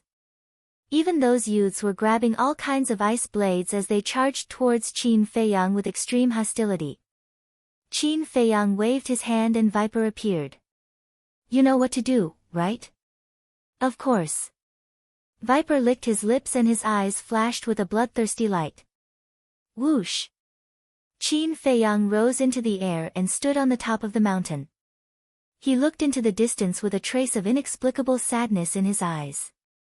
There were many things in this world that made people helpless. Take the Heavenly Spiral tribe for example. If he didn't eliminate them today, these people would definitely try their best to take revenge on him in the future. As for right and wrong, they didn't care. Because they only remembered that it was he, Qin Feiyang, who drove the Heavenly Spiral tribe out of the Central Divine Kingdom. And this hatred was something they would never forget. And it would be passed down from generation to generation. Finally, this hatred would only grow deeper and deeper. "Qin Feiyang, I won't let you go even if I become a ghost." A moment later, accompanied by a vicious roar, Chu Xian finally ended this evil life. Viper also ended the battle. With a wave of his hand, the valley collapsed and the earth sank, covering everything. Whoosh! Viper landed beside Qin Feiyang and said respectfully, "Young master, it's all done." Qin Feiyang nodded and didn't look back. He flew toward the Pill Pagoda with Viper. Lu Zheng studied in the Pill Pagoda for a long time but couldn't find anything, so he gave up. After the seahorse and seal brought the 9-star emperor beasts over, Qin Feiyang changed his appearance and opened a portal. He and Lu Zheng directly appeared in the Ice Crystal City in the 9th region. Outside the city, it was covered in snow and the cold wind was biting cold. Strange. Why is this place covered in snow and ice? Lu Zheng disguised himself as a thin young man wearing a large cotton-padded jacket. He walked on the main road and looked around suspiciously. "I've thought about this question, but I can't figure it out." Qin Feiyang shook his head. He had disguised himself as a burly man with bulging muscles all over his body. He was filled with a valiant aura. Moreover, both of them hid their cultivation and aura. Lu Zheng glanced at him and muttered, "It seems that if I have the chance, I really have to study this continent properly. It's too abnormal. Stop. The two of them walked up to the city gate and were stopped by the 4 guards in front of the city gate. What's the matter? Qin Feiyang raised his eyebrows. One of the guards took out a heaven's eye stone and said, "Please accept the interrogation." Why? Qin Feiyang was puzzled. See for yourself. The guard pointed to the side of the city gate. Qin Feiyang turned his head and saw a portrait hanging on the wall. Next to it were 3 big words, extremely eye-catching. When Lu Zheng saw the wanted poster, his face couldn't help but twitch. He secretly joked, "The great Qin Empire is looking for you, and the Forgotten Continent is also looking for you. Why are you so unpopular?" Qin Feiyang rolled his eyes. Looking at the wanted poster, he frowned slightly. The reason why he changed his appearance was because he didn't want to be found out. Because there were several fake gods in the main tower. The Mu family's foundation was also unfathomable. Once his identity was exposed, the main tower and the Mu family would definitely come to settle the score with him. He thought that it would be easy to fool them, but he didn't expect that the main tower's wanted poster had already been issued to the 9 regions. This was not going to be easy to deal with. Most importantly, even the city gate was so heavily guarded. The teleportation altar to the central divine kingdom would definitely be even more difficult to fool. Didn't you enter the main tower before? If you show your identity token in the main tower, won't they let you in immediately? Lu Zheng said with a smile. It's useless. My identity token is the direct disciple of the main tower master. It's different from the token of an ordinary disciple. Now, the main tower master doesn't have a single disciple. If I take it out, it will directly expose my identity. Qin Feiyang secretly said. In my opinion, you are a jinx. No matter where you go, you will always be in trouble. Lu Zheng looked at him helplessly. With a wave of his hand, his battle chi surged. The 4 guards screamed and died on the spot. Hearing the screams, the people inside and outside the city immediately looked over. When they saw the 4 guards lying on the snow, their faces immediately changed. Murder! Someone killed the city guards. Exclamations constantly sounded in the city. Hee hee. Since we can't fool them, we will directly kill our way in. This is in line with our character. Lu Zheng laughed cruelly. He turned into a stream of light and directly flew to the sky above the city gate. Qin Feiyang shook his head and laughed. He also flew into the sky and flew into the city. Stop! How dare you kill the guards of the city? Did you eat a leopard's guts? Along the way, there were guards constantly intercepting them, but they were all easily dealt with by Lu Zheng. After a while, the 2 of them arrived above the teleportation altar. Sure enough, as Qin Feiyang expected, this place was even more heavily guarded than the city gate. More than 100 guards of the city lord's mansion surrounded the square. Each of them had the cultivation of a battle saint. Beside the teleportation altar, there were 4 old men sitting cross-legged. The 4 of them were wearing long robes. Their white hair was mottled, and their auras were unfathomable. They all wore a pure gold token on their waists. And on the token, there was a flame pattern. Although the faces of the 4 people were unfamiliar, Qin Feiyang was able to identify them with a single glance. Because that token was the Master Tower's Oracle token. In other words. Chapter 1305. The 4 divine messengers were here. And their cultivation levels weren't bad. 2 3-star combat emperors and 2 4-star combat emperors. With such a lineup, even a fly wouldn't be able to get past them. Similarly, this lineup was more than enough to deal with Qin Feiyang in the past. However, the main pagoda underestimated Qin Feiyang's current strength. With his current foundation, no matter how many 5 or 6-star combat emperors there were, they wouldn't be able to stop him. Of course, the people from the main pagoda never dreamed that Qin Feiyang would be able to recruit so many powerful subordinates in such a short period of time. Who are you? Why are you causing trouble in Ice Crystal City? The four divine messengers stood up and looked at Qin Feiyang and Lu Zheng with cold eyes. Qin Feiyang didn't answer as he sized up the four of them. What are you looking at? Hurry up and answer our questions. Otherwise, don't blame us for being impolite. We aren't ordinary people. We are the divine messengers sent by the main pagoda. If you provoke us, even the heavenly king won't be able to save you. The four of them shouted. Qin Feiyang chuckled and said, "You've finally said something right." What do you mean? The four of them raised their eyebrows. Even the heavenly king won't be able to save your lives today. Qin Feiyang grinned and took a facial restoration elixir. His appearance immediately changed. It's you. Qin Feiyang. The four of them turned pale with fright. They never thought that it would be him. Qin Feiyang. He actually dares to come back. Doesn't he know that the main pagoda is looking for him? Everyone's heart was filled with shock. Just as Qin Feiyang regained his original appearance, the seal appeared. Kill him. Qin Feiyang said indifferently. No problem. The seal laughed. The aura of a 9-star combat emperor erupted like a volcano and instantly shrouded the entire Ice Crystal City. Everyone was imprisoned at this moment.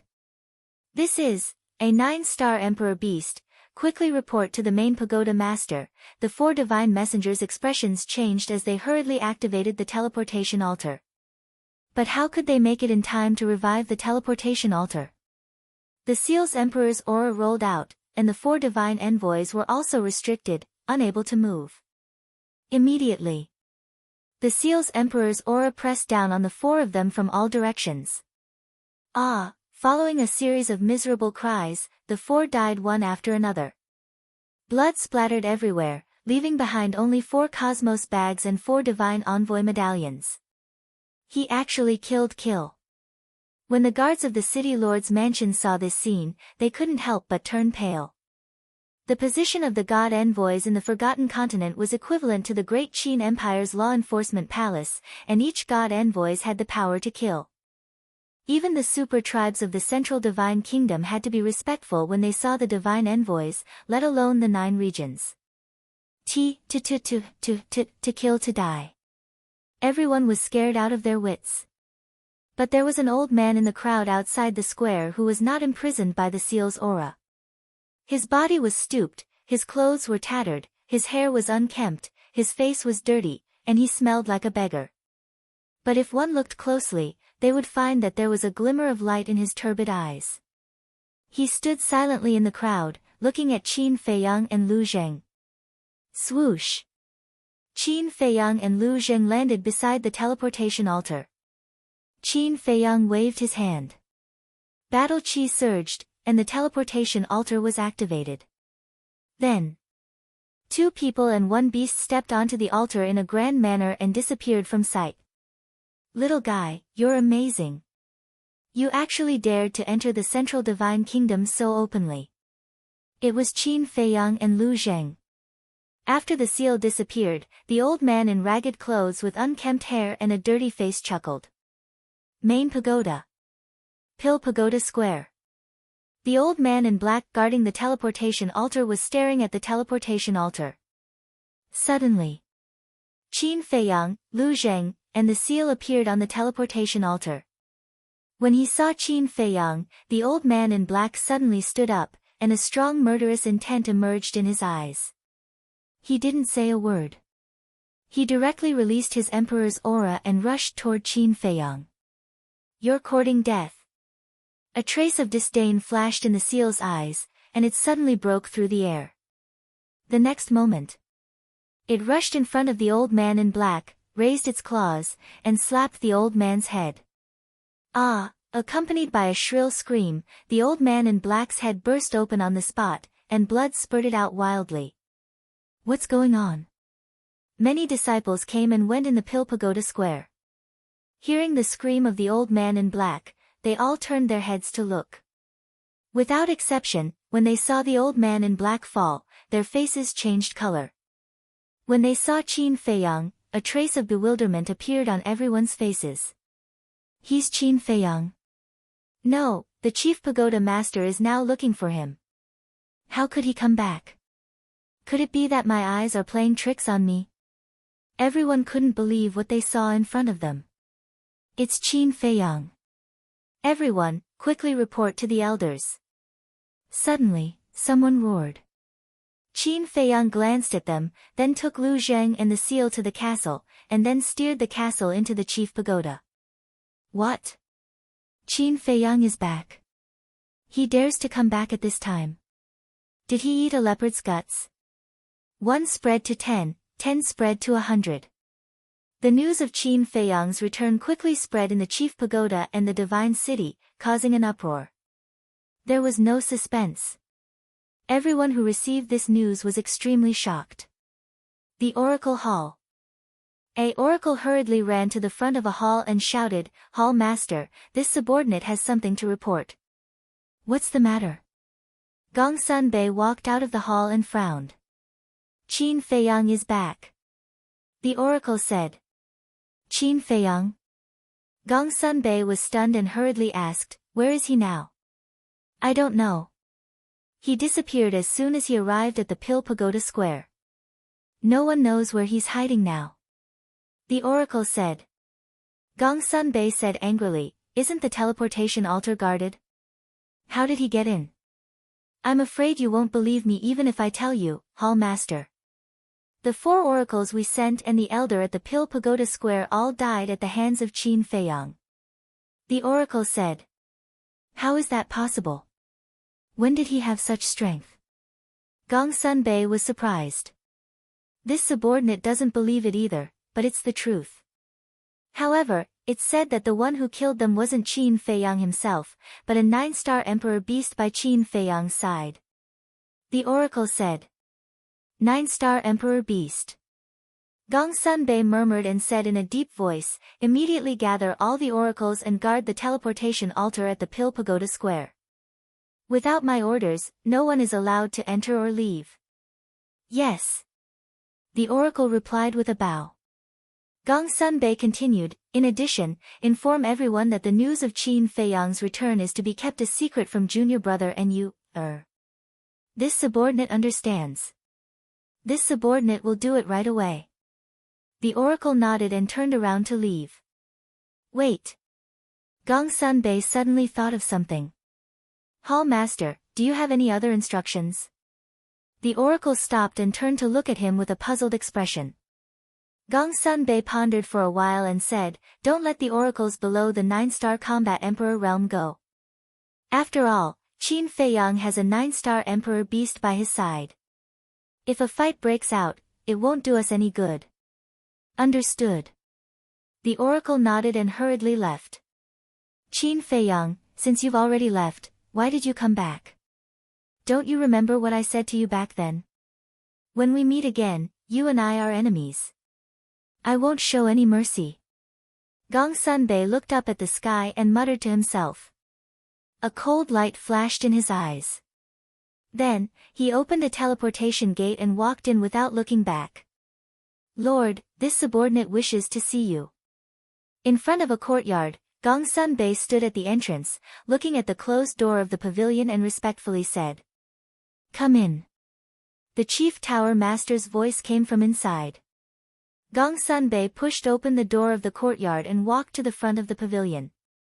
He gently pushed open the door of the pavilion, and the chief tower master immediately entered his sight. The chief tower master was sitting in front of the tea table in the hall. Not only was his face pale, but his eyes were also extremely gloomy. Lord, you've already received the news. Gong Sunbei glanced at the chief tower master and walked into the hall. He stood in front of the chief tower master and asked. Yes. The chief tower master nodded and slammed his palm on the tea table. He said angrily, not only did he kill my chief tower's oracle and the enforcement elder, but he also brazenly entered the central divine kingdom. Is he provoking me? Lord, please calm down. Gong Sunbei's eyes trembled. The chief tower master looked up at Gong Sunbei and said in a deep voice, this time, I don't care what method you use. You must capture him for me, understand? This subordinate will do his best. However, this subordinate feels that the Oracle Palace's strength is not enough to capture him. Gongsun said. What do you mean? I know that he came back this time with a 9-star monarch beast, but can a mere 9-star monarch beast stump the Oracle Palace? The Chief Tower Master said angrily. If there was only one 9-star monarch beast, this subordinate naturally wouldn't say such a thing. However, Lord, have you thought about it? With Qin Feiyang's intelligence, will he recklessly enter the Central Divine Kingdom with just one 9-star monarch beast? Gongsun said. The Chief Tower Master frowned and said, You mean that he has more than one 9-star monarch beast? I don't know if he has more 9-star monarch beasts, but I know him. He never does things that he's not confident in. Therefore, this subordinate concluded that he must have other means. Gongsun said. Then, what do you think we should do? The Chief Tower Master asked. Gongsun said, Go to the land of inheritance and ask the 3 patriarchs to come out of seclusion. They are all false gods. It will be a piece of cake for them to deal with Qin Feiyang. The Chief Tower Master pondered for a while and nodded. All right, go and tell them the truth. I think they will definitely take action. Yes. Gongsun responded respectfully and was about to turn around and leave. Don't go. However, at this moment, a cold voice resounded in the hall. Qin Feiyang. Gongsun and the Chief Tower Master's expressions changed as they immediately looked around. Whoosh! The next moment. Chapter 1306. The Chief Pagoda Master immediately became furious and shouted, You still dare to come here? Gongsun eyes flashed. He walked to the Chief Tower Master's side and looked at the man and beast warily. Qin Feiyang looked at the two of them and sat opposite the Chief Tower Master. He smiled faintly. This is not a tiger's den. Why wouldn't I dare to come here? Arrogant. The Chief Tower Master flew into a rage. Qin Feiyang said faintly, I didn't come back to cause trouble. Then why did you come back? Gongsun asked. Qin Feiyang said, I want to know where the Mu family's base is. Both the Chief Tower Master and Gongsun were stunned. They thought that Qin Feiyang had come back this time to continue fighting against them. They didn't expect that it was for the Mu family. Why are you asking about this? Gongsun was suspicious. Qin Feiyang said, Don't worry about this. Anyway, it will only benefit you. Only benefit?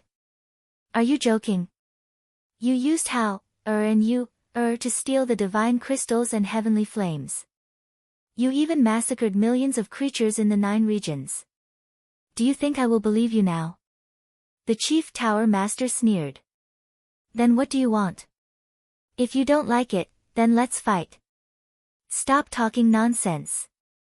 The seal was overbearing. It didn't put the master of the Forgotten Continent in its eyes. Shut up. I am talking to your master. Who are you to interrupt? Don't think that you can do whatever you want in my chief tower just because you are a 9-star combat emperor. Let me tell you, you are not qualified. The Chief Tower Master yelled. Fuck. You're still being arrogant? Boss Qin, bring out our main force and flatten this bullshit Chief Tower. The seal was furious. Main force. Gongsun pupils shrank as he looked at Qin Feiyang. It seemed that the seal wasn't the only 9-star combat emperor around this kid. Qin Feiyang chuckled. He looked up at the Chief Tower Master and said, I want to make a few points clear. Firstly, I'm not the owner of the seal. He and I are friends. So what it says is equivalent to what I want to say. If you're not convinced, let's play. Let's see who will lose out in the end. Qin Feiyang said. So confident. Gongsun heart trembled. How many experts were there in the army that the seals mentioned? Was that powerful and mysterious madam hiding by Qin Feiyang's side right now? Secondly, I was indeed the one who stole the divine crystal. As for the profound sky flame, the heavenly thunder flame, and the frost flame, they are all in my hands. As for the other alchemy fires, such as the Big Dipper flame and the bloodbath in the first and second regions, whether you believe it or not, I didn't do it. Qin Feiyang added. Gongsun Bei frowned. If it wasn't you, then who was it? Don't tell me you don't know. Of course I know. I told you before, but you didn't believe me. Qin Feiyang said. Gongsun Bei frowned and pondered for a moment. You mean, it was the Mu family? Yes. It was the mysterious madam who massacred the first and second regions. It was the Mu family who stole the Big Dipper flame and the other alchemy fires. And the role I played at that time was just a chess piece in their hands, taking advantage of them a little. Qin Feiyang said lightly. Chess piece. A chess piece can get the heavenly thunder flame, the heavenly thunder flame, and the frost flame? In my opinion, you are in cahoots with them. You are in cahoots with them. The Chief Tower Master sneered. Whatever you say. Anyway, I have a clear conscience. Now, can you tell me where the Mu family is? Qin Feiyang said. Gongsun Bei didn't answer. Who has the divine crystal now? The mysterious madam. Qin Feiyang didn't hide it because there was no need to. The mysterious madam's strength was beyond imagination. Even if the Chief Tower Master knew, he couldn't do anything to her. Of course. If the Chief Tower Master really fought with the mysterious madam, then he would be happy to see it. Because in this way, he could sit back and reap the benefits. After all, he was also very interested in the divine crystal. The Chief Tower Master asked, where is the mysterious madam? Qin Feiyang said lightly, I don't know. After I gave her the divine crystal, we parted ways. He was a little puzzled. Originally, after he left the Forgotten Continent, Mu Qing should have used the all-seeing eye to predict the mysterious madam's location. So, Mu Qing must have known that the mysterious madam was hiding in the Endless Sea.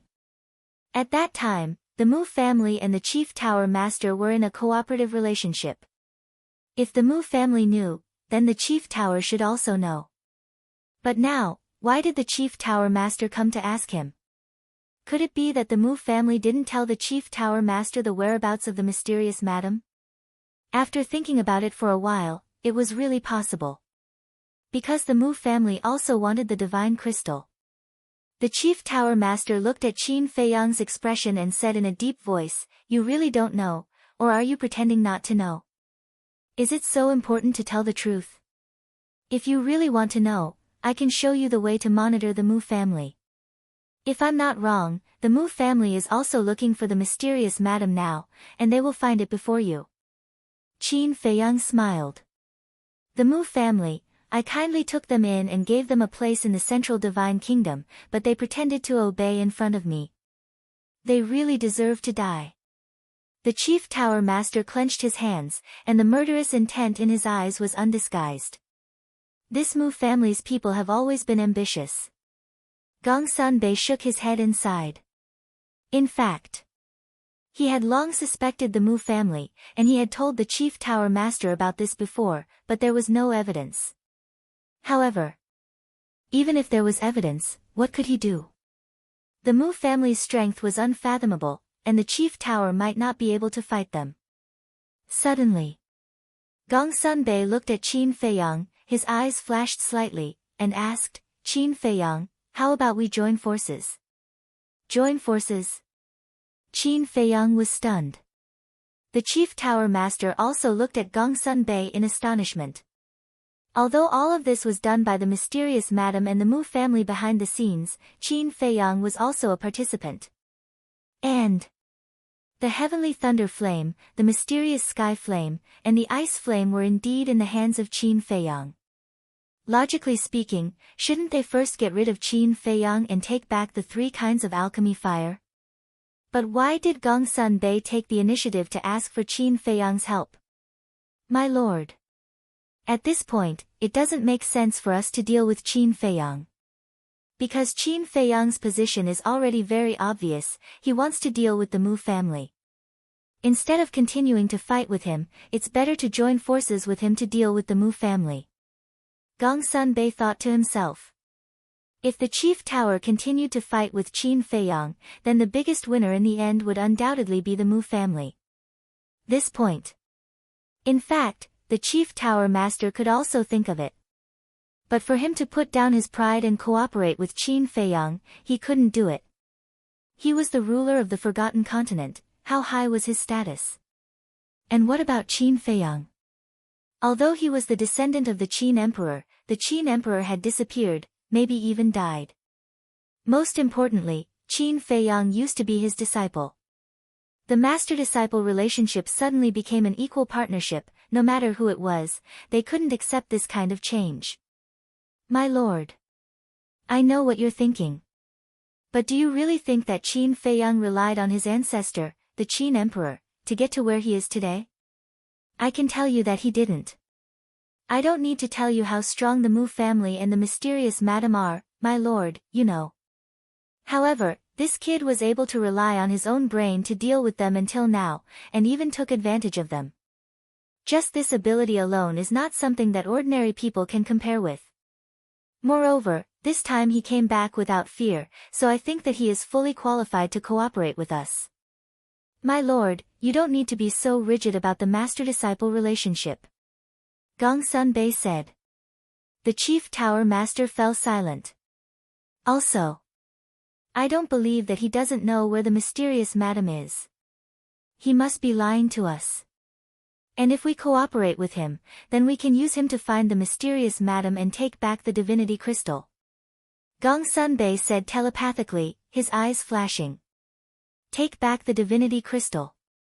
The chief tower master's eyes trembled slightly, and he took a deep breath, secretly saying, how can you be sure that he wants to deal with the Mu family? Because he's asking about the Mu family's base. Gong Sunbei said. What does this mean? The chief tower master raised his eyebrows. It means that his relationship with the Mu family is not that good, otherwise the Mu family wouldn't hide the location of their base from him. If my lord is still worried, I can ask him in person. Gong Sunbei said secretly. Then ask. The chief tower master said. Gong Sunbei looked at Qin Feiyang and said with a smile, since we're talking about cooperation, then we must be honest with each other first. What are you trying to say? Qin Feiyang said. He was also surprised that Gong Sunbei would propose cooperation. Gong Sunbei said, are you asking about the Mu family's base to deal with them, or for something else? Qin Feiyang pondered for a while and said with a smile, well, I'll tell you. The Mu family is my mortal enemy. Since you're mortal enemies, then why are you helping them? The chief tower master said angrily. Qin Feiyang said lightly, I just said that I was just a chess piece before, and I had no choice. The chief tower master's face sank. Although it was the Mu family and the mysterious madam who had been adding fuel to the fire behind the scenes, to be honest, Qin Feiyang was the one who deserved to be killed the most. Because without him, it would be difficult to accomplish all of this. Gong Sunbei glanced at the chief tower master, then looked at Qin Feiyang and said with a smile, one more question. What's your situation in the great Qin Empire? In the past, the whole world was my enemy, but now, I can do whatever I want. Qin Feiyang said casually. Do whatever I want? The two of them were shocked. Ha, the great Qin Empire actually allowed a mere one-star combat emperor to do whatever he wants. I can imagine how bad the great Qin Empire is now. The chief pagoda master suddenly laughed out loud. His laughter was filled with ridicule that couldn't be dispersed. Qin Feiyang glanced at him indifferently as if he was looking at a clown. Gong Sunbei was also silent as he looked at Qin Feiyang. Chapter 1307. When he heard the first half of Gong Sunbei's words, Qin Feiyang was still calm, but when he heard the second half, his face immediately became gloomy. Wasn't it because of the current emperor? And he didn't want to think about this unbearable past. Seeing this, Gong Sunbei's heart trembled. Could there be some hidden story here? But what kind of hidden story could cause Qin Feiyang and the great Qin Empire to become enemies? However, Gong Sunbei was a smart person. Seeing the change in Qin Feiyang's face, he tactfully didn't pursue the matter. Gong Sunbei smiled, since it's a cooperation, then I will personally take you to the Mu family's nest. Qin Feiyang was stunned and joked, I don't think I agreed to cooperate with you yet, right? If you cooperate with the head tower, not only can you eliminate our past grievances, but you can also get rid of the Mu family. It can be said to be killing two birds with one stone. To be honest, I really can't think of a reason for you to refuse. Gong Sunbei smiled. Ha! Qin Feiyang laughed and cupped his hands, Brother Gong Sun is wise and capable, this one admires you. You flatter me. Gong Sunbei waved his hand and smiled. No, I'm telling the truth. Qin Feiyang turned to look at the head tower master and sneered, to be honest, it's a big loss for you not to pass the position of head tower master to Brother Gong Sun. The head tower master's face immediately became gloomy. When Gong Sunbei heard this, his eyes trembled slightly, and he immediately glanced at the head tower master with an uneasy expression. Qin Feiyang smiled disdainfully. This was disdain for the head tower master. As the ruler of the Forgotten Continent, if he only had this little vision, he would be suppressed sooner or later. Qin Feiyang got up, looked at Gong Sunbei, and asked, when do we leave? So, Brother Qin agrees to cooperate? Gong Sunbei asked. Brother Gong Sun, how could I refuse your kind invitation? Qin Feiyang smiled. Gong Sunbei was overjoyed. He cupped his hands and smiled, we can set off at any time. Qin Feiyang pondered for a moment, then smiled and said, then let's wait a few days. Besides, since it's a cooperation, shouldn't the arrest warrant be removed? It will definitely be removed, but not now. After all, everyone knows that you have come to the Central Divine Kingdom. If we remove the arrest warrant now, the Mu family will definitely suspect our relationship. Gong Sunbei smiled. You can even think of this.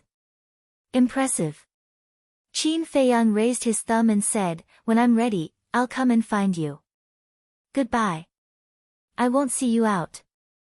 Gong Sunbei said. Qin Feiyang glanced at the chief pagoda master and disappeared with the seal. Gong Sunbei let out a sigh of relief and shook his head. Negotiating with this guy is really troublesome. The chief tower master turned to look at him and said, then do you feel a sense of accomplishment? Gong Sunbei was stunned and quickly bowed, this subordinate dares not. Chief Pagoda Master's eyes flashed with a cold light as he said, just now, Qin Feiyang said that it would be a great loss for me if I don't pass the position of Chief Pagoda Master to you. Tell me honestly, do you also think the same? Gong Sunbei's body trembled, and he hurriedly said, this subordinate has never thought so. Please understand. It's best not to have such thoughts. Otherwise, if I can cultivate you, I can also make you fall into the abyss. The chief tower master said. This subordinate will bear it in mind. Gong Sunbei bowed. Go, prepare well. This time, no matter what, we must get the divine crystals back.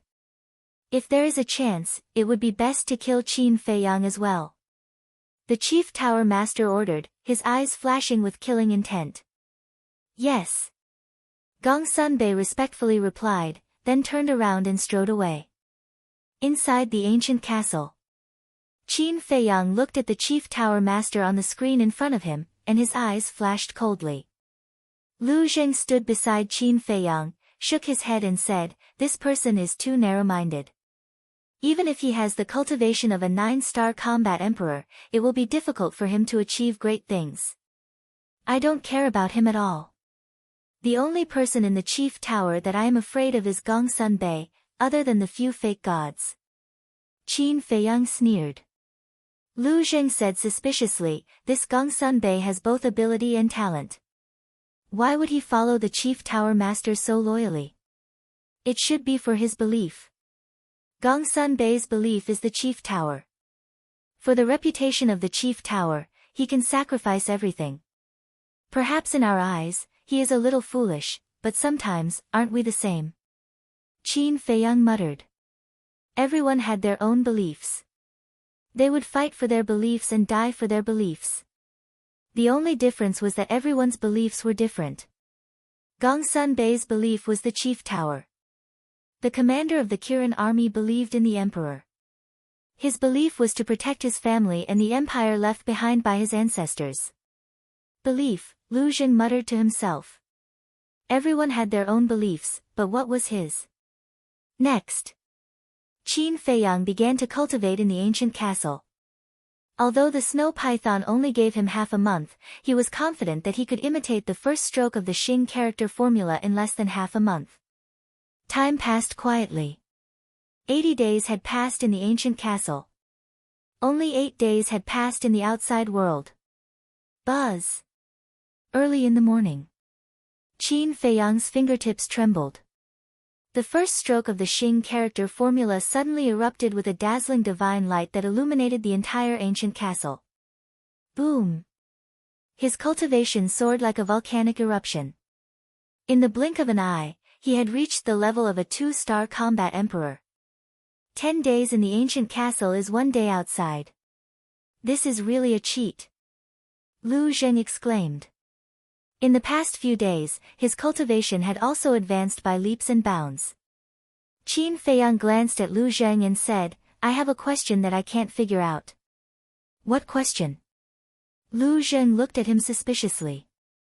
Qin Feiyang said, where did your Lu family get the recipes for the various pills that can unlock the door of potential? Lu Zheng rolled his eyes and said jokingly, it's a long story. Listen to me slowly. Okay. I'll listen to you slowly when I have time. Qin Feiyang rolled his eyes at him and asked, do you want to go out and join in the fun? 8 days had passed. There were only 7 days left. They could not delay any longer. It's such an interesting thing. Of course. Lu Zheng said. Qin Feiyang shook his head and smiled. Then, he appeared in the hall again with Lu Zheng. In the past 8 days, the news of his return had spread throughout the central divine kingdom. But no one knew that he was in the chief tower. As for Wang Yuer and young Master Hao, ever since they turned against Qin Feiyang, they had entered seclusion. And they were in seclusion. In addition, Gongsun Bei had deliberately concealed it, so they had not received any news until now. And now, in the entire central divine kingdom, only the two of them did not know that Qin Feiyang had returned. In the attic. Sensing Qin Feiyang's aura, the chief tower master immediately walked out of the cultivation room inside. He glanced at Lu Zheng suspiciously, then looked at Qin Feiyang and said in a deep voice, have you been here all this time? No. I've been dealing with some personal matters these past few days. Qin Feiyang said. The chief tower master secretly breathed a sigh of relief. If Qin Feiyang had been hiding here all this time, then the conversation between him and Gongsun Bei that day would have definitely been heard by Qin Feiyang. In that case, the plan to snatch back the divine crystals would undoubtedly be ruined. Qin Feiyang certainly knew what the chief tower master was thinking. So he did not show any abnormalities and said indifferently, time is of the essence. Quickly inform Gongsun Bei. The chief tower master took out an image crystal and informed Gongsun Bei. Then he looked at Lu Zheng and asked, who is he? I'm someone you can't afford to offend. Lu Zheng laughed arrogantly. A hint of hostility flashed in the chief tower master's eyes. Lu Zheng continued, I'm not bragging, but with the forces behind me, I can destroy your chief tower with a wave of my hand. So you'd better be polite to my little cousin. What a big tone. The chief tower master laughed sinisterly. Not only a big tone, but also a strong fist. How about it? Do you want to try? Lu Zheng looked at him provocatively. Good. You've successfully infuriated me. Killing intent flashed in the chief tower master's eyes. Just as he was about to attack, Gongsun Bei arrived. Seeing the atmosphere, he hurriedly said, Sir, please calm down. Sir, you're the ruler of the Forgotten Continent. Why bother with a junior? The Chief Tower Master snorted through his nose. Suppressing the killing intent and anger in his heart, he said, "Take them and leave immediately." "Yes." Gongsun respectfully replied. He waved his hand and opened a teleportation gate. Looking at Qin Feiyang and Lu Zheng, he said telepathically, "Let's go." Qin Feiyang smiled faintly and stepped into the teleportation gate. Lu Zheng looked at the chief tower mockingly and followed in. Gongsun smiled helplessly and cupped his hands, saying, "Sir, if a battle breaks out later, I may ask the three ancestors of the legacy land for help. Please allow it. Do as you deem fit." The chief tower master said expressionlessly. Meaning, he gave Gongsun full authority to deal with it. "Thank you, sir." Gongsun thanked him and turned into a stream of light, rushing into the teleportation gate. "Little bastard, just you wait. Sooner or later, I will make you regret what you did today." When the teleportation gate dissipated, the chief tower master muttered to himself, his killing intent undisguised.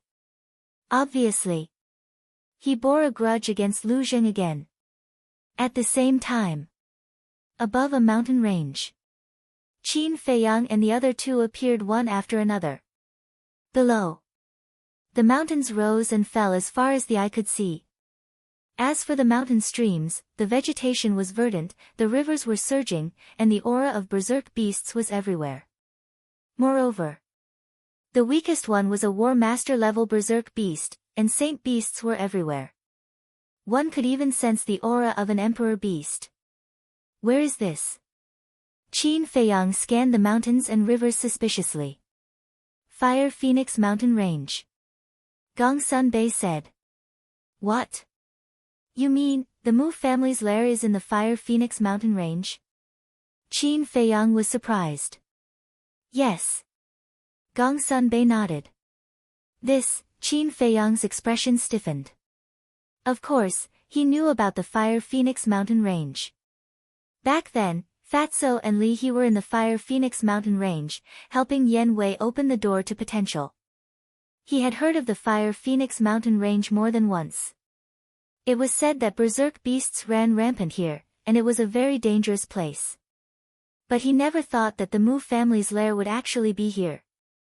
Chapter 1308. Gongsun glanced at the mountain range and smiled. Although the Mu family's base is here, if no one leads the way, you won't be able to find it even if you turn the Fire Phoenix Mountain Range upside down. What do you mean? Qin Feiyang was surprised. Lu Zheng also looked at him curiously. There's only one entrance to the Mu family's base, and the Mu family set up an illusion at the entrance. This illusion can confuse people's eyes and minds. If you're lucky, you can walk out alive, but if you're unlucky, you'll be trapped inside and die. Gongsun said.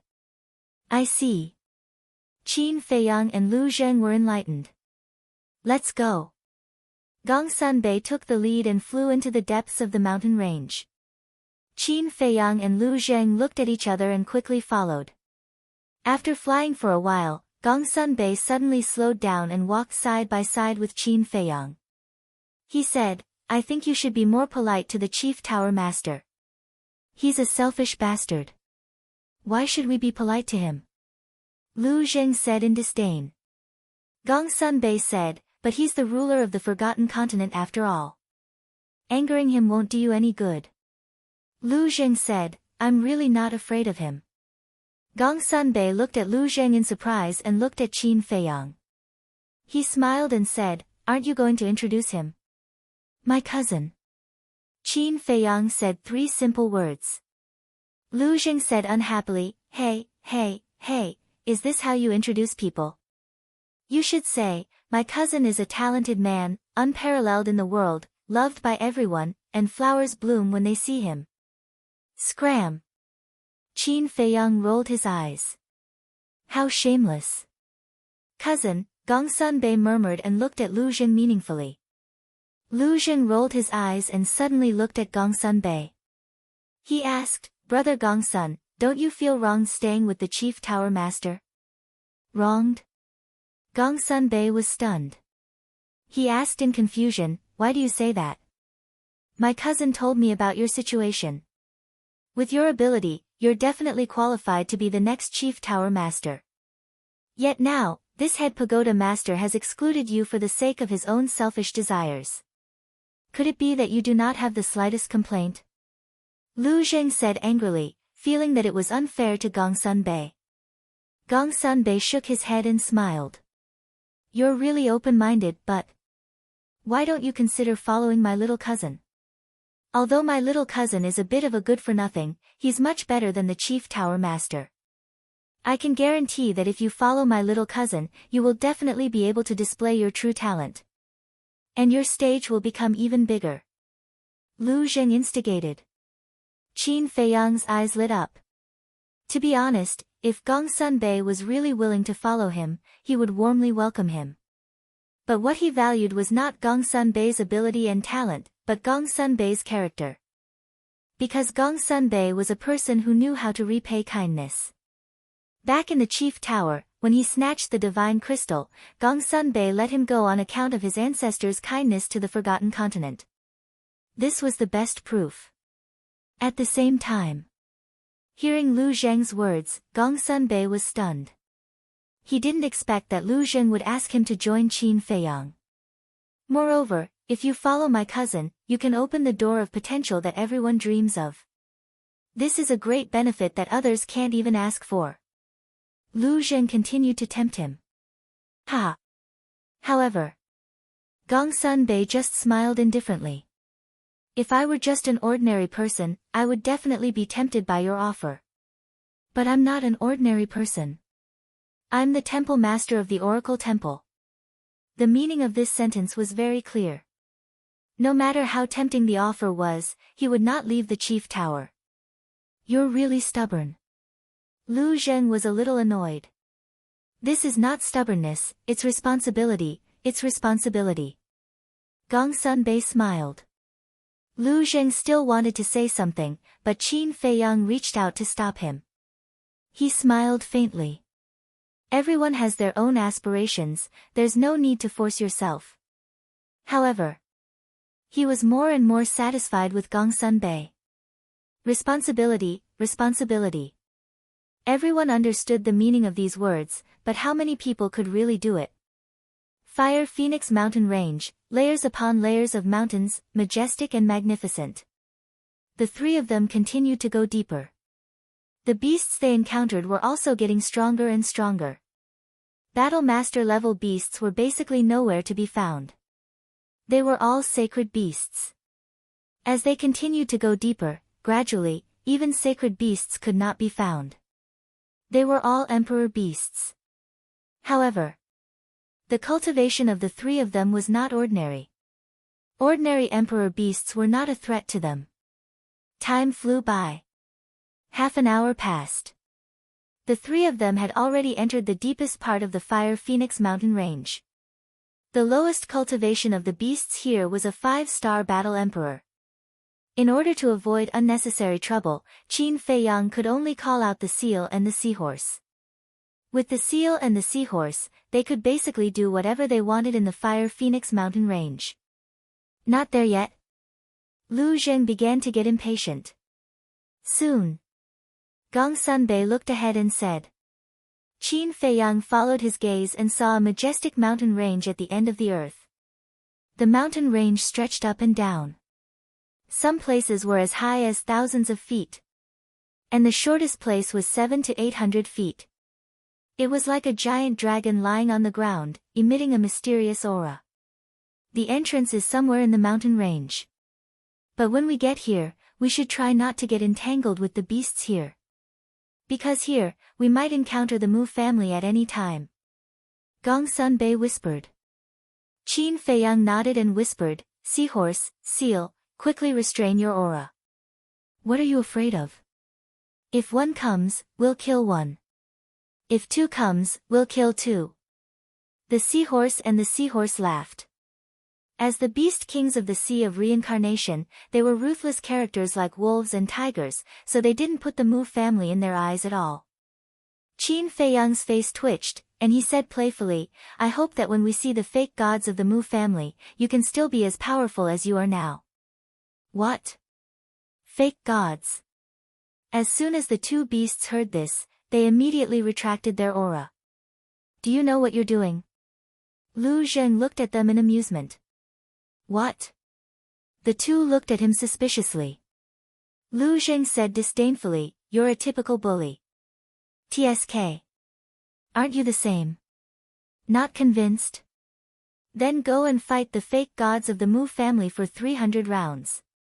If you really dare to go, we'll call you uncle. The two snorted coldly. Lu Zheng's mouth kept twitching. Fight the fake gods for 300 rounds?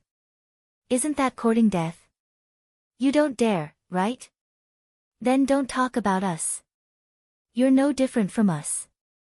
The two despised him. Despised? Lu Zheng smiled bitterly. These two guys are not easy to deal with. Roar. Boom. Crack. In front.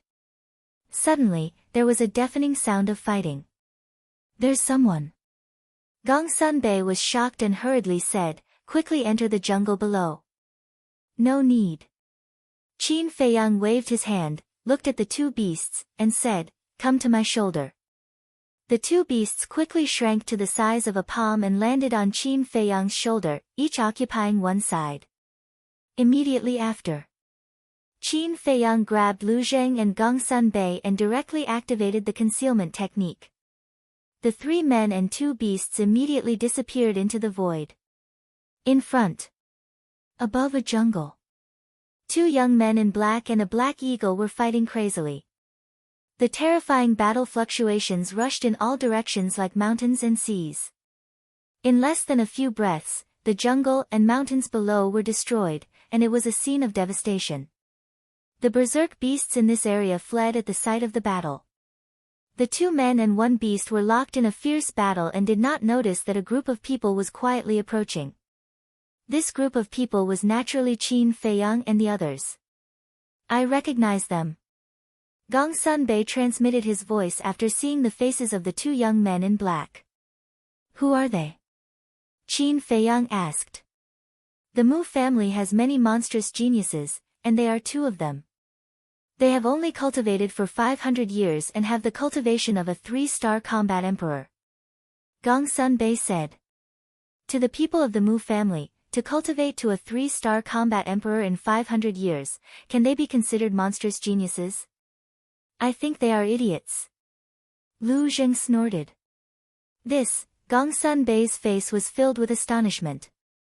To cultivate to a 3-star combat emperor in 500 years, they were considered idiots in this person's eyes? What a joke. If they were idiots, then what was he? A trash that was worse than an idiot? Qin Feiyang said, I agree with cousin's words. What? You agree? Gongsun Bei was speechless. These two fellows were really talking without knowing their own backsides. He admitted. To Qin Feiyang and Lu Zheng, cultivating to a combat emperor in 500 years was indeed not a difficult thing. This was because Qin Feiyang had the method to unlock the door of potential. However, in this world, not everyone had unlocked the door of potential.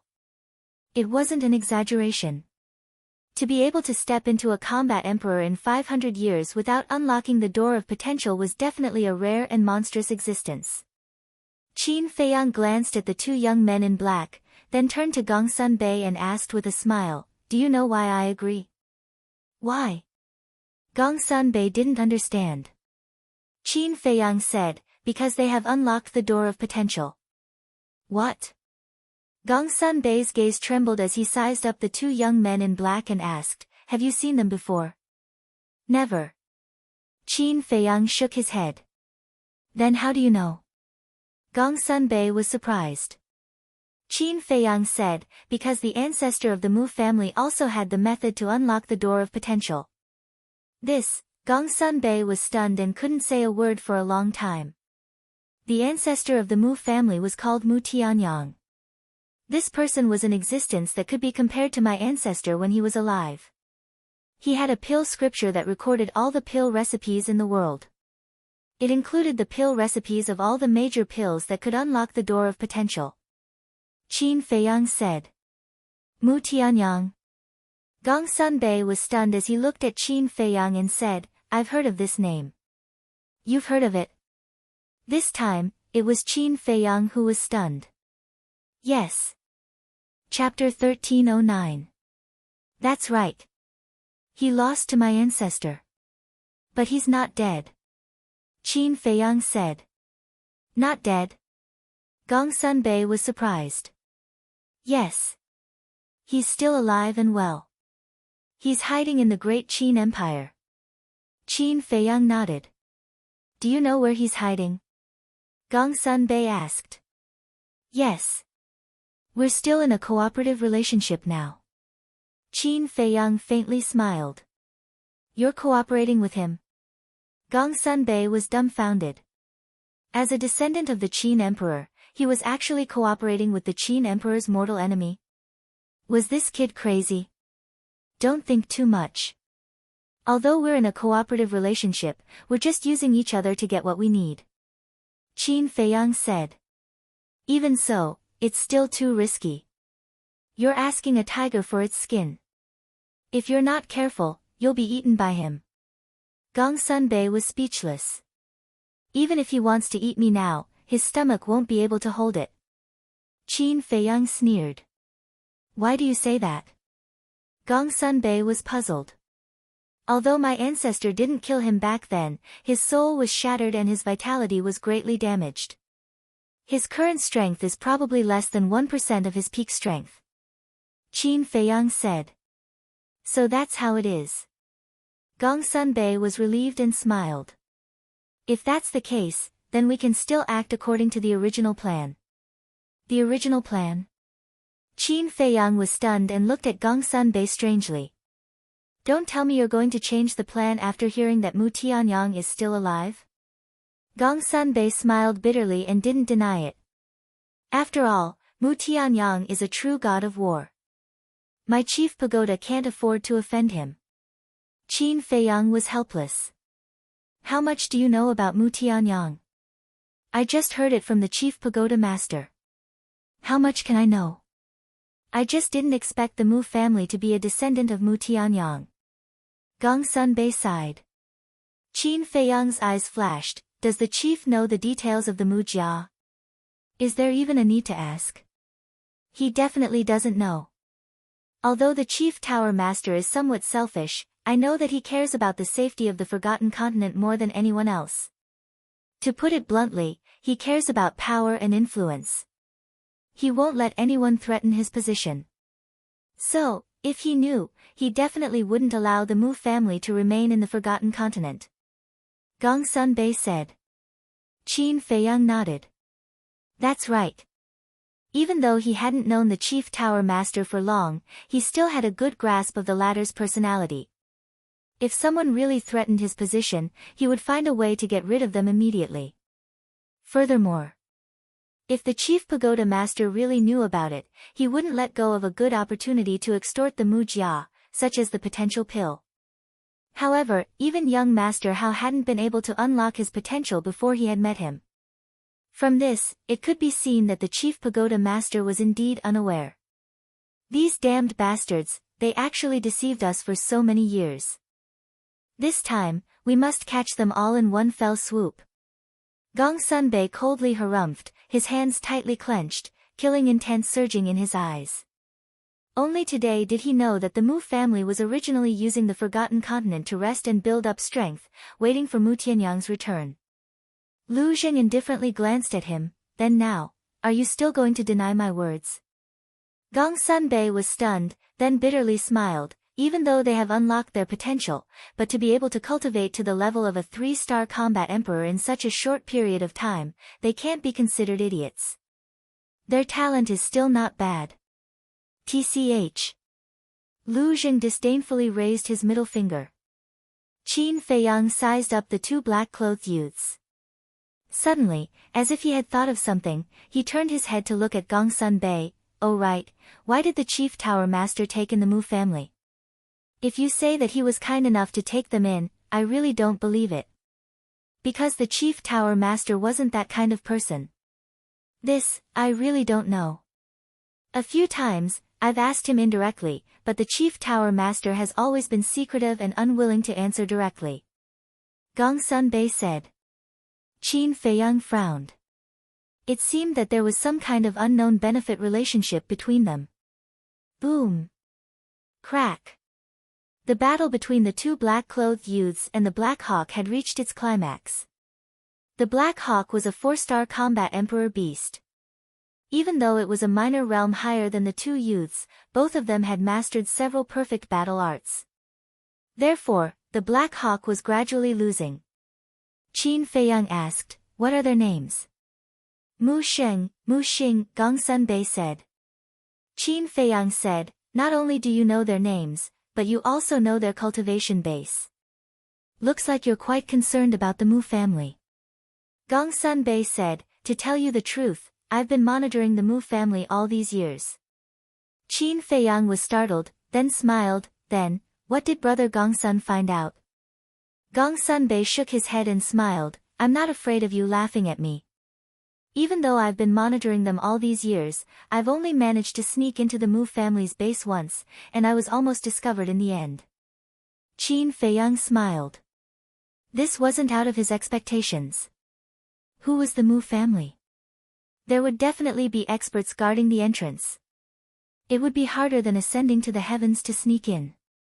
Even though Gongsun Bei had only managed to sneak in once, it was already very rare. Qin Feiyang looked at the two black-clothed youths again with a trace of suspicion in his eyes. Why were these two fighting the Black Hawk? Training? However, there were countless ferocious beasts that were more powerful than the Black Hawk. Training here was definitely not a wise thing to do. Mu Xing, we can't delay any longer. Otherwise, we'll attract those powerful 9-star combat emperor beasts. Quickly, use your full strength. Mu Xing suddenly shouted. Mu Xing nodded. Boom. Both of their bodies shook as they activated their fighting souls at the same time. Both of their fighting souls were humanoid fighting souls. They were more than 100 feet tall and emitted a monstrous murderous aura. However, their bodies were shrouded in black mist, and their true appearance could not be seen clearly. Kill! Both of them shouted. The two humanoid fighting souls raised their giant hands and slapped at the Black Hawk. The Black Hawk knew that it was no match for them, so it turned around and fled. However, the two fighting souls were extremely fast and arrived in an instant. Chirp! Accompanied by a wail, the Black Hawk's huge body was immediately split into 4 or 5 pieces. Blood stained the sky. After killing the Black Hawk, the two of them immediately broke through the sky and left. Lu Zheng said, "Follow them." Qin Feiyang nodded and led Lu Zheng and Gongsun Bei behind the two of them silently. Soon, an inconspicuous small valley entered their line of sight. Mu Sheng and Gongsun Bei directly rushed into the small valley. Qin Feiyang and the other two followed behind. The small valley was only about 100 feet wide and was covered with weeds and shrubs. It looked extremely desolate. What are they doing here? This doesn't look like a place with treasures. Lu Zheng frowned. There's the Black Hawk's aura here. This means that this is the Black Hawk's nest. Qin Feiyang muttered. There was a saying that one could not judge a book by its cover. Sometimes, the more inconspicuous a place was, the more likely it was to have treasures. At this moment, Mu Xing and Gongsun Bei were walking towards a shrub on the right side of the valley. The closer they got to the shrub, the more excited they became. It was as if there was a treasure hidden in the shrub. Qin Feiyang and the other two looked at each other and flew over silently. They lowered their heads and scanned the shrub. This shrub was no different from an ordinary shrub. The ground was a little damp and covered with a thick layer of dead branches and rotten leaves. It emitted a rotten smell. And within the shrub, there was a strange grass. This grass was only as long as a finger and had 3 slender leaves. The reason why it was strange was that this grass was completely black and emitted a cold aura. What's this? Gongsun Bei was suspicious. This was the first time he had seen such a strange grass. At this moment, Mu Xing and Gong Sunbei also came to the shrub and locked their eyes on the black grass. The excitement on their faces could not be concealed. Qin Feiyang looked at the two of them and then looked at the black grass again. His eyes were full of doubts. He was sure that he had never seen this grass before, but for some reason, he felt a sense of familiarity. This is the dark yin grass. Lu Zheng suddenly transmitted his voice. Dark yin grass. Qin Feiyang was stunned and turned to look at Lu Zheng.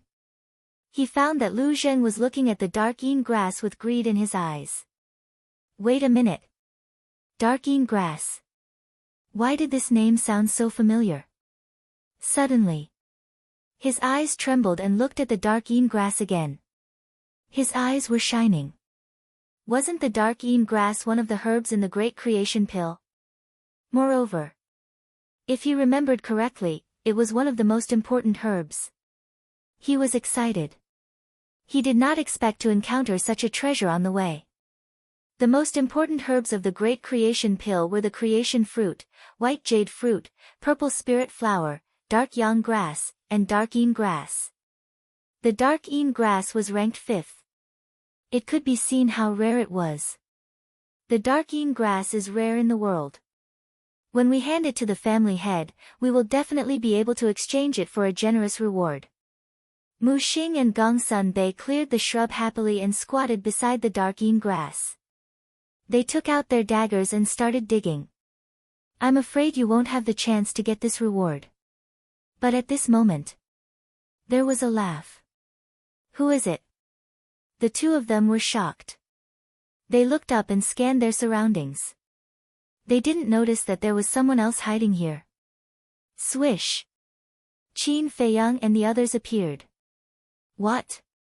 Qin Feiyang. Gong Sunbei. The two's face changed. Qin Feiyang joked, "Are you surprised? Aren't you in the Great Qin Empire? When did you come to Forgotten Continent?" The two were shocked. 8 days ago. Qin Feiyang said. Then what are you doing here?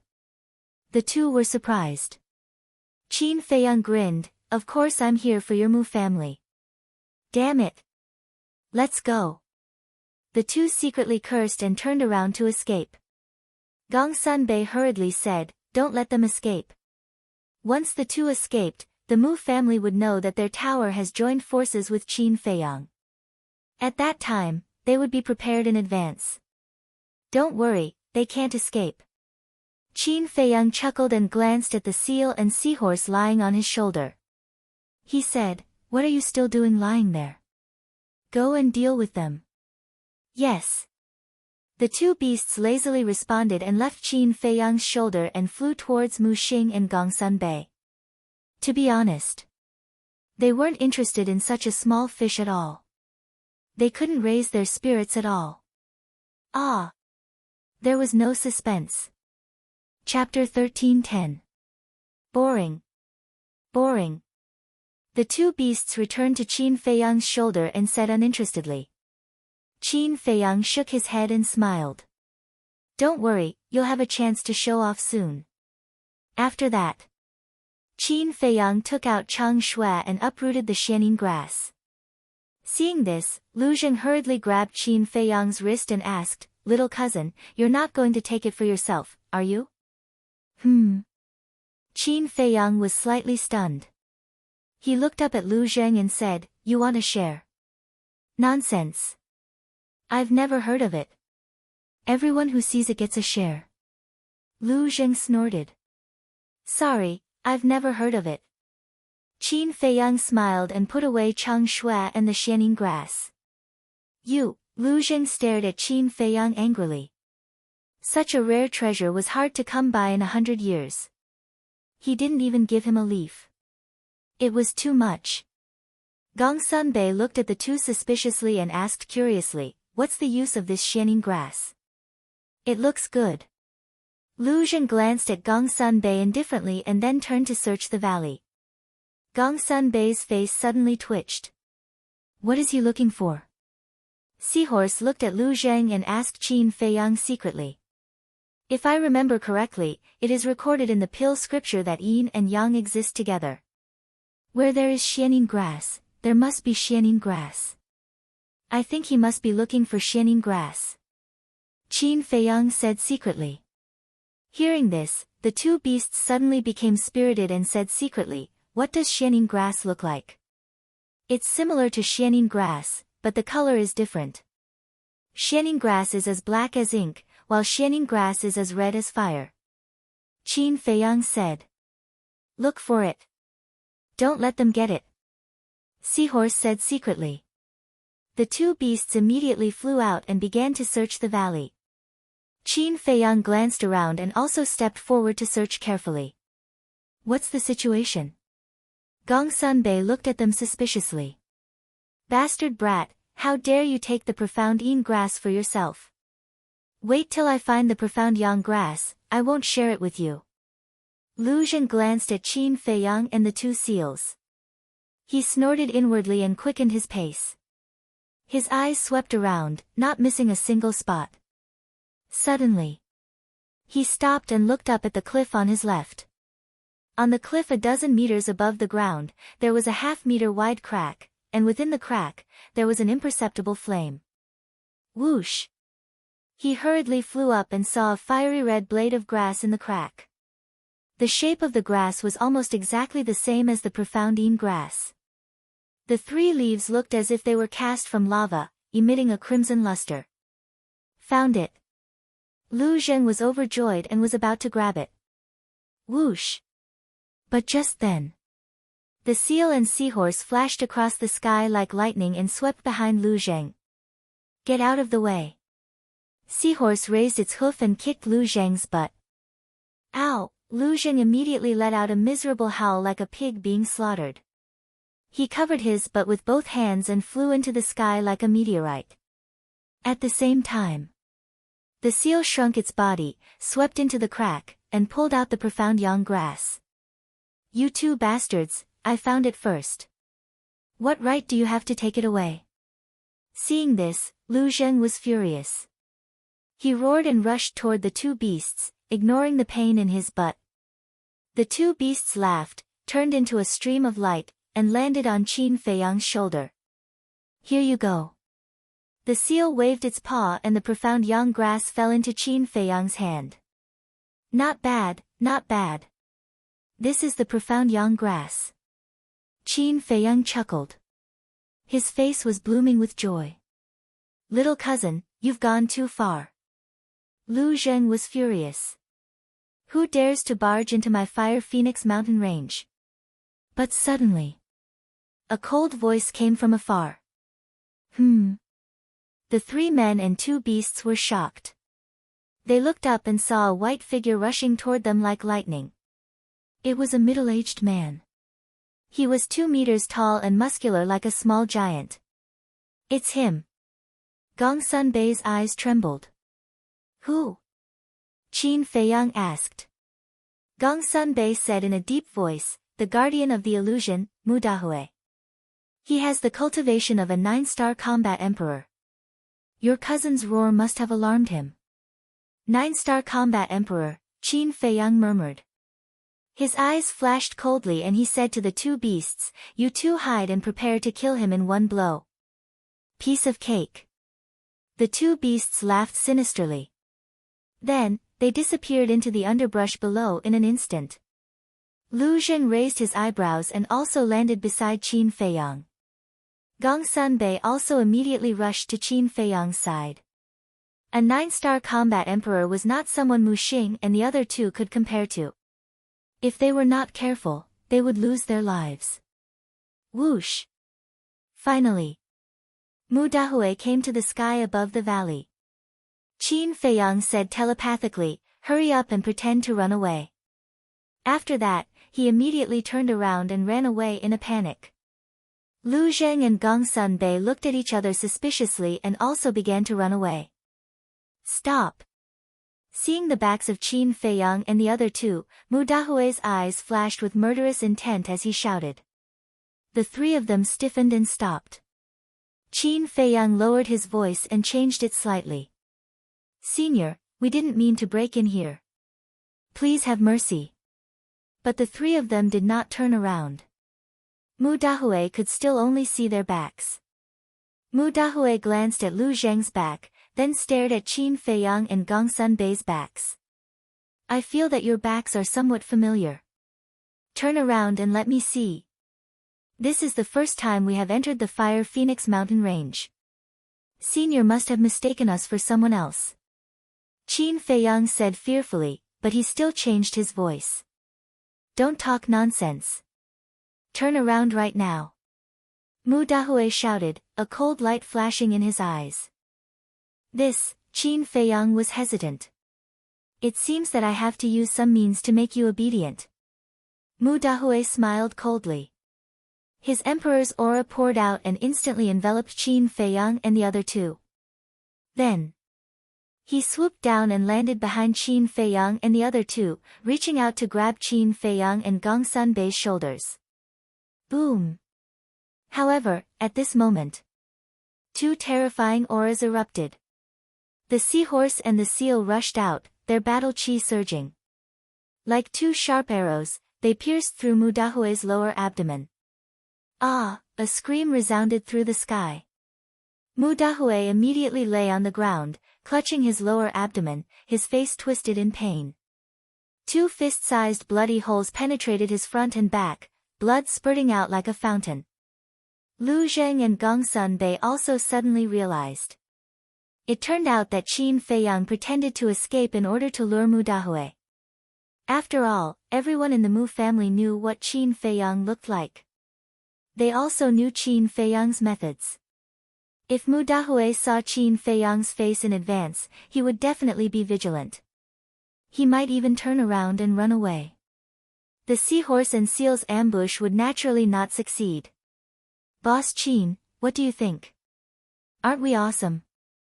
The seahorse and seahorse glanced at Mu Dahue in disdain, then ran to Qin Feiyang to ask for a reward. Awesome. Qin Feiyang nodded and turned to look at Mu Dahue. This voice, Qin Feiyang did not change his voice this time. Mu Dahue suddenly felt that this voice was very familiar. He raised his head and looked at Qin Feiyang in surprise. When he saw Qin Feiyang's face, he could not help but tremble. How could it be him? Qin Feiyang. Qin Feiyang said playfully, your expression is exactly the same as Mu Xing and the others. You saw Mu Xing and Mu Sheng? Mu Dahue was shocked. Of course. Qin Feiyang nodded. Where are they? What did you do to them? Mu Dahue said angrily. Do you still need to ask? They will definitely not have a good ending when they meet me, Qin Feiyang. Qin Feiyang laughed. You damned bastard. Everyone in the Mu family will not let you off. Mu Dahue roared. We should be the ones saying this. We will not let go of anyone in your Mu family. Gongsun Bei's eyes flashed with killing intent. Gongsun Bei. Mu Dahue's eyes trembled, and he said in a deep voice, you actually helped Qin Feiyang. Are you not afraid of the Chief Tower's blame? Gongsun Bei sneered, sorry, but it was the Chief Tower's order to join hands with Qin Feiyang. What? Mu Dahue's face was filled with disbelief. The Chief Tower had joined hands with Qin Feiyang? Damn it! How could this be? How did Qin Feiyang convince the Chief Pagoda Master? Mu Dahue roared, did you forget that it was Qin Feiyang who stole your divine crystals? Stop pretending. Isn't your Mu family also eyeing the divine crystals? You despicable scum, even if you are cut into pieces, it will not be enough to relieve the hatred in my heart. Gongsun Bei's killing intent rose. Wait! Qin Feiyang reached out and stopped Gongsun Bei. What's wrong? Gongsun Bei looked at him in confusion. Qin Feiyang transmitted his voice, let's kill him later. I have a few questions to ask him. Gongsun Bei nodded and thought to himself, then ask.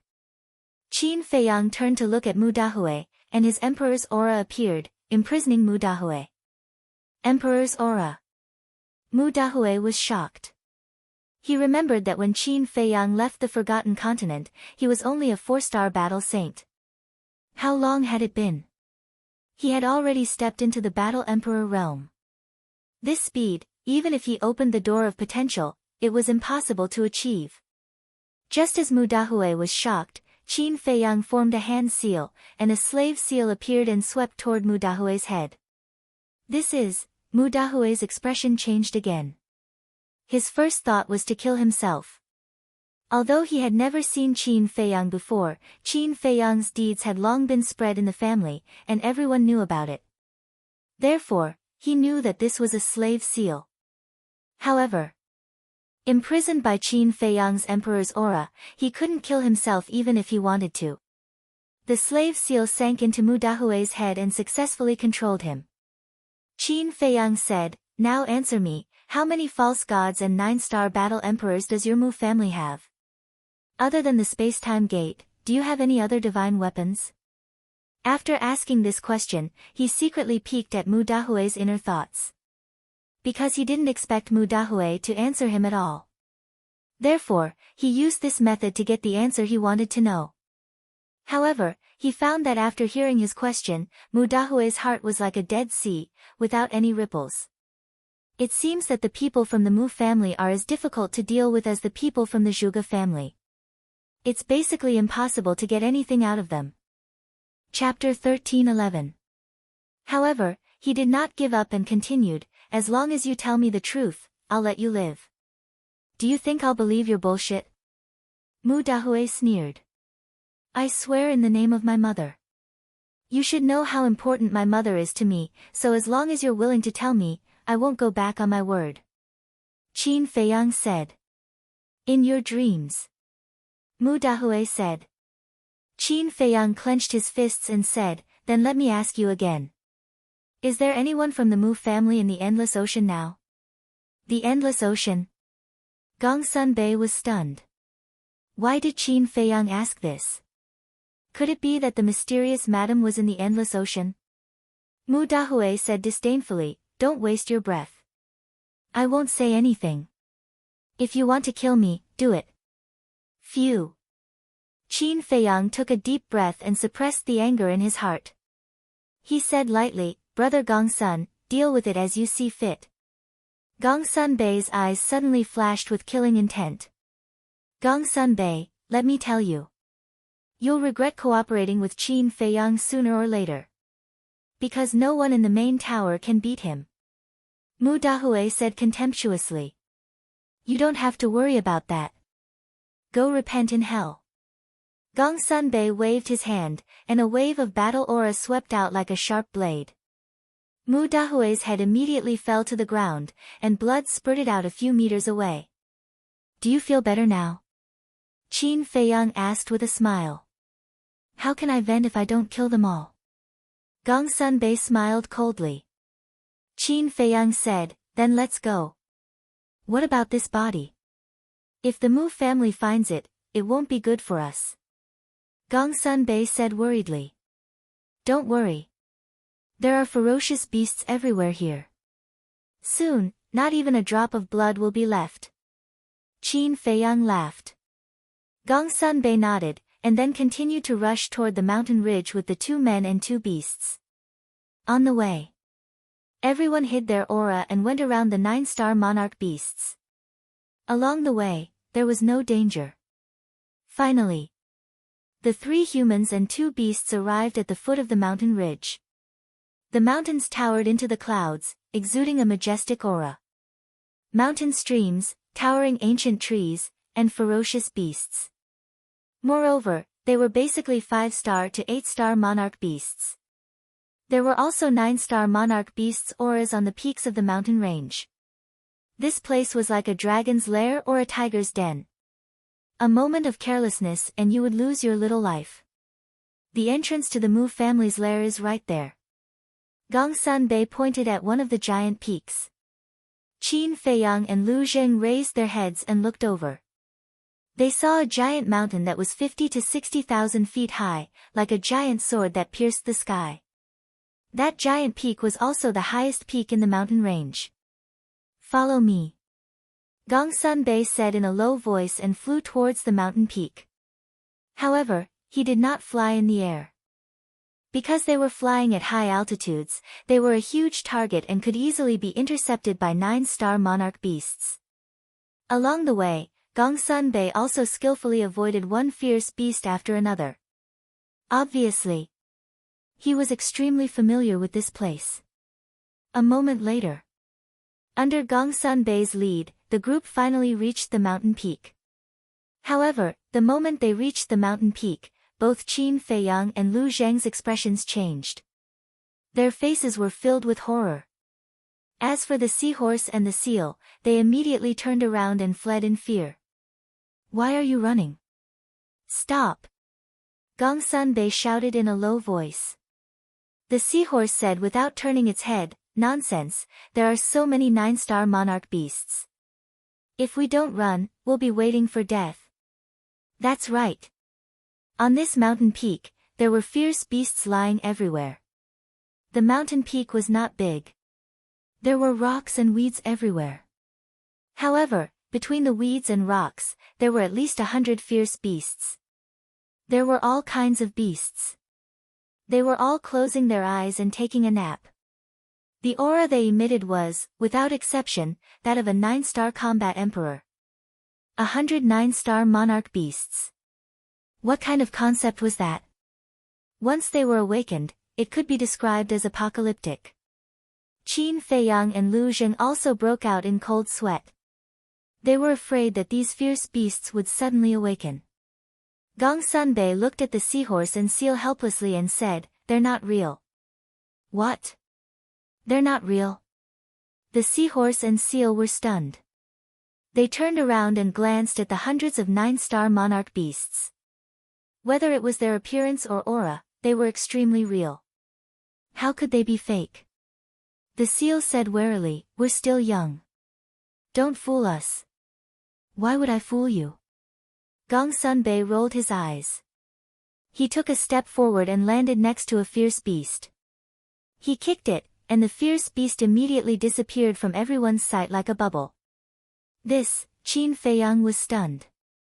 Lu Zheng was also stunned. The eyes of the seal and the seahorse almost popped out of their sockets. "This is the illusion I told you about," Gongsun said. Qin Feiyang and the others looked at each other and landed on the top of the mountain one after another. They walked toward Gongsun while looking at the fierce beasts around them in amazement. The seal imitated Gongsun and raised its paw to slap a few fierce beasts. Those fierce beasts immediately collapsed and disappeared. Amazing. Looking at this scene, the seal couldn't help but marvel. Qin Feiyang walked in front of Gongsun and shook his head. "I didn't expect the Mu family to set up such an illusion at the entrance. As you said, without someone to lead the way, it's really impossible to find the entrance." Lu Zheng sighed. "Even if you can find it, seeing so many vivid 9-star monarch beasts, you'll definitely be scared witless like the seahorse and seal." Hearing this, the seal and seal were quite embarrassed. Qin Feiyang looked at the other peaks and asked, "Are the 9-star monarch beasts on those peaks also illusions?" "They're all real. Don't mess with them. Follow me." After Gongsun finished speaking, he turned and walked toward the other side of the mountain peak. Qin Feiyang and the others quickly followed. Soon, they came to the edge of the cliff and entered their sight of a sea of clouds. The sea of clouds was bottomless and surrounded by clouds and mist, giving people an unfathomable sense of mystery. And within the sea of clouds, there were countless 9-star monarch beasts' auras. The group was looking curiously. Roar! Suddenly, in the distant sea of clouds, a fierce beast roared out. It was as huge as a mountain and exuded a monstrous divine power. Divine power! Qin Feiyang's eyes trembled. There was a divine beast here. Gongsun is the Mu family under the sea of clouds? Lu Zheng asked, his eyes full of nervousness. The seahorse and seal were so scared that they hid behind Qin Feiyang, trembling. Gongsun smiled. "Don't be nervous. The sea of clouds and the divine beast are also illusions. What? The 2 men and 2 beasts were shocked. There are a total of 3 illusions here. The first illusion is these 9-star monarch beasts on the mountain peak, and the second illusion is the sea of clouds and the divine beast. Gong Sun-bei said. The 2 men and 2 beasts looked at each other and shook their heads with a bitter smile. It turned out that they were just scaring themselves. The divine beast did not exist at all. Wait. Suddenly, Qin Feiyang frowned and said, "We've seen the first and second layer of the illusion. Where is the third layer of the illusion?" Gong Sun-bei did not answer. "Hide your aura and follow me." After speaking, he took the lead to hide his aura to the extreme and then stepped into the sky above the sea of clouds. The moment he stepped into the sky above the sea of clouds, Gong Sun-bei disappeared from their sight. This, Qin Feiyang and the others looked at each other. This place is too strange. Hurry up and follow him. Don't get lost. Lu Zheng said. The 2 men and 2 beasts also hid their aura and stepped into the sky above the sea of clouds. They found that they had appeared in front of a canyon, and Gong Sun-bei was standing next to them. The seahorse said in surprise, "Didn't we enter the sea of clouds? Why is it a canyon? Didn't you hear Gong Sun-bei say that the sea of clouds is just an illusion? I think this canyon is the real thing." Lu Zheng said thoughtfully. The canyon was still surrounded by clouds and mist, giving it a mysterious feeling. Behind them, the mountain peak they were on before had disappeared and was replaced by clouds and mist. At this moment, it was as if they were standing in a fairyland. It was very unreal. Gong Sun-bei said telepathically, "The third illusion is in this canyon." When they heard this, they immediately looked into the canyon and saw many beasts lying in the canyon. There was a giant python, a poisonous scorpion, a fierce tiger, and a dragon. In short, all the beasts they had seen before were here. The most shocking part was that all of them were actually 9th-star emperor beasts. Needless to say, they must be fake too. The seahorse smiled and strode into the canyon. However, as soon as the seahorse took its first step, Gong Sun-bei pulled it back and said, "Do you want to die?" "Why?" The seahorse looked at him suspiciously. Qin Feiyang, Lu Zheng, and the seal also looked at Gong Sun-bei in confusion. "Do you know why I asked you to hide your aura?" "Because the beasts in this canyon are not all illusions. Some of them are real. If we don't hide our aura, we will be discovered as soon as we appear," Gong Sun-bei said in a deep voice. Hearing this, the seahorse immediately jumped behind Qin Feiyang like a frightened rabbit. According to my investigation, there are at least 10 9-star emperor beasts in these illusions. They are here to guard the canyon. And at the end of the canyon is the Mu clan's nest, Gong Sun-bei said. Lu Zheng raised his eyebrows and said in a low voice, 10 9-star emperor beasts are nothing, but if they are alarmed, it is equivalent to alarm the entire Mu clan. We still haven't figured out the Mu clan's background, so we can't be discovered by them. Yes, we can't be discovered by them. Qin Feiyang nodded, pondered for a moment, and said, "Let's go to the castle." After saying that, he waved his hand, and the group suddenly disappeared. Not long after the group of people disappeared, a blood-red falcon flew out of the canyon like lightning and scanned the surroundings suspiciously. Strange. I clearly felt that someone broke in just now. Why is there not even a shadow now? Could it be an illusion? The falcon muttered, looked around carefully, and then turned back to the canyon. That was close. Fortunately, we came to the castle. Otherwise, we would have been caught red-handed. Inside the castle. Looking at the falcon that disappeared in the picture, Gong Sun-bei was scared. Then, he turned his head to look at the castle and said in surprise, "Is this the spatial divine item that you are hiding in?" Qin Feiyang nodded. Then, he piloted the ancient castle and flew into the canyon. Chapter 13:12. Inside the canyon. There were all kinds of beasts that looked very real. Some were lying on the ground and taking a nap. Some were looking around with disdain and majesty. It was impossible to tell which one was real and which one was fake. What's going on? There are only these few people in the castle. At the same time, Gong Sunbei glanced at Viper, Dan Wangkai, Wang Xiaojie, Black Dragon Snake, and the other beasts.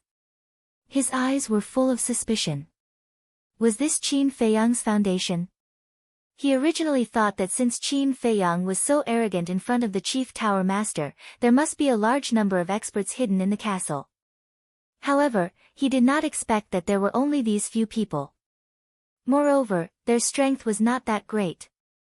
In other words, apart from the two 9-star emperor beasts, the seahorse and the seal, Qin Feiyang did not have any powerful experts around him. This kid had been pretending to be mysterious. However, he's quite good at pretending. Even the chief tower master and I were fooled by him. Gong Sunbei muttered to himself as he pursed his lips in self-mockery. However, he did not know that Qin Feiyang's true foundation was not in the castle, but in the tower. Wait! Gong Sunbei suddenly looked at Viper and Dan Wangkai.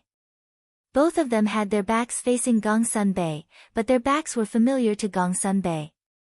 Gong Sunbei asked suspiciously, "You too, have I seen you somewhere before?" Qin Feiyang unnoticeably raised his eyebrows. This was what he was worried about. If Gong Sunbei recognized Dan Wangkai and Viper, he would know that Wang Zicheng and the others were lying. Wang Zicheng and the others were now in the chief tower. They were his spies in the chief tower and could not be suspected by Gong Sunbei.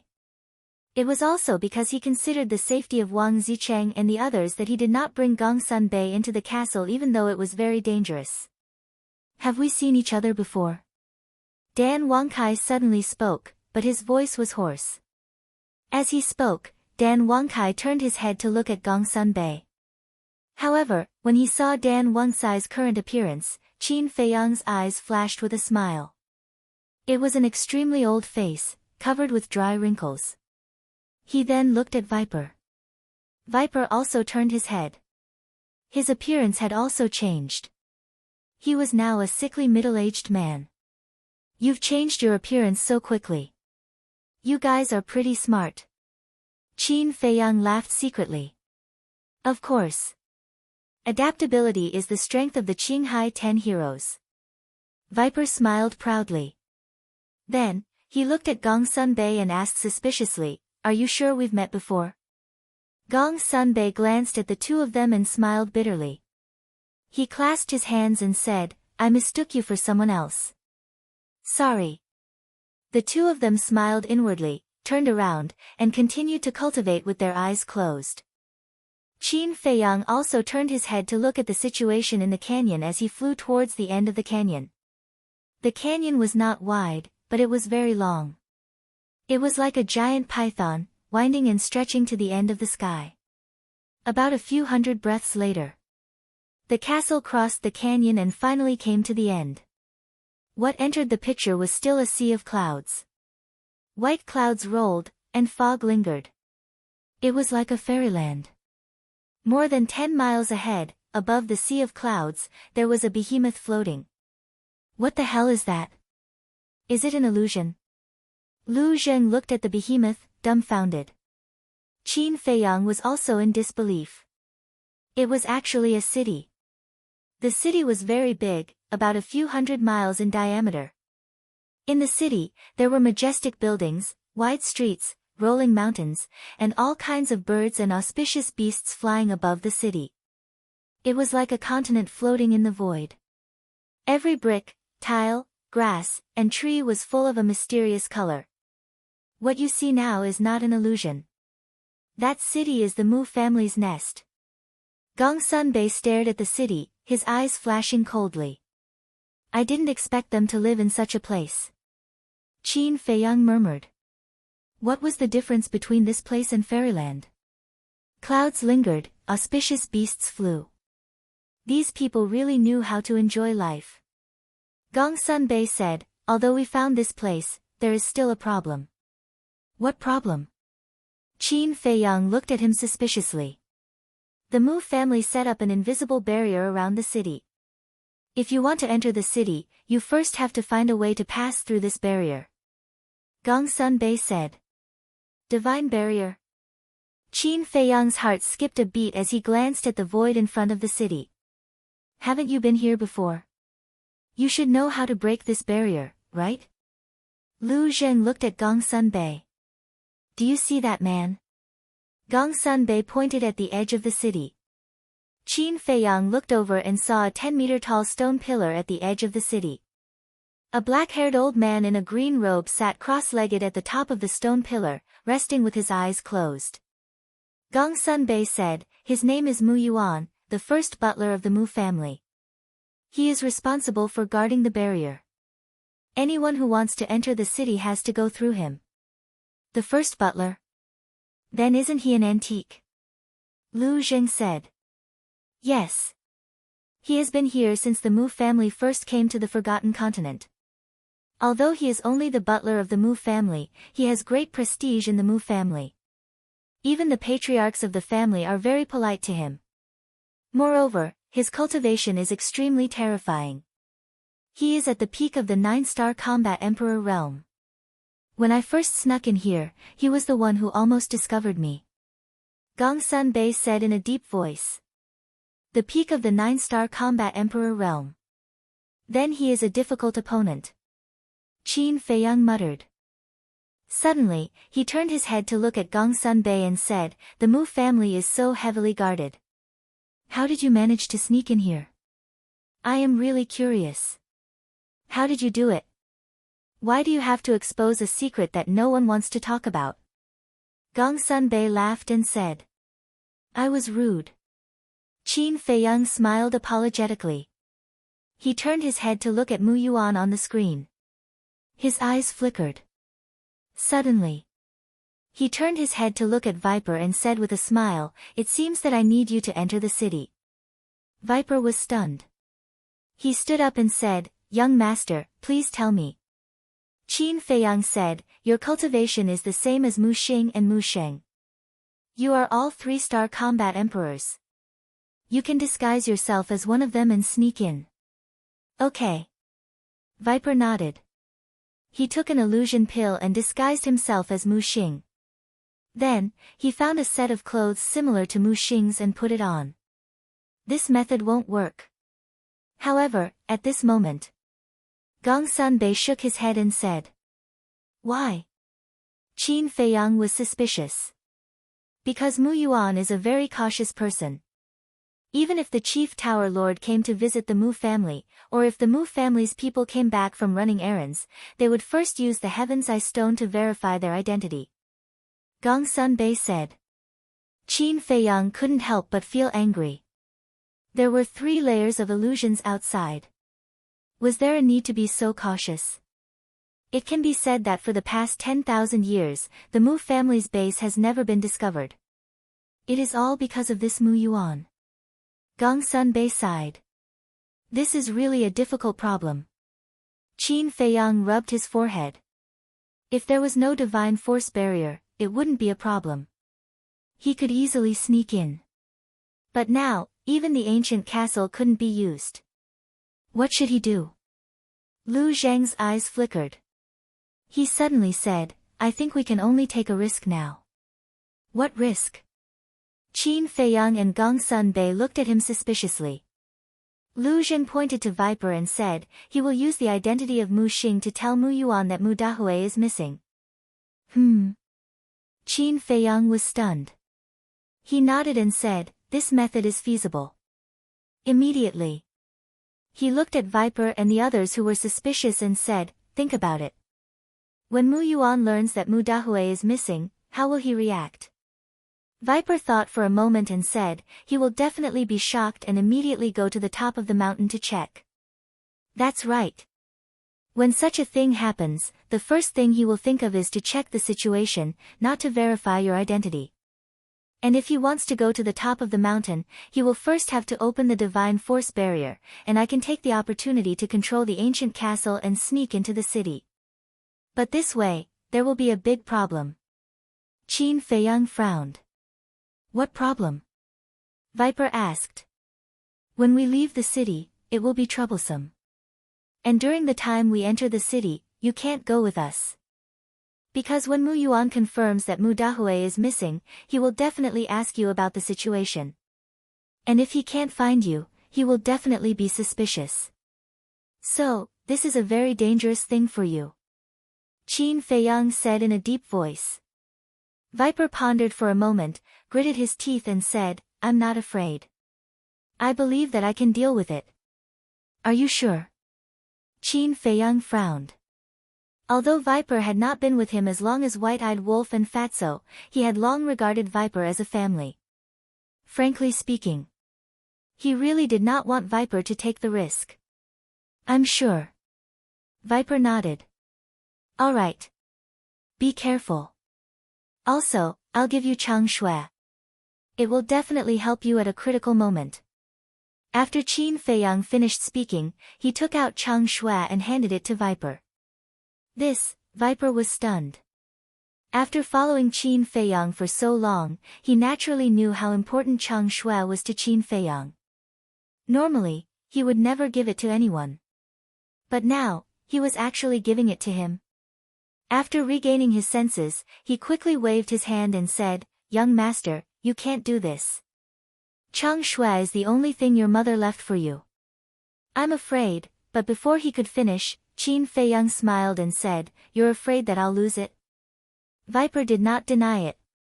Since you're afraid, then live well. After we meet, you can personally return it to me. Qin Feiyang smiled and said. Viper was a little flattered. Since Qin Feiyang gave him Chang Shui, it proved that he trusted him 100%. However, Chang Shui was too important. He was afraid that he could not bear Qin Feiyang's trust. Take it. Don't dawdle. If I hadn't broken through to become a 4-star combat emperor, you wouldn't have a share. Dan Wangkai said disdainfully. Ever since the time rule in the ancient castle changed, Dan Wangkai and Viper had been cultivating. Hence, their cultivation had undergone a huge change. Phew. Viper glanced at Dan Wangkai and took a deep breath. He knelt on one knee and received Chang Shui with both hands. He said solemnly, Young master, don't worry. I will protect Chang Shui with my life. Qin Feiyang shook his head and smiled. Then, he drove the ancient castle back the way he came. Chapter 13:13. Soon. The castle arrived at the entrance of the canyon. Be careful. Qin Feiyang warned again. Viper nodded and looked at Gongsun Bei, asking, Do you know what the Mu family's disciples call Mu Yuan and Mu Dahue? Uncle Yuan. Uncle Hui. Gongsun Bei said. Send me out. Viper looked at Qin Feiyang and said. Qin Feiyang waved his hand and Viper immediately appeared at the entrance of the canyon. Looking at the quiet canyon, Viper let out a long breath and turned into a stream of light, rushing into the canyon. Qin Feiyang also drove the castle and followed beside Viper, just in case. Chirp. Not long after entering the canyon, the bloody falcon suddenly rushed out and blocked in front of Viper. But when it saw Viper's face, it quickly retreated to the side. When it passed by the bloody falcon, Viper nodded at it in a friendly manner. Not long after, Viper panted as he rushed out of the canyon, heading straight for Mu Yuan. Whoosh! At the same time, Mu Yuan suddenly opened his eyes and 2 sharp lights burst out.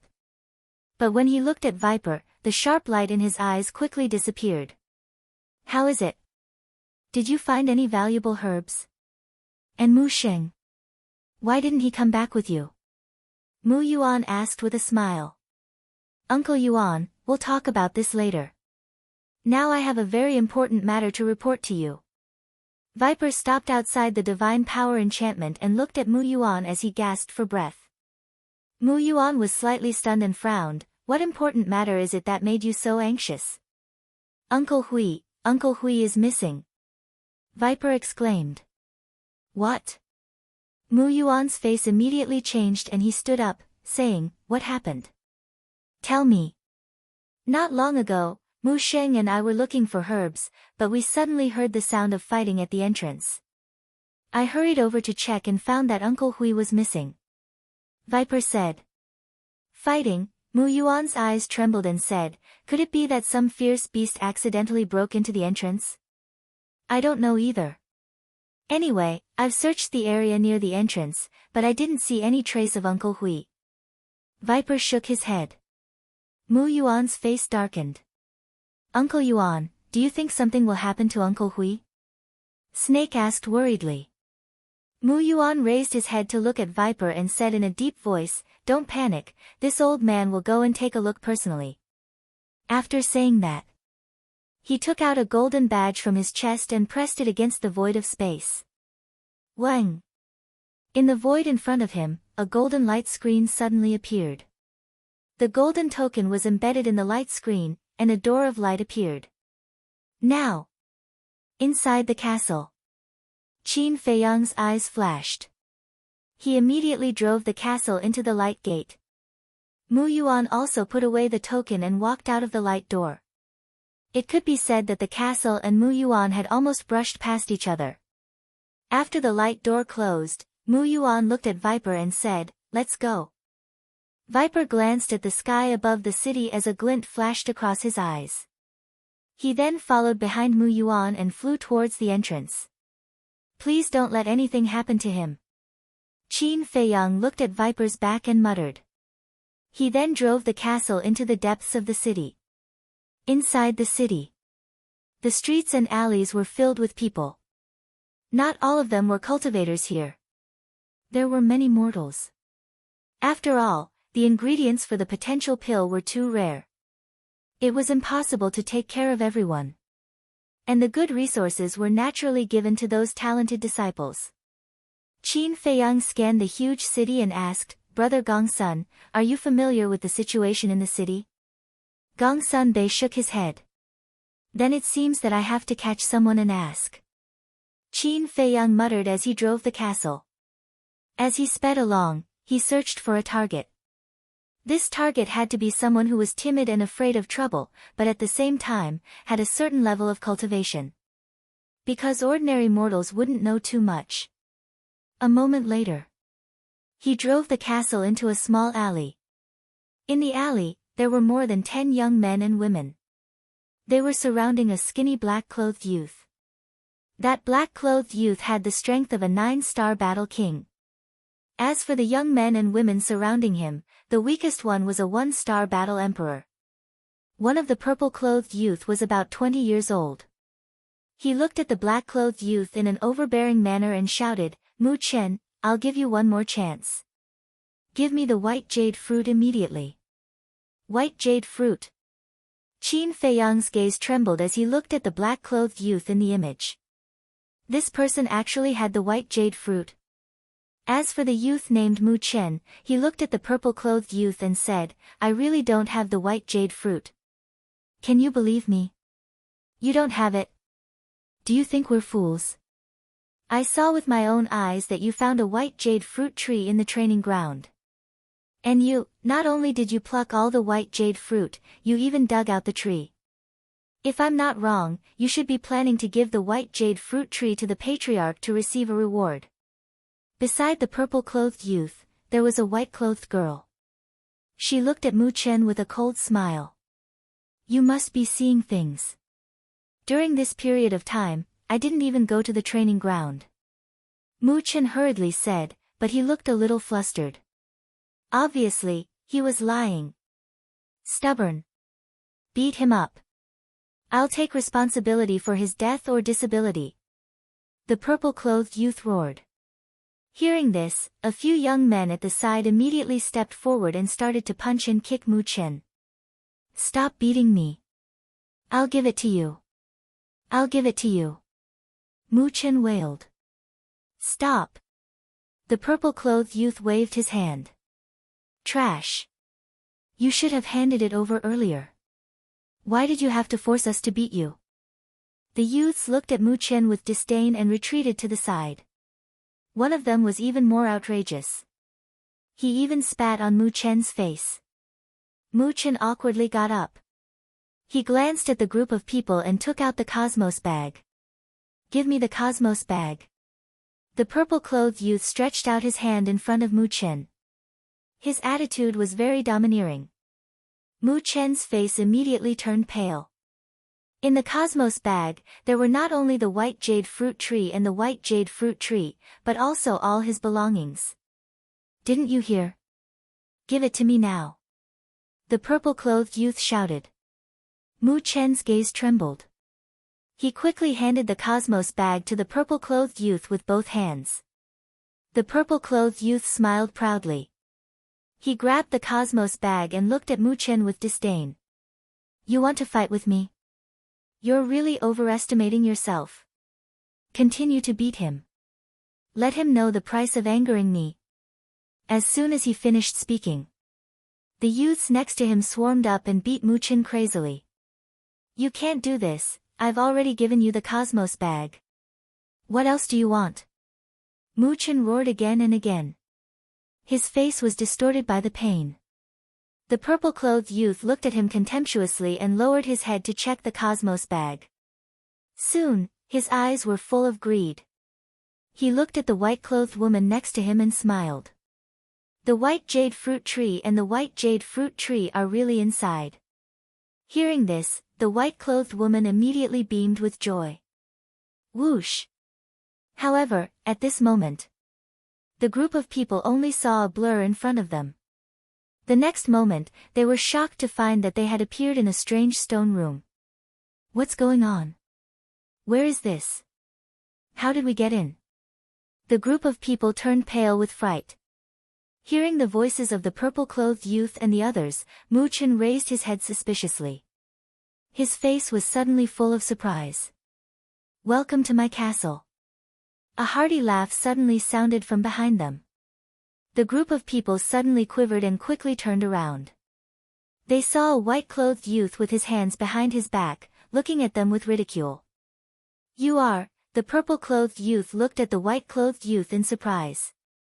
Suddenly, as if he had thought of something, his face suddenly changed and he said in surprise, You're Qin Feiyang. It seems that I'm quite popular in your Mu family. Otherwise, not everyone would know me. Qin Feiyang said playfully. It's really Qin Feiyang. Why are you here? The group of people suddenly panicked. Mu Chen curled up in a ball and trembled. Why was he so unlucky today? First, his cosmos bag was stolen. Now, he met this fiend. Qin Feiyang. Who in the world didn't know of this lawless and terrifying existence? Who didn't know of it? Encountering him was equivalent to encountering the Grim Reaper. Qin Feiyang glanced at the group of people and then looked at Mu Chen. Finally, his eyes locked on the purple-clothed youth and he said, You looked quite impressive just now. Plop. The purple-clothed youth's legs went soft. He directly knelt on the ground and begged, Qin Dage, you and I have no enmity. Please don't kill me. The others also quickly knelt down in fear. He knelt down just like that. Humph, what a trash who bullies the weak and fears the strong. Lu Zheng despised. Isn't this the kind of person we're looking for? Qin Feiyang chuckled and looked at the purple-clothed youth and said, I can spare your life, but it depends on your performance.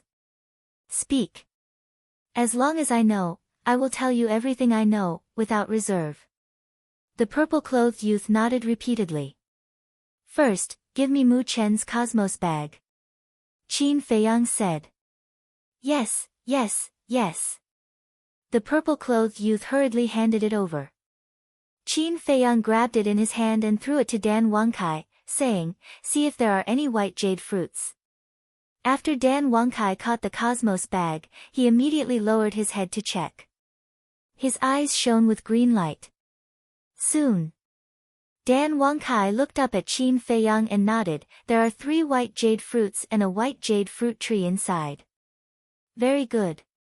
Qin Feiyang smiled happily.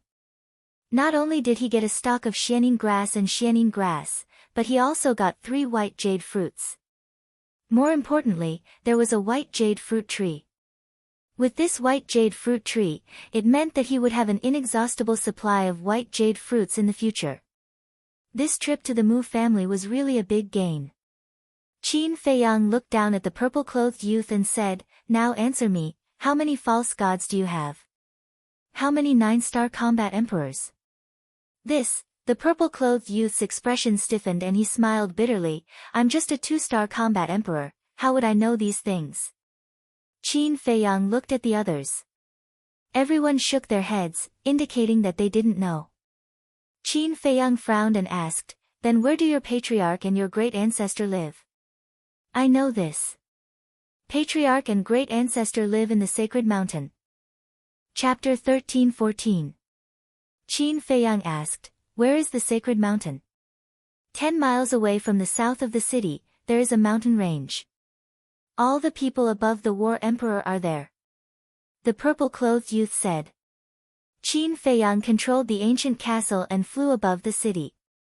With a wave of his hand, the image in front of him began to move. Soon, the image locked onto the south of the city. There was indeed a mountain range there. The mountain peaks towered into the clouds, imposing and majestic. And in the mountain stream, one could vaguely see a magnificent palace, exuding an ancient aura. Qin Feiyang glanced at the mountain range, then looked at the purple-clothed youth, and asked, "Where is the training ground?"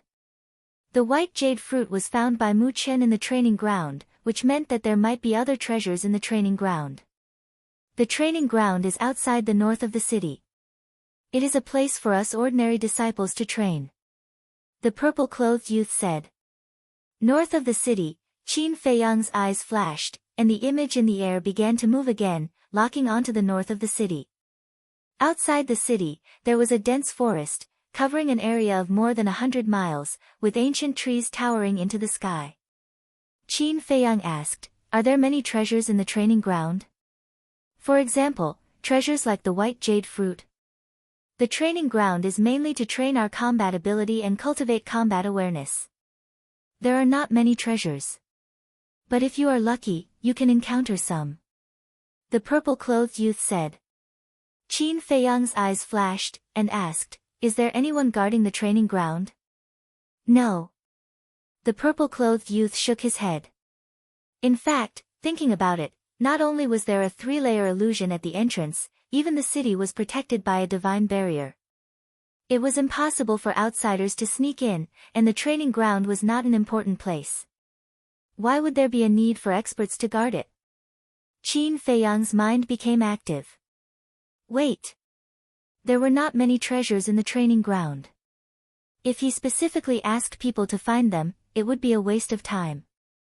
It would be better, go directly to the Mu family's medicine field. The Mu family was isolated from the world and had mastered the alchemy scripture. They must have cultivated a medicine field. Moreover, after thousands of years of accumulation and precipitation, the Mu family's medicine field must be amazing. Where is your medicinal field? Qin Feiyang asked the purple-clothed youth. Herbal field? The purple-clothed youth was slightly taken aback. He shook his head and said, "I really don't know about this. I only know that it is indeed a medicinal field. What's the point of keeping you if you don't know anything?" With a wave of his hand, Lu Zheng sliced off the purple-clothed youth's neck, causing blood to gush out. Bang! The purple-clothed youth fell to the ground, dead. His eyes were filled with rage and fear before his death. Seeing this scene, the man called Mu Chen, the white-clothed woman and the others all turned deathly pale from fright. "We really don't know where the herbal field is. Qin Dage, please spare us. If you really want to know, you can go to the sacred mountain to take a look. Because the herb field is most likely to be in the sacred mountain." The group of people were terrified. Sacred mountain, Qin Feiyang murmured as killing intent flashed in his eyes. He turned to Dan Wangkai and said, "Bring them to the ancient pagoda and finish them off." "All right." Dan Wangkai nodded his head. The group of people suddenly collapsed to the ground in despair. 2 of them even peed in their pants. Ancient pagoda. Gongsun Bei's eyes were filled with suspicion. Where is this place? Mu Chen suddenly said, Qin Dage, don't kill me. I know where the herbal field is. I can take you there. Qin Feiyang was stunned and turned to look at Mu Chen. Mu Chen said, I don't dare lie to you. I really know. Qin Feiyang waved his hand. Dan Wangkai, the white-clothed woman, and the purple-clothed youth's corpse instantly disappeared from the ancient castle. Then, Qin Feiyang looked at Mu Chen and said, Tell me, where is the herbal field? Mu Chen said, The herbal field is not in the sacred mountain. It is deep in the mountains east of the city. How do you know? Qin Feiyang frowned. This person was only a 9-star battle king.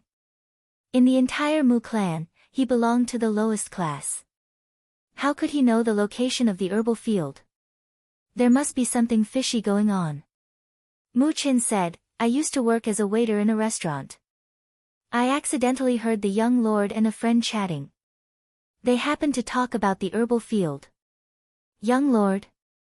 Qin Feiyang was stunned and asked, Are you talking about Mu Qing? Yes. That's him. Mu Chen nodded, but when he mentioned Mu Qing, there was a trace of hatred in his eyes. However, Qin Feiyang was able to clearly sense that hatred. He suddenly showed a trace of curiosity and asked, Is there any grudge between you and Mu Qing? Mu Chen was stunned and said in surprise, How do you know? Although you want to hide the hatred in your heart, you are still too young. When you mention Mu Qing, the hatred in your eyes can't be completely hidden. Qin Feiyang said lightly. Mu Chen's eyes trembled and bowed, seeing is better than hearing. Qin Dage is really the #1 person among the younger generation. Mu Chen admires you. Qin Feiyang said, Don't think that I will let you go just because you flatter me. Mu Chen said, I don't ask Qin Dage to let me go. I only ask Qin Dage to do me a favor and kill Mu Qing. He is the young lord of your Mu clan. You want to kill him? Why is that? Qin Feiyang was surprised. Since I was young, my family was poor. In order to eat and wear, I had to work as a waiter in a restaurant. But once, when I was walking, I accidentally bumped into him. Because of this, he actually destroyed my qi. And he even asked the restaurant owner to drive me out. I am the only child in my family. My parents put their hopes on me. Since I was young, in order to train me, they desperately went out to earn money. They even exchanged all the valuable things at home for elixirs for my cultivation. But because of an unintentional mistake, all of this went up in smoke. Of course, I was not convinced and went to the patriarch to reason with him. Mu Chen said angrily. And the result? Qin Feiyang asked. In the end, not only did the patriarch not see me, he even asked someone to drive me out. Coincidentally, I met Mu Qing at the door. He knew that I went to the patriarch to reason with him, so he flew into a rage out of humiliation. He forced me to take the disaster elixir and turned me into a real cripple. The most outrageous thing was that he even spread the word that no one was allowed to give me the marrow cleansing elixir. Mu Chen roared, his eyes were bloodshot. Disaster elixir, Qin Feiyang was a little surprised. Interesting, he said, continue. Later, when my parents learned about this, it was like a bolt from the blue. They were depressed all day. Not long after, they both died. I lost my cultivation and my parents. During that time, I drowned my sorrows in alcohol, feeling that there was no hope in life. In the end, I chose to kill myself. I went to the training ground because there were many fierce beasts there. For a cripple like me who had no cultivation, once I stepped into the training ground, it was like stepping into hell. But when I entered the training ground and was ready to die, a miracle happened. When Mu Chen said this, a bright light burst out from his eyes. What miracle? Lu Zheng was curious. I suddenly heard the sound of fighting nearby, so I curiously ran over to have a look. In the end, I found 2 3-star combat emperors fighting over a purple spirit flower. Mu Chen said. Purple spirit flower. Qin Feiyang was surprised. Not only was there the white jade fruit, but there was also the purple spirit flower. It seemed like the Mu family's nest was a big treasure. Lu Zhen glanced at Qin Feiyang, then looked at Mu Chen and said, "Let me guess what happened next." The two 3-star combat emperors fought over the purple spirit flower, and in the end, you got the purple spirit flower. And you took the purple spirit flower and exchanged it with someone for a marrow cleansing pill. From then on, you started your cultivation journey again. Lu Zhen said. You guessed the first part correctly. They did die together, and I also got the purple spirit flower. But I also got their qiankuan pouches. And in their qiankuan pouches, there were a lot of qi gathering pills, body tempering pills, battle qi pills, 2 marrow cleansing pills, and 3 potential pills. At that time, I knew that the heavens didn't want me to die, so I immediately used the marrow cleansing pill to expel the poison of the spiritual disaster pill. Later, I used these pills to cultivate desperately, and now I have finally recovered the cultivation of a 9-star combat emperor. Mu Chen said. Qin Feiyang asked, what was your cultivation before you were crippled? 8-star combat emperor. Mu Chen said. Not bad. Qin Feiyang smiled in surprise and said, what about the purple spirit flower? With the purple spirit flower, he could prepare to refine the great creation pill. This was because he had the most important herbs, the fruit of fortune, white jade fruit, dark yin grass, and dark yang grass. He only lacked the purple spirit flower.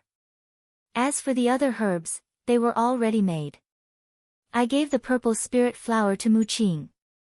Although Mu Qing and I have a deep hatred, I know that I can only be reborn by pleasing him. Mu Chen said. You're quite smart. As the young master of the Mu family, Mu Qing has a high position and power. Even if you got the marrow cleansing pill, he could force you to take the spiritual disaster pill again. Qin Feiyang said. Yes. When I gave him the purple spirit flower, he was very happy and never came to find trouble with me again. He even took care of me. On the surface, I also flattered him and said that I had forgotten my hatred, but secretly, I had been looking for opportunities. But I was too weak. In front of him, I couldn't find a chance at all. Mu Chen laughed at himself. Qin Feiyang shook his head and said, I didn't expect this guy to have such a side. This is a little different from the Mu Qing I know. Speaking of which, during that time, he was indeed different. In the past, he was very good and rarely got angry, but during that time, his temper was very bad, and he would fight without saying a word.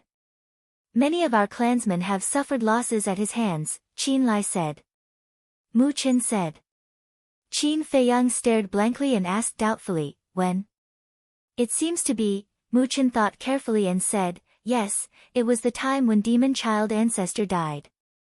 Ah. Qin Feiyang was stunned, then shook his head and smiled, saying, I understand. Of course, he remembered demon child. At that time, in Yan Wei's tribe, he did evil and was finally killed by the mysterious madam. It was also at that time that Mu Qing began to have a murderous intent towards him. If there was no accident, it must be because of the death of demon child that Mu Qing's temperament changed greatly, so he made a big fuss over such a small matter and destroyed Mu Chen's cultivation. In other words, at that time, Mu Qing was purely venting his anger on Mu Chen.